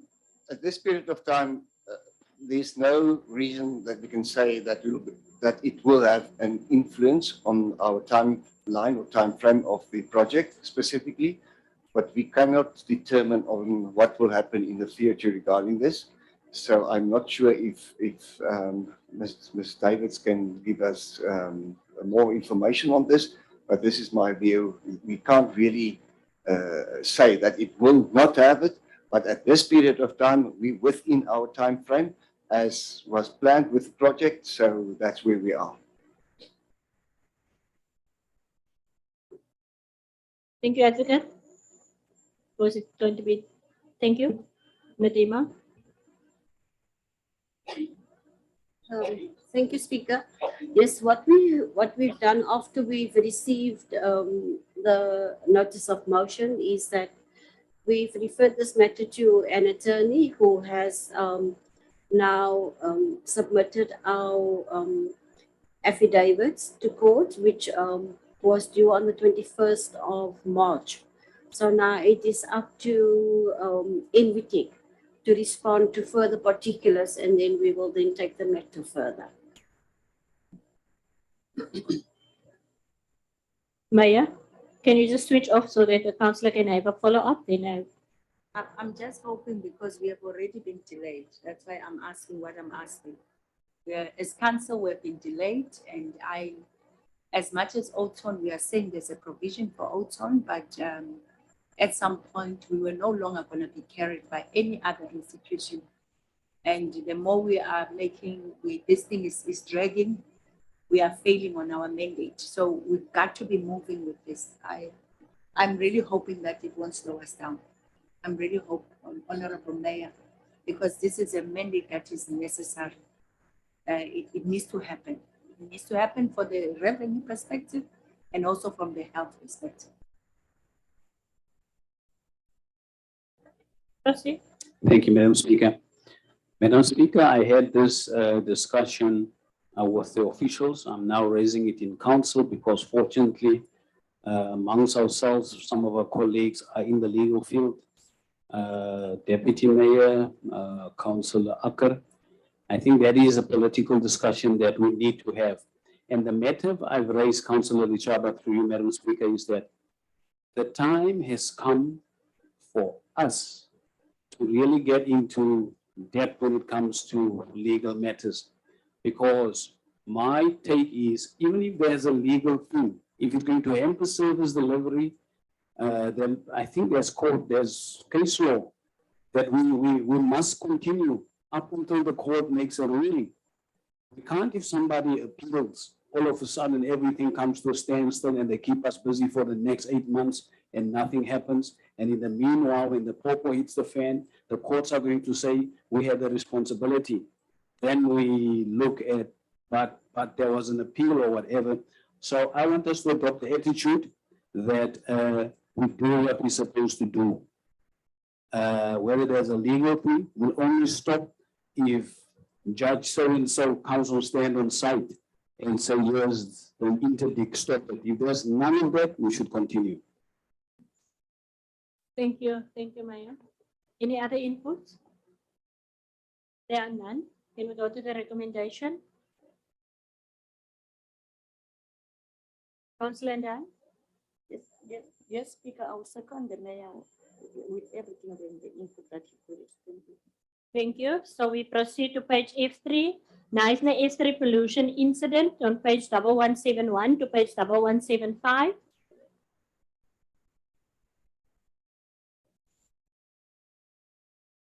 Mr. Mayor. Once again, Madam Speaker, I want to applaud our officials, our EHPs, and the officials of Nisa municipality in terms of actions that has been taken. We just need to guard against how speedily we react, Madam Speaker, when these matters surface. But it is something that we, as the garden route, must, as soon as the alarm bells are going off, we must act on this instead of waiting for a specific official to report or whatever. Things needs to be acted on immediately. But once again, I know that the EHPs are bending over backwards for this, and we'd like to applaud them in that manner. Thank you very much, Maya. Any other inputs? Can you please just check online as well? Thank you. Councillor Mayram? Yeah, if there's no further input, then I would like to second this and I agree with the mayor. This is not an isolated event. It has been taking place for many years, and it does not only affect the quality of life of the people of Nisa, but also it's a bad reflection on one of the greatest assets we have in the garden route. I think the estimated value of that estuary that it brings in terms of currency to our area exceeds R1 billion per annum, which is a lot. And there's not a lot we can do because it requires financial input, either from province. I don't know where this funding will come from.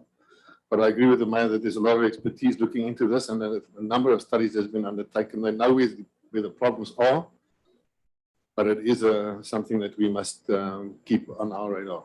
And then with that, I'll also comment. Councillor Chaba?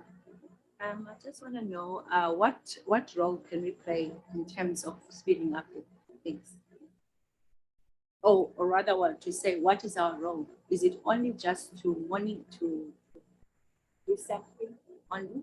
What is our role so that we can speed up? Because not just that, I'm sensing, and I think we have been saying that the infrastructure in our region in terms of water and everything else, it's starting to degrade. And these bills are going to be coming from left and right.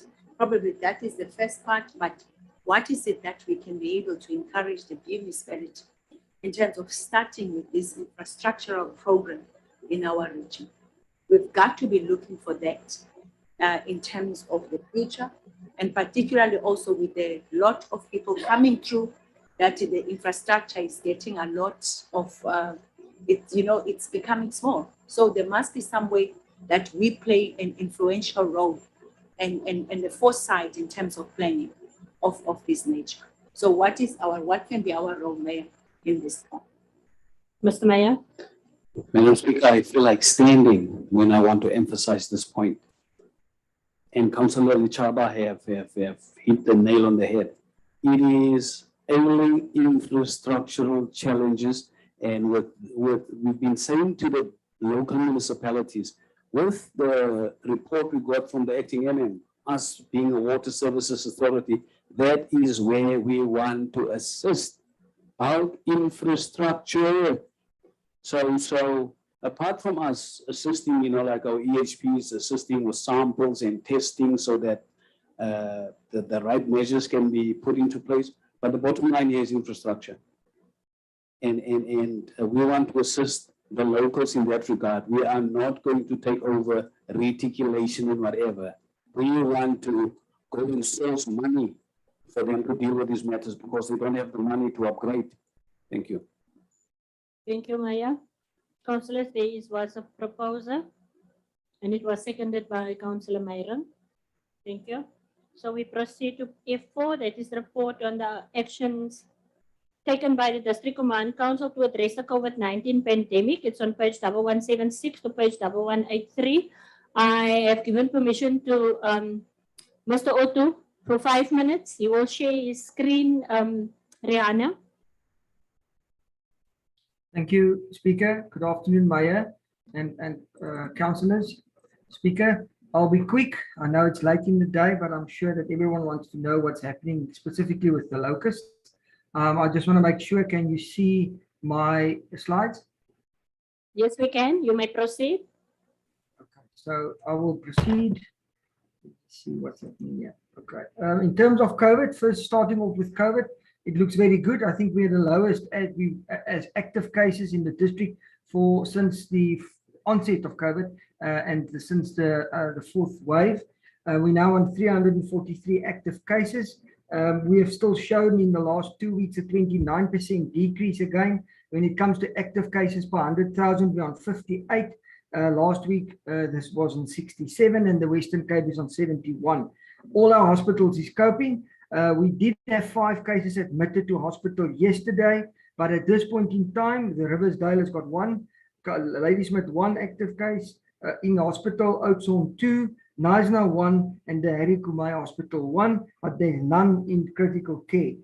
I did attend a meeting with the National Disaster Centre yesterday in terms of the revocation of the classification as a national disaster. I think that will be pretty soon, that will be announced officially. I know that Dr. Zuma, Minister of Copter, will be addressing the media today at 5 o'clock in terms specifically of the regulations pertaining to COVID and the changes that we will see pretty soon in the days to come. If we look at the fourth wave since the peak, where we are now, as I've indicated, on 343.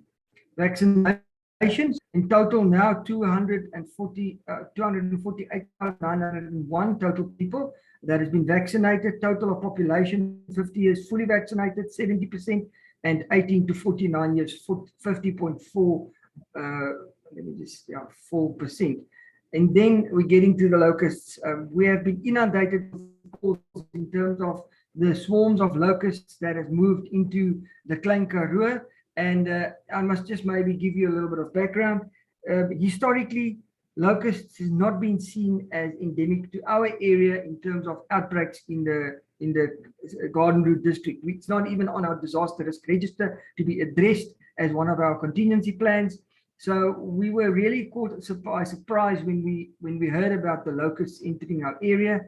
I've just indicated 2 slides here to give you an idea.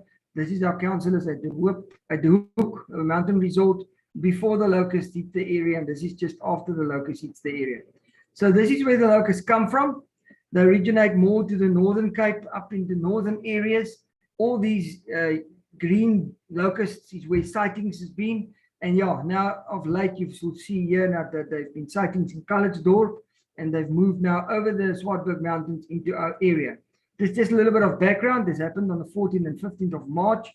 Farmers in the Kruisvallei and Buffelskloof area sighted the swarms of locusts in the area, and they were then mainly along the foothills of the Swartberg Mountain.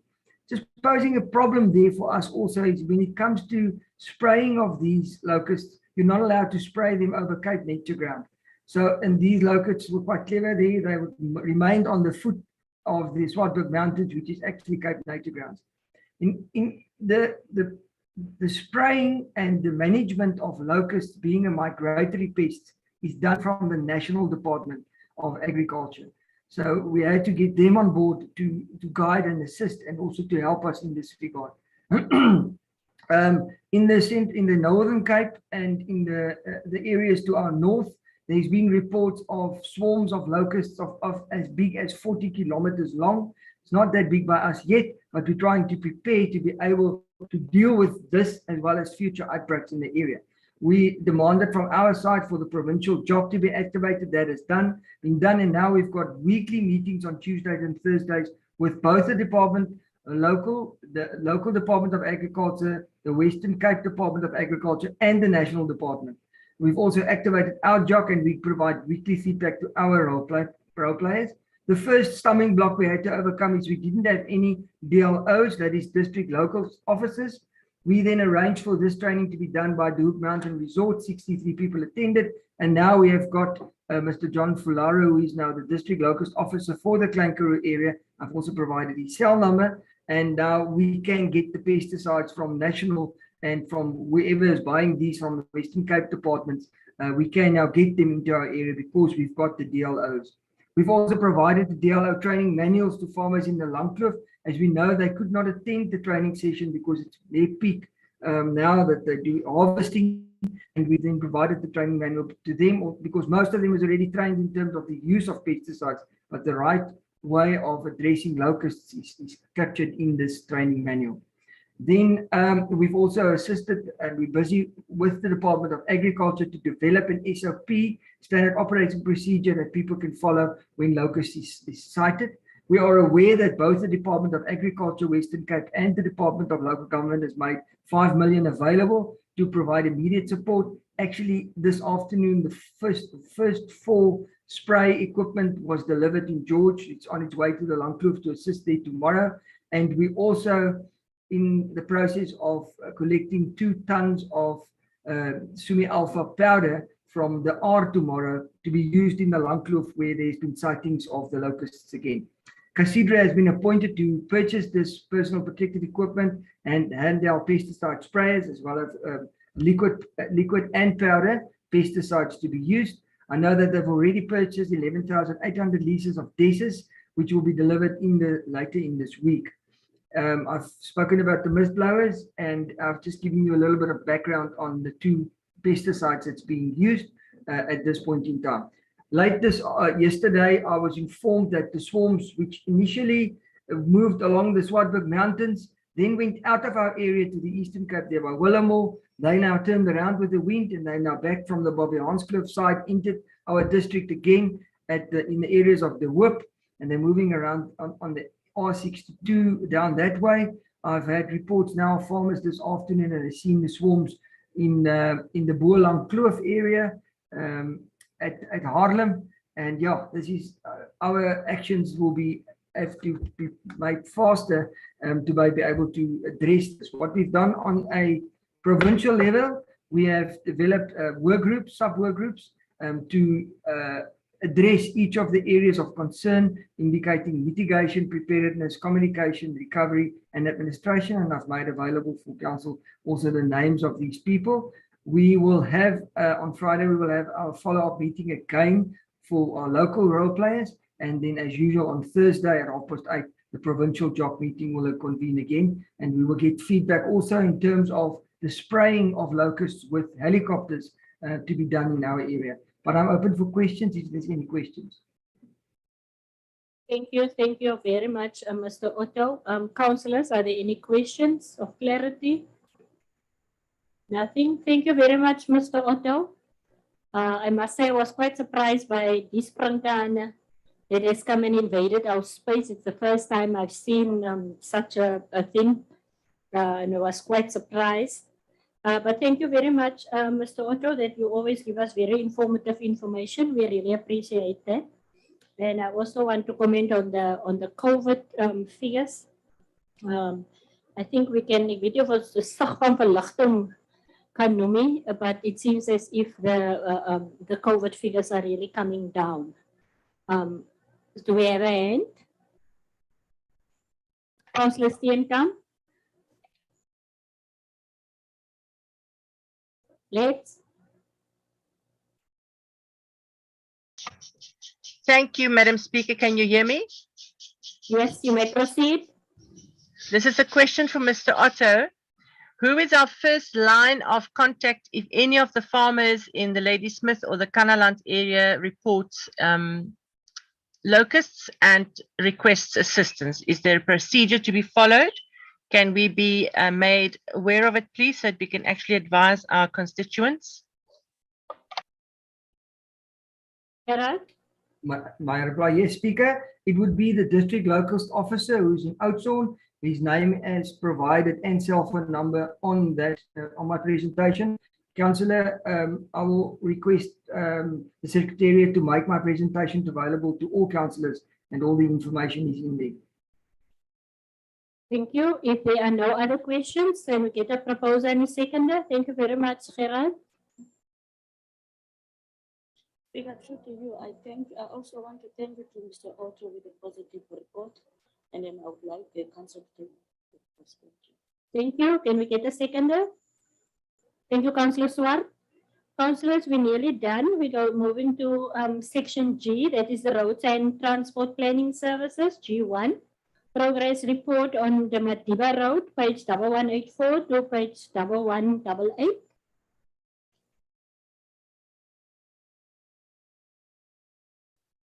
Yes, Councillor. Proceed. Because it seems to be tired and want to go home, but we save the best for last. The notes.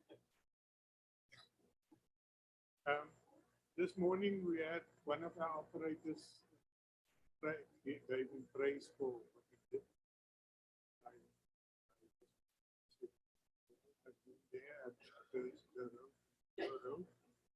There was quite a lot of damage being done, as you all know, and many of the letter comes to me and moans and groans and whatever about when will they be able to go to Sarsfield again.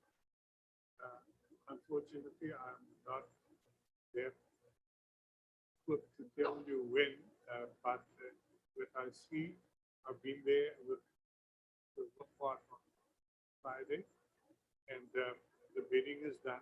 It's only now the piping that have to be put in, so that might take a while. Most of us can that piping without having our hair scratched. There's no exception from me and the deputy. And then there's still a lot of work to be done. I will estimate that we will be ready in end of May, beginning of June. And as I said, many people said there's nothing going on. And then the reasons why they're going nothing on, I don't know where they get. It's not from us. I would propose that we take cognizance of G1. Thank you, Councillor. Any comments? Yes, Councillor, proceed. Oh, there's another mic. Switch off your mic, please. Councillor Terblanche, switch off your mic. Proceed, Councillor. Madam Speaker, on behalf of the ANC, we want to welcome the progress report on Matiba Road. I think they are doing the good job there. As Councillor Tsengwa normal tears Mr. Telepraj, but for now, I think it's 100%. You can go and relax. Thank you very much. Councillor Chengwa.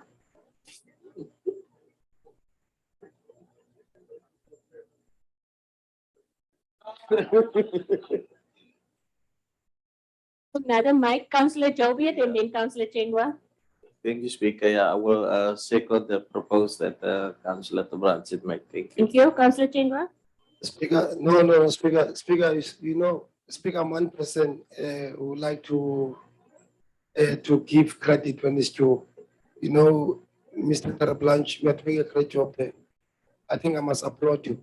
I so wish, I mean, when we're done there, you just come to nice that you beat, Yeah, we are doing very great there. Thank you very much for that. Thank you very much. Thank you, Speaker. Thank you.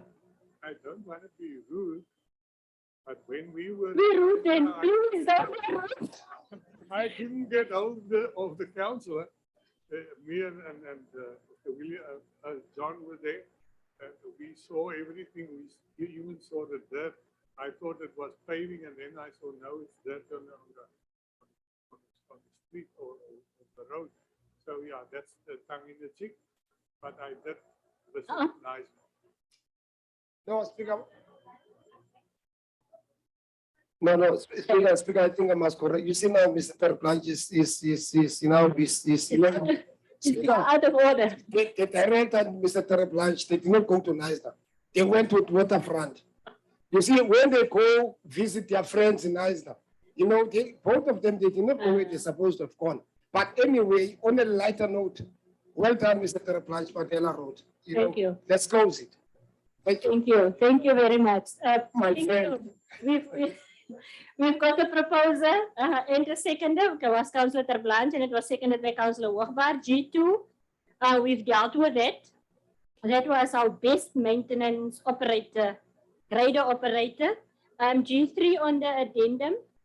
There is additional funding from the provincial government, Western Cape. It's on page 129 to page 137.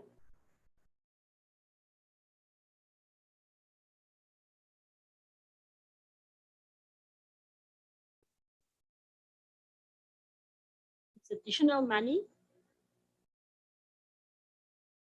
Additional funding. Yes.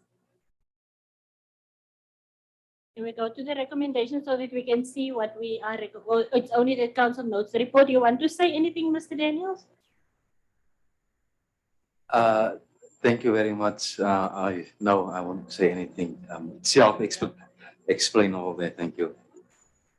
Thank you. Can I get a proposal and a seconder? Councillor Terblanche, will you second? Thank you. And the deputy mayor will Mr. Councillor Terblanche will propose and you will second, deputy. Thank you. Councillors, we are proceeding now to H.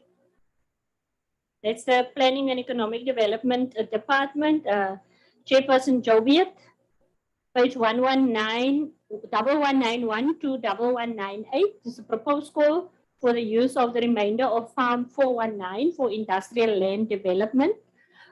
Before we propose and second, Maya, do you want to say something about this? Yes, Madam Speaker, indeed.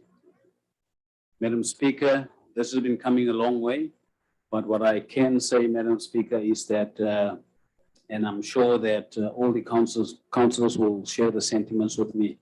The item in front of us is very heartbreaking in the sense that it was supposed to be one of our flagship projects in terms of empowerment, in terms of turning the economy around, in terms of it being a flagship for what could happen, not just in the Garden Road, but in the Western Cape as a whole. And what is disappointing here, Madam Speaker, is that we've actually even been lenient. You know, when COVID hit us, we gave leeway and for people to extend their own starting dates, etc. We've done that, and in this instance, the preferred bidders, they've actually signed contracts with Garden Road District Municipality, and all negotiations were completed. And we've then realized, Madam Speaker, that even when the lockdowns were relaxed, we made contact with them to say that can they come on board, when are they starting, can we go on with the procedure so that employment opportunities can be created. And we then realized, Madam Speaker, that some of them were actually speculating. It came to our attention that it's only after they receive or sign the lease agreements that they start looking for funds. You know, so we again need to adopt an attitude here, Madam Speaker, that regardless of who's coming to us, they must now show us their pockets. This thing that we know, and we had a discussion earlier that finances are confidential, but if they really want us to believe any company coming to us, they must show us their finances. We'll do it in committee, and other than that, no money, no approvals. Thank you. Thank you, Mayor. Councillor Chaba. Thank you, Mayor, for that. I think it's about time, because what we can do, we can adopt what we call to do a due diligence on all the you know, the bidders, whatever. But that due diligence, it's one of the things. If we look at how, you know, in terms of the finance, in terms of the credibility, in terms of whether you are fit for the purpose for the job, that is what the due diligence does. So I think we must then adopt that kind of thing. Then it puts us in a good situation so that then we know from the beginning, then you are in, you can be able to do the job. You are saying with who you are, not half down the line and then people, they, you know. So I think that is the approach, Madam Speaker, and through you, MN and Mayor, that perhaps we must do that. Thank you. Mr. Mayor. Madam Speaker, just a follow-up because it's related to this item. I had a discussion with the acting MM because when we were dealing with this item, with the drafting of this item, I then asked the acting MM to look at all the other properties once again. And the acting MM has done that. He has come with a draft to me. I then said to him, before we even bring it to council, we need to have site inspections. So when we deal with these items and councillors are informed on Some properties we might have to alienate and sell off because we might not find use for it, but a local municipality might find use for it. That kind of initiatives that we need to embark on. But there are other properties which acting MM, we just need to set up a date for councillors to go and have site visits. Because when with this item, with opening this item up for public proposal calls, we then know that what will follow next is any other property, whether we're going to follow suit or whether we're going to alienate. Thank you. Thank you, Mayor. Before you, Councillor, I just want to inform Council for administrative purposes that I've granted leave for Councillor Acker and Councillor De Vries. And then Councillor Virgil Gierke also just sent a message that he's struggling to connect. So he is no longer in the meeting. Thank you. Councillor Jovier. Thank you, Speaker. Yeah, I will propose that we go with the recommendation that council note the termination of the two leases contracts. Thank you. Can we get a seconder? Thank you. Thank you, Councillor Blanche. Section I, there is nothing, none. Section J, notice of motions, there is also none. Councillor, we've still got an enclosed agenda. It's not an agenda, it's only minutes. So thank you very much for the members of the public that was tuned in the whole day. The open session of this meeting is now adjourned. We are going into enclosed session. Thank you.